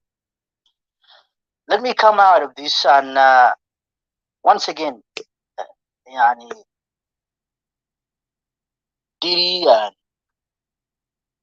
Odysseus, you guys mentioned SPLM and also the lady Garang. I'm not going to dwell into this much, but simply what I say, my belief, the SPLM was huge movement and vision. If they were directing their visions and works and idea against region in South Sudan or against tribes, the results would have been different by now. It was very effective because it let by a charismatic person. So I think head the editor Nyongarang is one of the personality or one of the people who, if you want to talk about him, it's always you think about the caliber of uh, Nelson Mandela, or you're thinking about the revolutionaries like Che Guevara, and you know those sort of high caliber revolutionists in the core. He was one of them, and he's also a philosopher. He coined the idea of Sudanism, and he talked about a secular and multi-ethnic state and all this kind of stuff. So these things are not tribal, uh, or they are not coming from the tribal point of view. These are more philosophical from somebody who is educated, who have a vision to really uh, makes us or make an independent country, and that's why he successfully make his movement as a vehicle of an independent of South Sudan. In that manner, I would say he was not against Equatorians. Sometimes people they try to speak like he was really against Equatoria, and people try to blame Equatorian who joined the SPLM. At the end of the day, when I wanted to create a country, this is what I would say. It will not base on an emotional reaction, and it will not be based on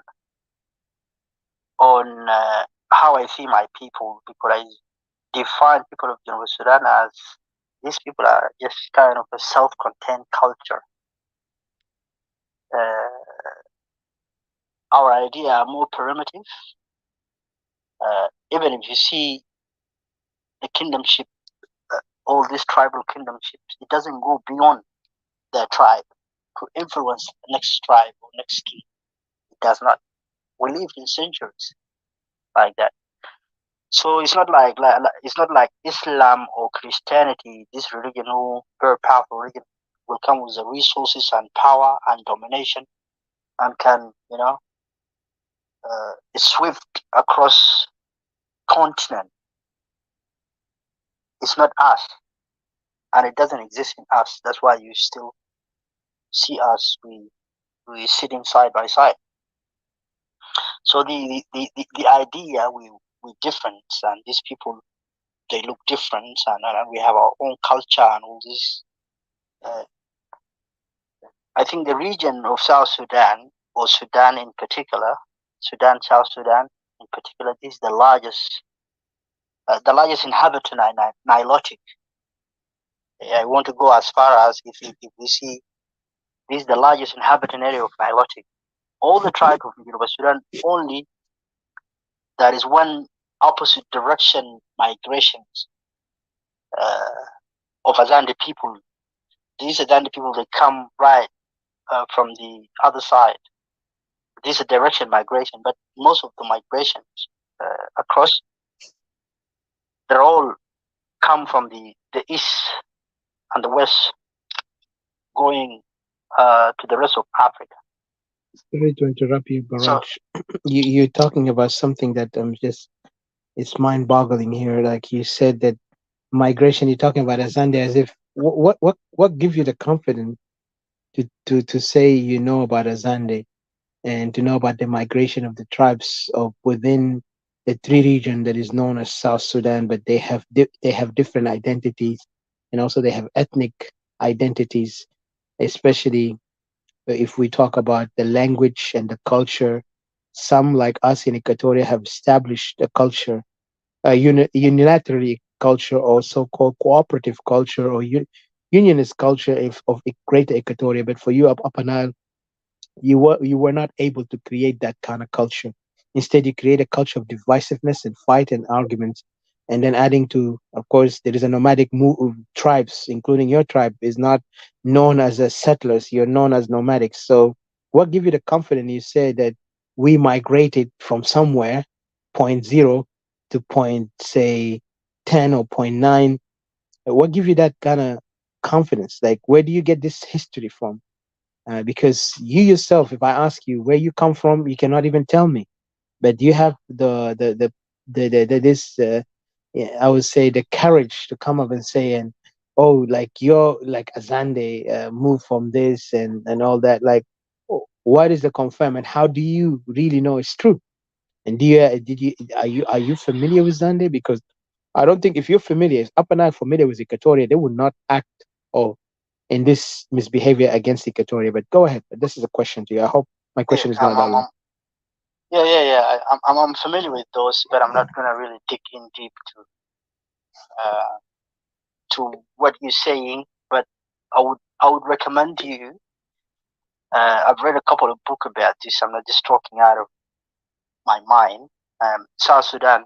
We all from South Sudan. Of course, I have to be aware and educated around me and culture and my people and who we are. I'm deeply into this, and I think there is a book called Free History of Africa by J. Desmond Clark. Here you go I wrong. did, Here you go wrong. you know, Here you go wrong. just hang on, hang on. I'm Okay. giving you a few. I'm giving you a few. There is an archaeology of Western Sahara by Jenny Clark as well, and Nick Brook. And there is a few books uh, I've read, and all our local book as well. I put that in mind. Historically, we all draw our knowledge from an existing evidence, and the close existing evidence, of course, you have to go to those academics, uh, you know, body of work in order to draw your knowledge. Of course, I don't think so. Your knowledge fall from the sky. If we exist together on this earth, wherever you learn, I myself learn as well. So it's not going to be as far as what you think you're talking about. The history of Equatoria and all this Equatoria used to be independent and used to have their own culture and all this sort of stuff. I think we can iron it out sometime if you're serious about this. Because I have books, I've read about all these, and there is no evidence of those allegedly history. Sometimes you claim. The only evidence we have is those recent names of Equatoria or even Nilotic ourselves, even those names and Equatoria and regions, these are modern names. Those one who we're trying to make as our identity and the historical existing of our being. Those one, I think these are the late history. Only if you don't know about what is going on, probably you will believe. Because it's 40 years ago. The regionalism come to Sudan just 40 years ago. Our history is very rich.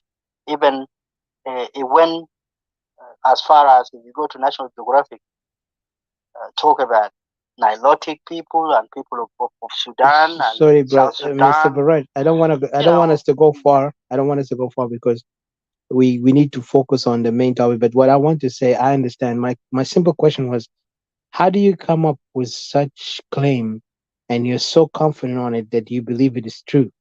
I'm not saying that those people who wrote it 100% correct and 100% wrong.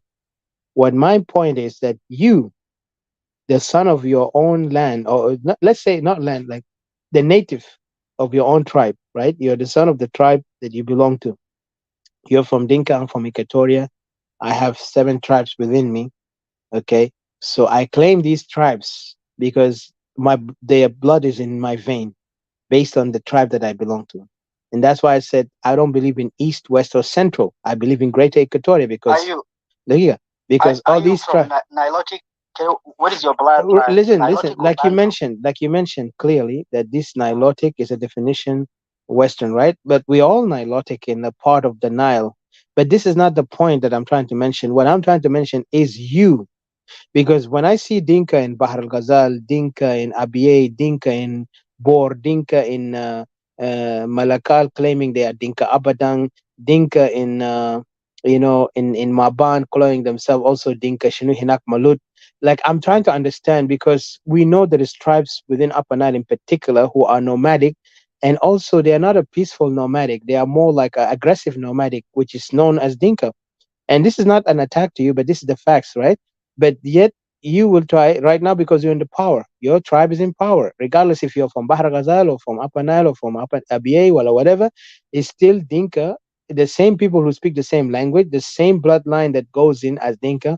You guys are holding power against the people of South Sudan under this domination of tribalism. And even a European women have spoken. Not only her, there's other European writers, including there's a French guy. Okay, I know it's Well, not. this is It's very if you let me uncomfortable, but let me just if you since let me أديك فرصة. speak, Yeah, yeah, عشان نقدر نوصل let me speak, لمرحلة لأنه now you're trying to talk about yeah, the genealogy, right? The genealogy of it is that it's not. We're not yeah. talking about genealogy, right? Let's focus on the idea Yes, of that Dinka are not able to settle on one place and establish themselves, but yet they want to claim this Nilotic thing, and they want to claim that والله كلنا جينا من برا وهنا قعدنا. بقيت تعمل نفس حركات الجلابه اللي جو من الجزيره العربيه والجو force themselves in خرطوم والسودان وقال يا اخي إن كلنا شنو عرب this is هنا. فانت don't go هنا هسه there. فرق تاك مع جلابه عشان كده الناس بس قاعد يقول لك انت اهلهم. لا But go ahead. انت مقتنع، انت مقتنع الله خلقك في اكواتوريا يعني؟ ما ده be My realistic friend, يعني. اسمع انت مخلوق هناك؟ اسمع انت مخلوق في اسمع اكواتوريا؟ بس just imagine me I'm an atheist because I used to be an atheist, alright? Just imagine انا زول ما قاعد نؤمن بربنا. But that your question to me right now will not hold water. Okay? Why? Because listen, Okay, before you you said come ita into ita Equatoria, amanta where ita were will dog you? Do hinak. you know Listen, yourself listen, before you come to Equatorial land? Do you know yourself? listen to Who me. you are? Listen to me. I said my ancestors established a history. Mm-hmm. Okay? Your ancestors established From where? history. Okay, my ancestors established history of settlers in a land that no Dinka ever touched their feet in it. Your ancestors established established history of nomadic people who move around like no tomorrow. Wait to قدرت to establish a society اللي بيقدر establish a nation that هم بيقدر يكونوا شنو builders, people who can establish something. لأنه هسه قبلك ديدي mention something قال لك انتوا بتكليم يعني في ناس منكم بيكليم يا اخي انا ذاته يا جزء من فراعنه. طيب لكن لما نيجي نشوف الواقع بتاعكم لما when we look at your reality you're not able to establish even a ما city among yourselves. ما تحاسبني بفرايك. Let me speak. خلاص ما تمشي هناك. Okay. Okay, let's focus on المهم نرجع back للبيس هنا. Yeah. Yeah, hold on, JJ. Hold on, G oh, G oh, G G double G. Hold on, Mr. hold on, Gigi, please. انت جيت هسه انت ما وفي ناس ما تكلموا قبلك. Just hold on. كلام براج لانه قطعت عشان لانه كلام بتاعه هو there he want to come up his reference with the European occupiers of our lands. ويلا هو there كمان يعني هو there reply you know he want to kind of like pacify us in a language of you know ما عندنا history you know history تخواجه and then tomorrow he can challenge this. ما هسه Corinne Berger they cannot even challenge her. They dispute her linguistically, but they will not dispute her in academic kind of argument based on the evidence that this woman have presented. Like in, they will, yeah, go ahead. Because they're not going to do that.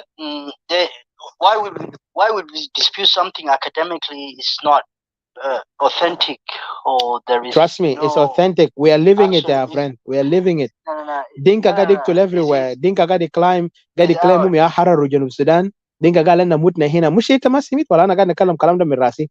ما انت قلت كلام ده ما انا. So how could you say that Dr. Caroline Berger is wrong? Speak, yeah. Go ahead. Go ahead. I would dispute Dr. Carol Berger. Is what do you call it? Is a booklet, and this booklet academically is not proof. She has reference, man. She has reference. Don't dispute her. She has reference.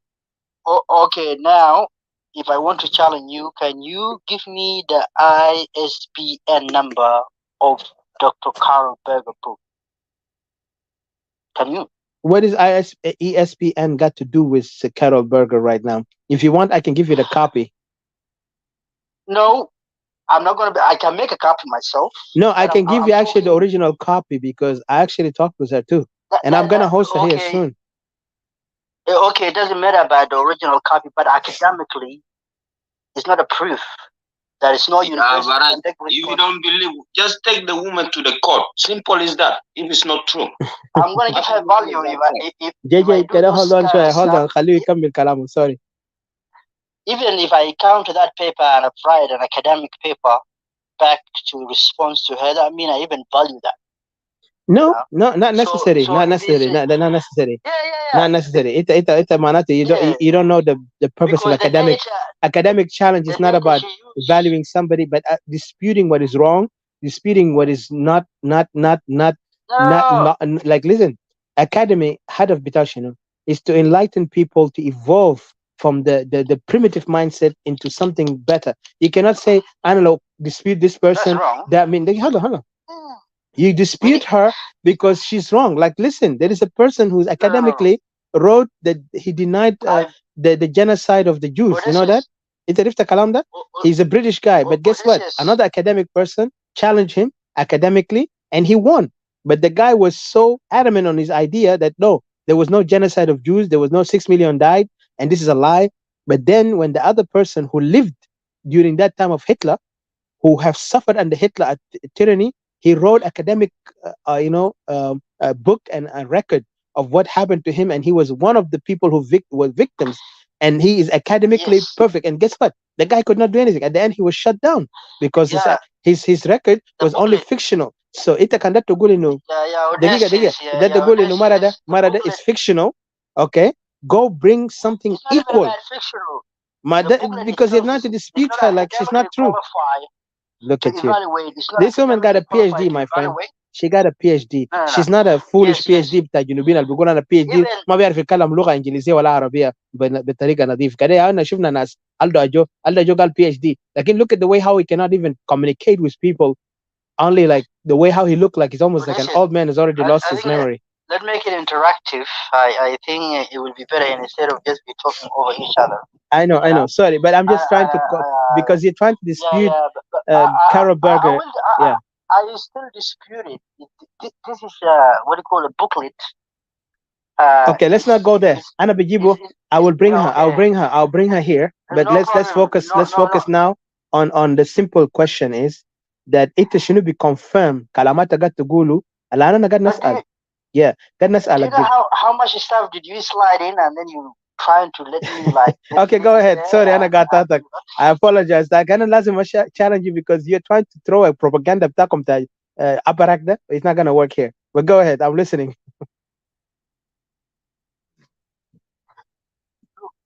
I'm not going to talk even about this book or booklet of Dr. Berger. You know, she got a couple of books. This lady, she's been working, long time in Sudan, and we know her exactly what she's doing and what was her target. But also, the body of work booklet she have done is not academically, authorized, and there is no one can take responsibility about the language being used, the wording. They even rejected, to host this in a proper academic theater. Can you give me a reference? Can you give me a reference? Munu rejected her. Minu rejected. No. Let her accuse her now. Itagulta kalamat bitaw hata. When was it? Which university? She's a university teacher. About her out. As her She's a professor. She's not like somebody coming from Zariba bita. Janub Sudan Nagalagala, bigger professor. Would not approve that booklet in order to address that on the theater. Do you understand? Bro, do you know? Okay, hold on. Do you know that before even she talked about this Dinka hegemony, she wrote a book about the lost boys of South Sudan that actually helped. George Bush was actually working. Yes. Okay, I'm with you 100%. Okay, she wrote that, and guess what? It was taken seriously academically.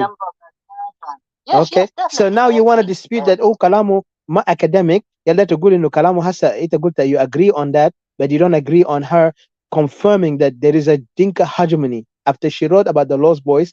Wahata who brought this into attention to international community, and politicians took it seriously. Wahuma used it as a way for them to liberate South Sudan by independent Junub Sudan hasa. Ita ma btaarif kalam da wala shunu? I'm gonna bring her here. Trust me, she's gonna come and speak, and I'd love to see you here. I don't think so. International community rely on her work. This booklet. Are you serious? Man, okay. Yeah, I don't think so, man. All right. No problem. Don't put down the international community, level of their investigation on when they look after conflicts around the world about all these little booklets. No one even want to accept the responsibility. Okay, let's get back to the topic. Don't worry. We're going to talk about Carol Berger one time without Biji.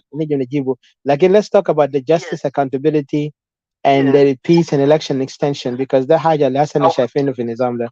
And if you have any highlight to touch, I will go go, ahead. but I want to respond only for a few things you slide in about who we are. You know, I don't want to go as far as what you think who we are. You know, because normally the whole Nilotic people in Sudan are connected.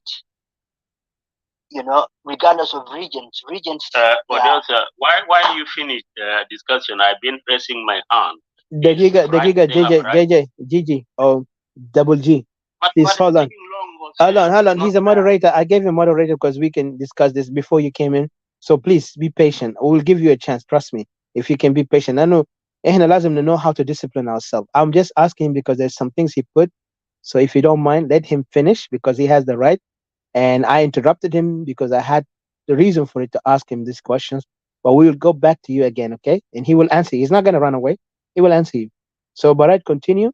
Yalla, remember, don't forget, we get back to the topic. So, when turn with a double J come, you will talk to him and he will answer. Yeah, I'll go. I'll go to the topic. I'll put that one like what I said. You know, even if people didn't listen to me, I know exactly what I'm talking about and how or my view about the booklet of Dr. Colorado. Politician took it and they're running with it, and that was the point of it. You know, the way how now politics became an ethnic thing in Sudan, and even our politicians, they don't realize that. At the same time, they just see it as reason. I want to come to the topic, and I know sometimes, look, I don't have a problem. So you justifying your existing, you want to make your own nation, there's no problem at all. You can do so. What I'm trying to say here in this situation, you guys spoke about a few things. And those things, like I clarify one thing, the SPLM was not against any community or region in Sudan as well. As South Sudanese, in terms of culture identity, we are one.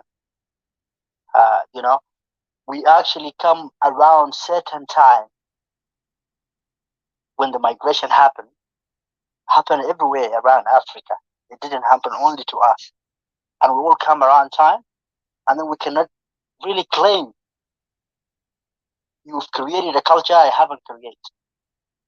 Our problems, first of all, when the colonial come through and divided Africa, of course, as an African, like our traditional as an African across, we have a spiritual border.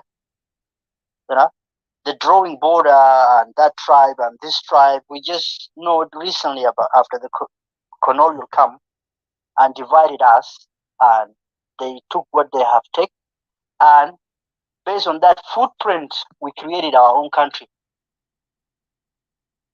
and we follow that map of Africa. Now Africa is split to be countries. So when you talk about culture and heritage, and Equatorial was independent and all these kind of things, you speak about it without any evidence, without any substantial history people can see, or something you can provide. Our history as Junubin, it come across around the same time with the synchronization. So we've never done anything independently as region before, but because when Kawaja decided to divide Sudan to two provinces before, Equatoria and Upper Nile, before it came even as region, those provinces, Equatoria, Upper Nile, including Barakazal, they used to be on one line. Numeri come divided, the regionalism, and now our people some of people, they're trying to make it as an identity, and they trying to build. Big question, Baraj. Do you know how do you know how they draw a region, في خريطة? Do you have any idea on how they make regions? Oh, you don't? Yeah. How? I have idea how. And then go ahead. لأن أنت قاعد تتكلم إيكاتوريا كأنه في زور تاني رسموا لهم. My Equatoria already made their own decision. But go ahead. I want to know from your perspective. It's a good. It's a know it about region. How did they draw the region? Please explain. مش Region, الناس يفهموا region. كلامك ده. Okay, first was a province, you know, That's not the and point. then That's not the point. It's a good kawaja de okay, joy or Samona. So can you worry exactly how did they both region Hawaja Marasumu, region Denimeri au Hatao, you know, provinces was Kawaja. well And it's a then galtan hina. the British. Nimeri did not do it. Nimeri did not do it. Nimeri did not do it. Just to Before correct it. Nimeri, we have no something called region. Yeah, we have. We have. Equatoria can already a nation, a province, and region of itself, even a nation of itself. Ida rifta Ladu Kingdom, okay? Before Ladu Kingdom, the country, you know, Nazil kan marufina manja khatona Equatoria da, okay? That was the identity of, huh? No, no, because the identity بتاعنا انت ما فيك تيجي to force yourself. انت عرفت go back to history, man. حتى Idi Amin himself of Uganda, when he was the president of Uganda, he acknowledged who are the Equatorian. He didn't acknowledge Upper Nile Bahar Ghazal. Who got Equatoria da? Then us Bitana. They divided us into different territories. Idi Amin spoke it. He didn't speak about Dinka and Nuer, Shuluk, other group. Who spoke about Equatoria? Equatoria was a kingdom. لأنه عارف بريطانيا what? And he was serving under the British colonialists. لما نمشي في World War II. He said British have done damage to us. Like before that, Equatorian knew who they are. قبائل نفسها موجود في جوا إكواتوريا ده نفس القبائل ده كان موجودين centuries before خواجه يجي.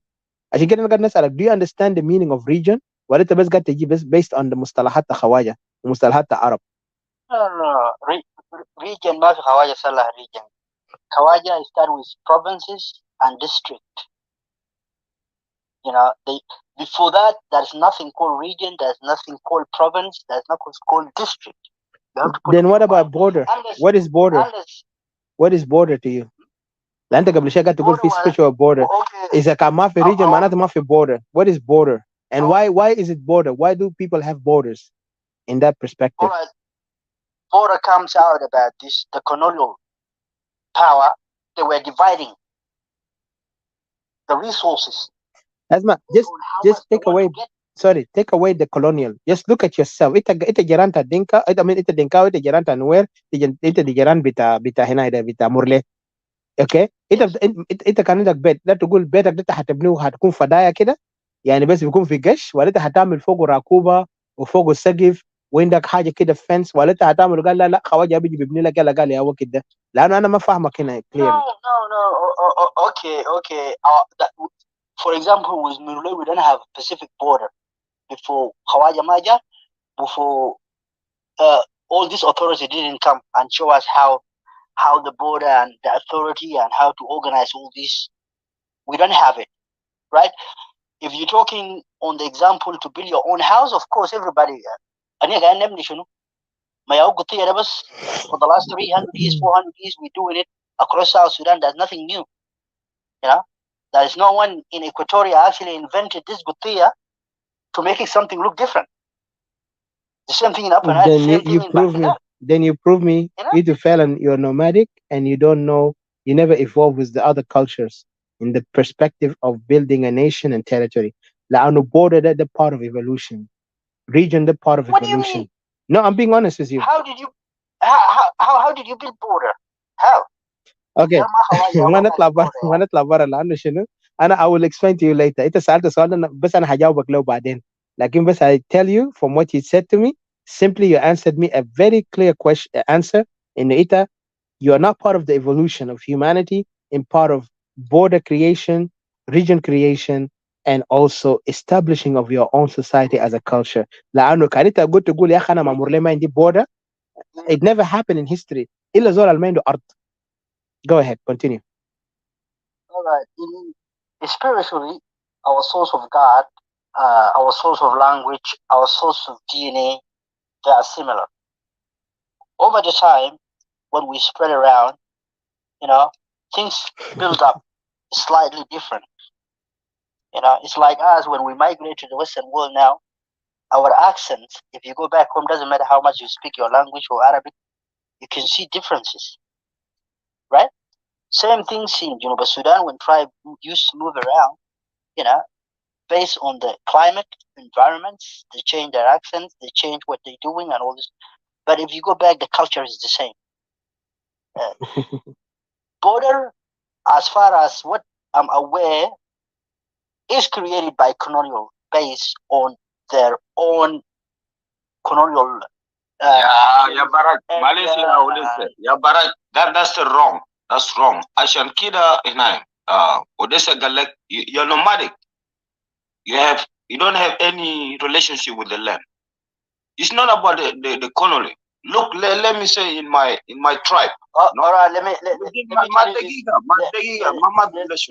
sorry انا اعرف جاي انت تتكلم اوكي براج اديه فرصه لكن ترجع تكمل كلامك انا سوري قاطعتكم anyway I apologize brother براج go ahead JJ ممكن اقول بس حاجه interjection. حاجه يا براج موضوع البوردرز is not الناس المستمرين يا كده انا بديك example in my community, you know, okay, there is a client borders, you know, within my client, let's say within my client, there's 4 sections. Every section has its own borders with others. So now you're not making sense here. That's why I say you're nomadic. You don't know anything about. No, you just ده حاجه كان. اوكي خليه يكمل brother هنا جي انا بديك فرصه تيجي ترجع تتكلم. اتفضل يا براج go ahead. ما انت تعرف لو كان عندنا border, all this migration, it wouldn't happen at all. Migration for even in whole Africa, for migration to spread out and people going to override the pygmy, the original inhabitant of Africa, it wouldn't happen if we can't be border. You know, Africa originally, especially if you go South Africa down to right in the middle and slightly coming to the east, the original inhabitants were pygmies. And those pygmies now, they only exist in little spot. So if there is something called border, that things wouldn't happen. So when oh shit, hold on guys, sorry.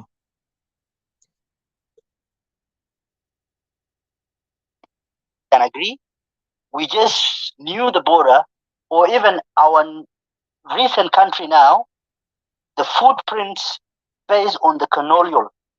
Sorry to ask you, what do you mean by pygmies? لأنه أنا ذاته lost هنا. أنت قاعد تقول the original inhabitant of Africa are pygmies? Are you that's what you're insinuating? And what's pygmy? And who made up this name? The pygmies are these the short people who can you find them now in the forests of the Okay, let me stop you there. ده تقول لنا جايين من midgets يعني. هنا ولدونا كله أفريقيا كله جاي من midgets من ناس قزم. No. أنا ما midget. أنا يوتو ما نايلوتك نكون midget كيف؟ But the original inhabitant of the JJ from Nuba Mountain is still from us, you know. So we override the midget. Our migration as human, like those of Nilotic, us, the one who come from the east. Let me just help a bit with the border, but I saw that, sorry, excuse me, just let's finish to cut you, this is so that Gigi can come in if in a quick time. Border exists since the creation.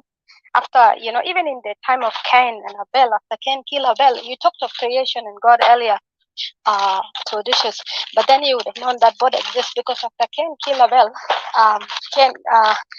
Cain has to go and live somewhere far.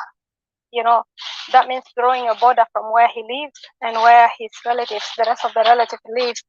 And he was told that nobody will cross over to kill him. And then when you read, if you talk about the creation too, if you read the 66 book of the scriptures, you will come to see that it talks about a lot of borders, the pharaohs, the land of the pharaoh, the borders that he crossed and he conquered, and then also it talks about the Hebrew Israelites borders and stuff, and we talk about when they want to start a war, and then there was a time that one will send their spokesman. They will go and they will be yelling over the border whereby the gates are closed, so they will be yelling at the border over there. But today we have an open border. Sometimes we have like just open border, but in the ancient day they will build actually. They will build and have a lock, gate and stuff with people guarding it. And then the other thing is, if you come to Equatoria, there is between, for example, Congo and the side of central Equatoria, there is a border, the open border whereby the road or the road that the Congolese walk on it in the same way that the roads that Equatoria share sometimes, but they know their borders across that road and here. And if they cross this side to come to church this side to sing with people, they know they're crossing the border and they ask the permission. And then when Equatorians go that side, they ask the permission. So there's always the border, open border. But in the ancient day, people like to close their borders. So yeah, that's what I want to say. And that's called anthropology for people who don't know. Mr. Baraj, continue. I think it's my time.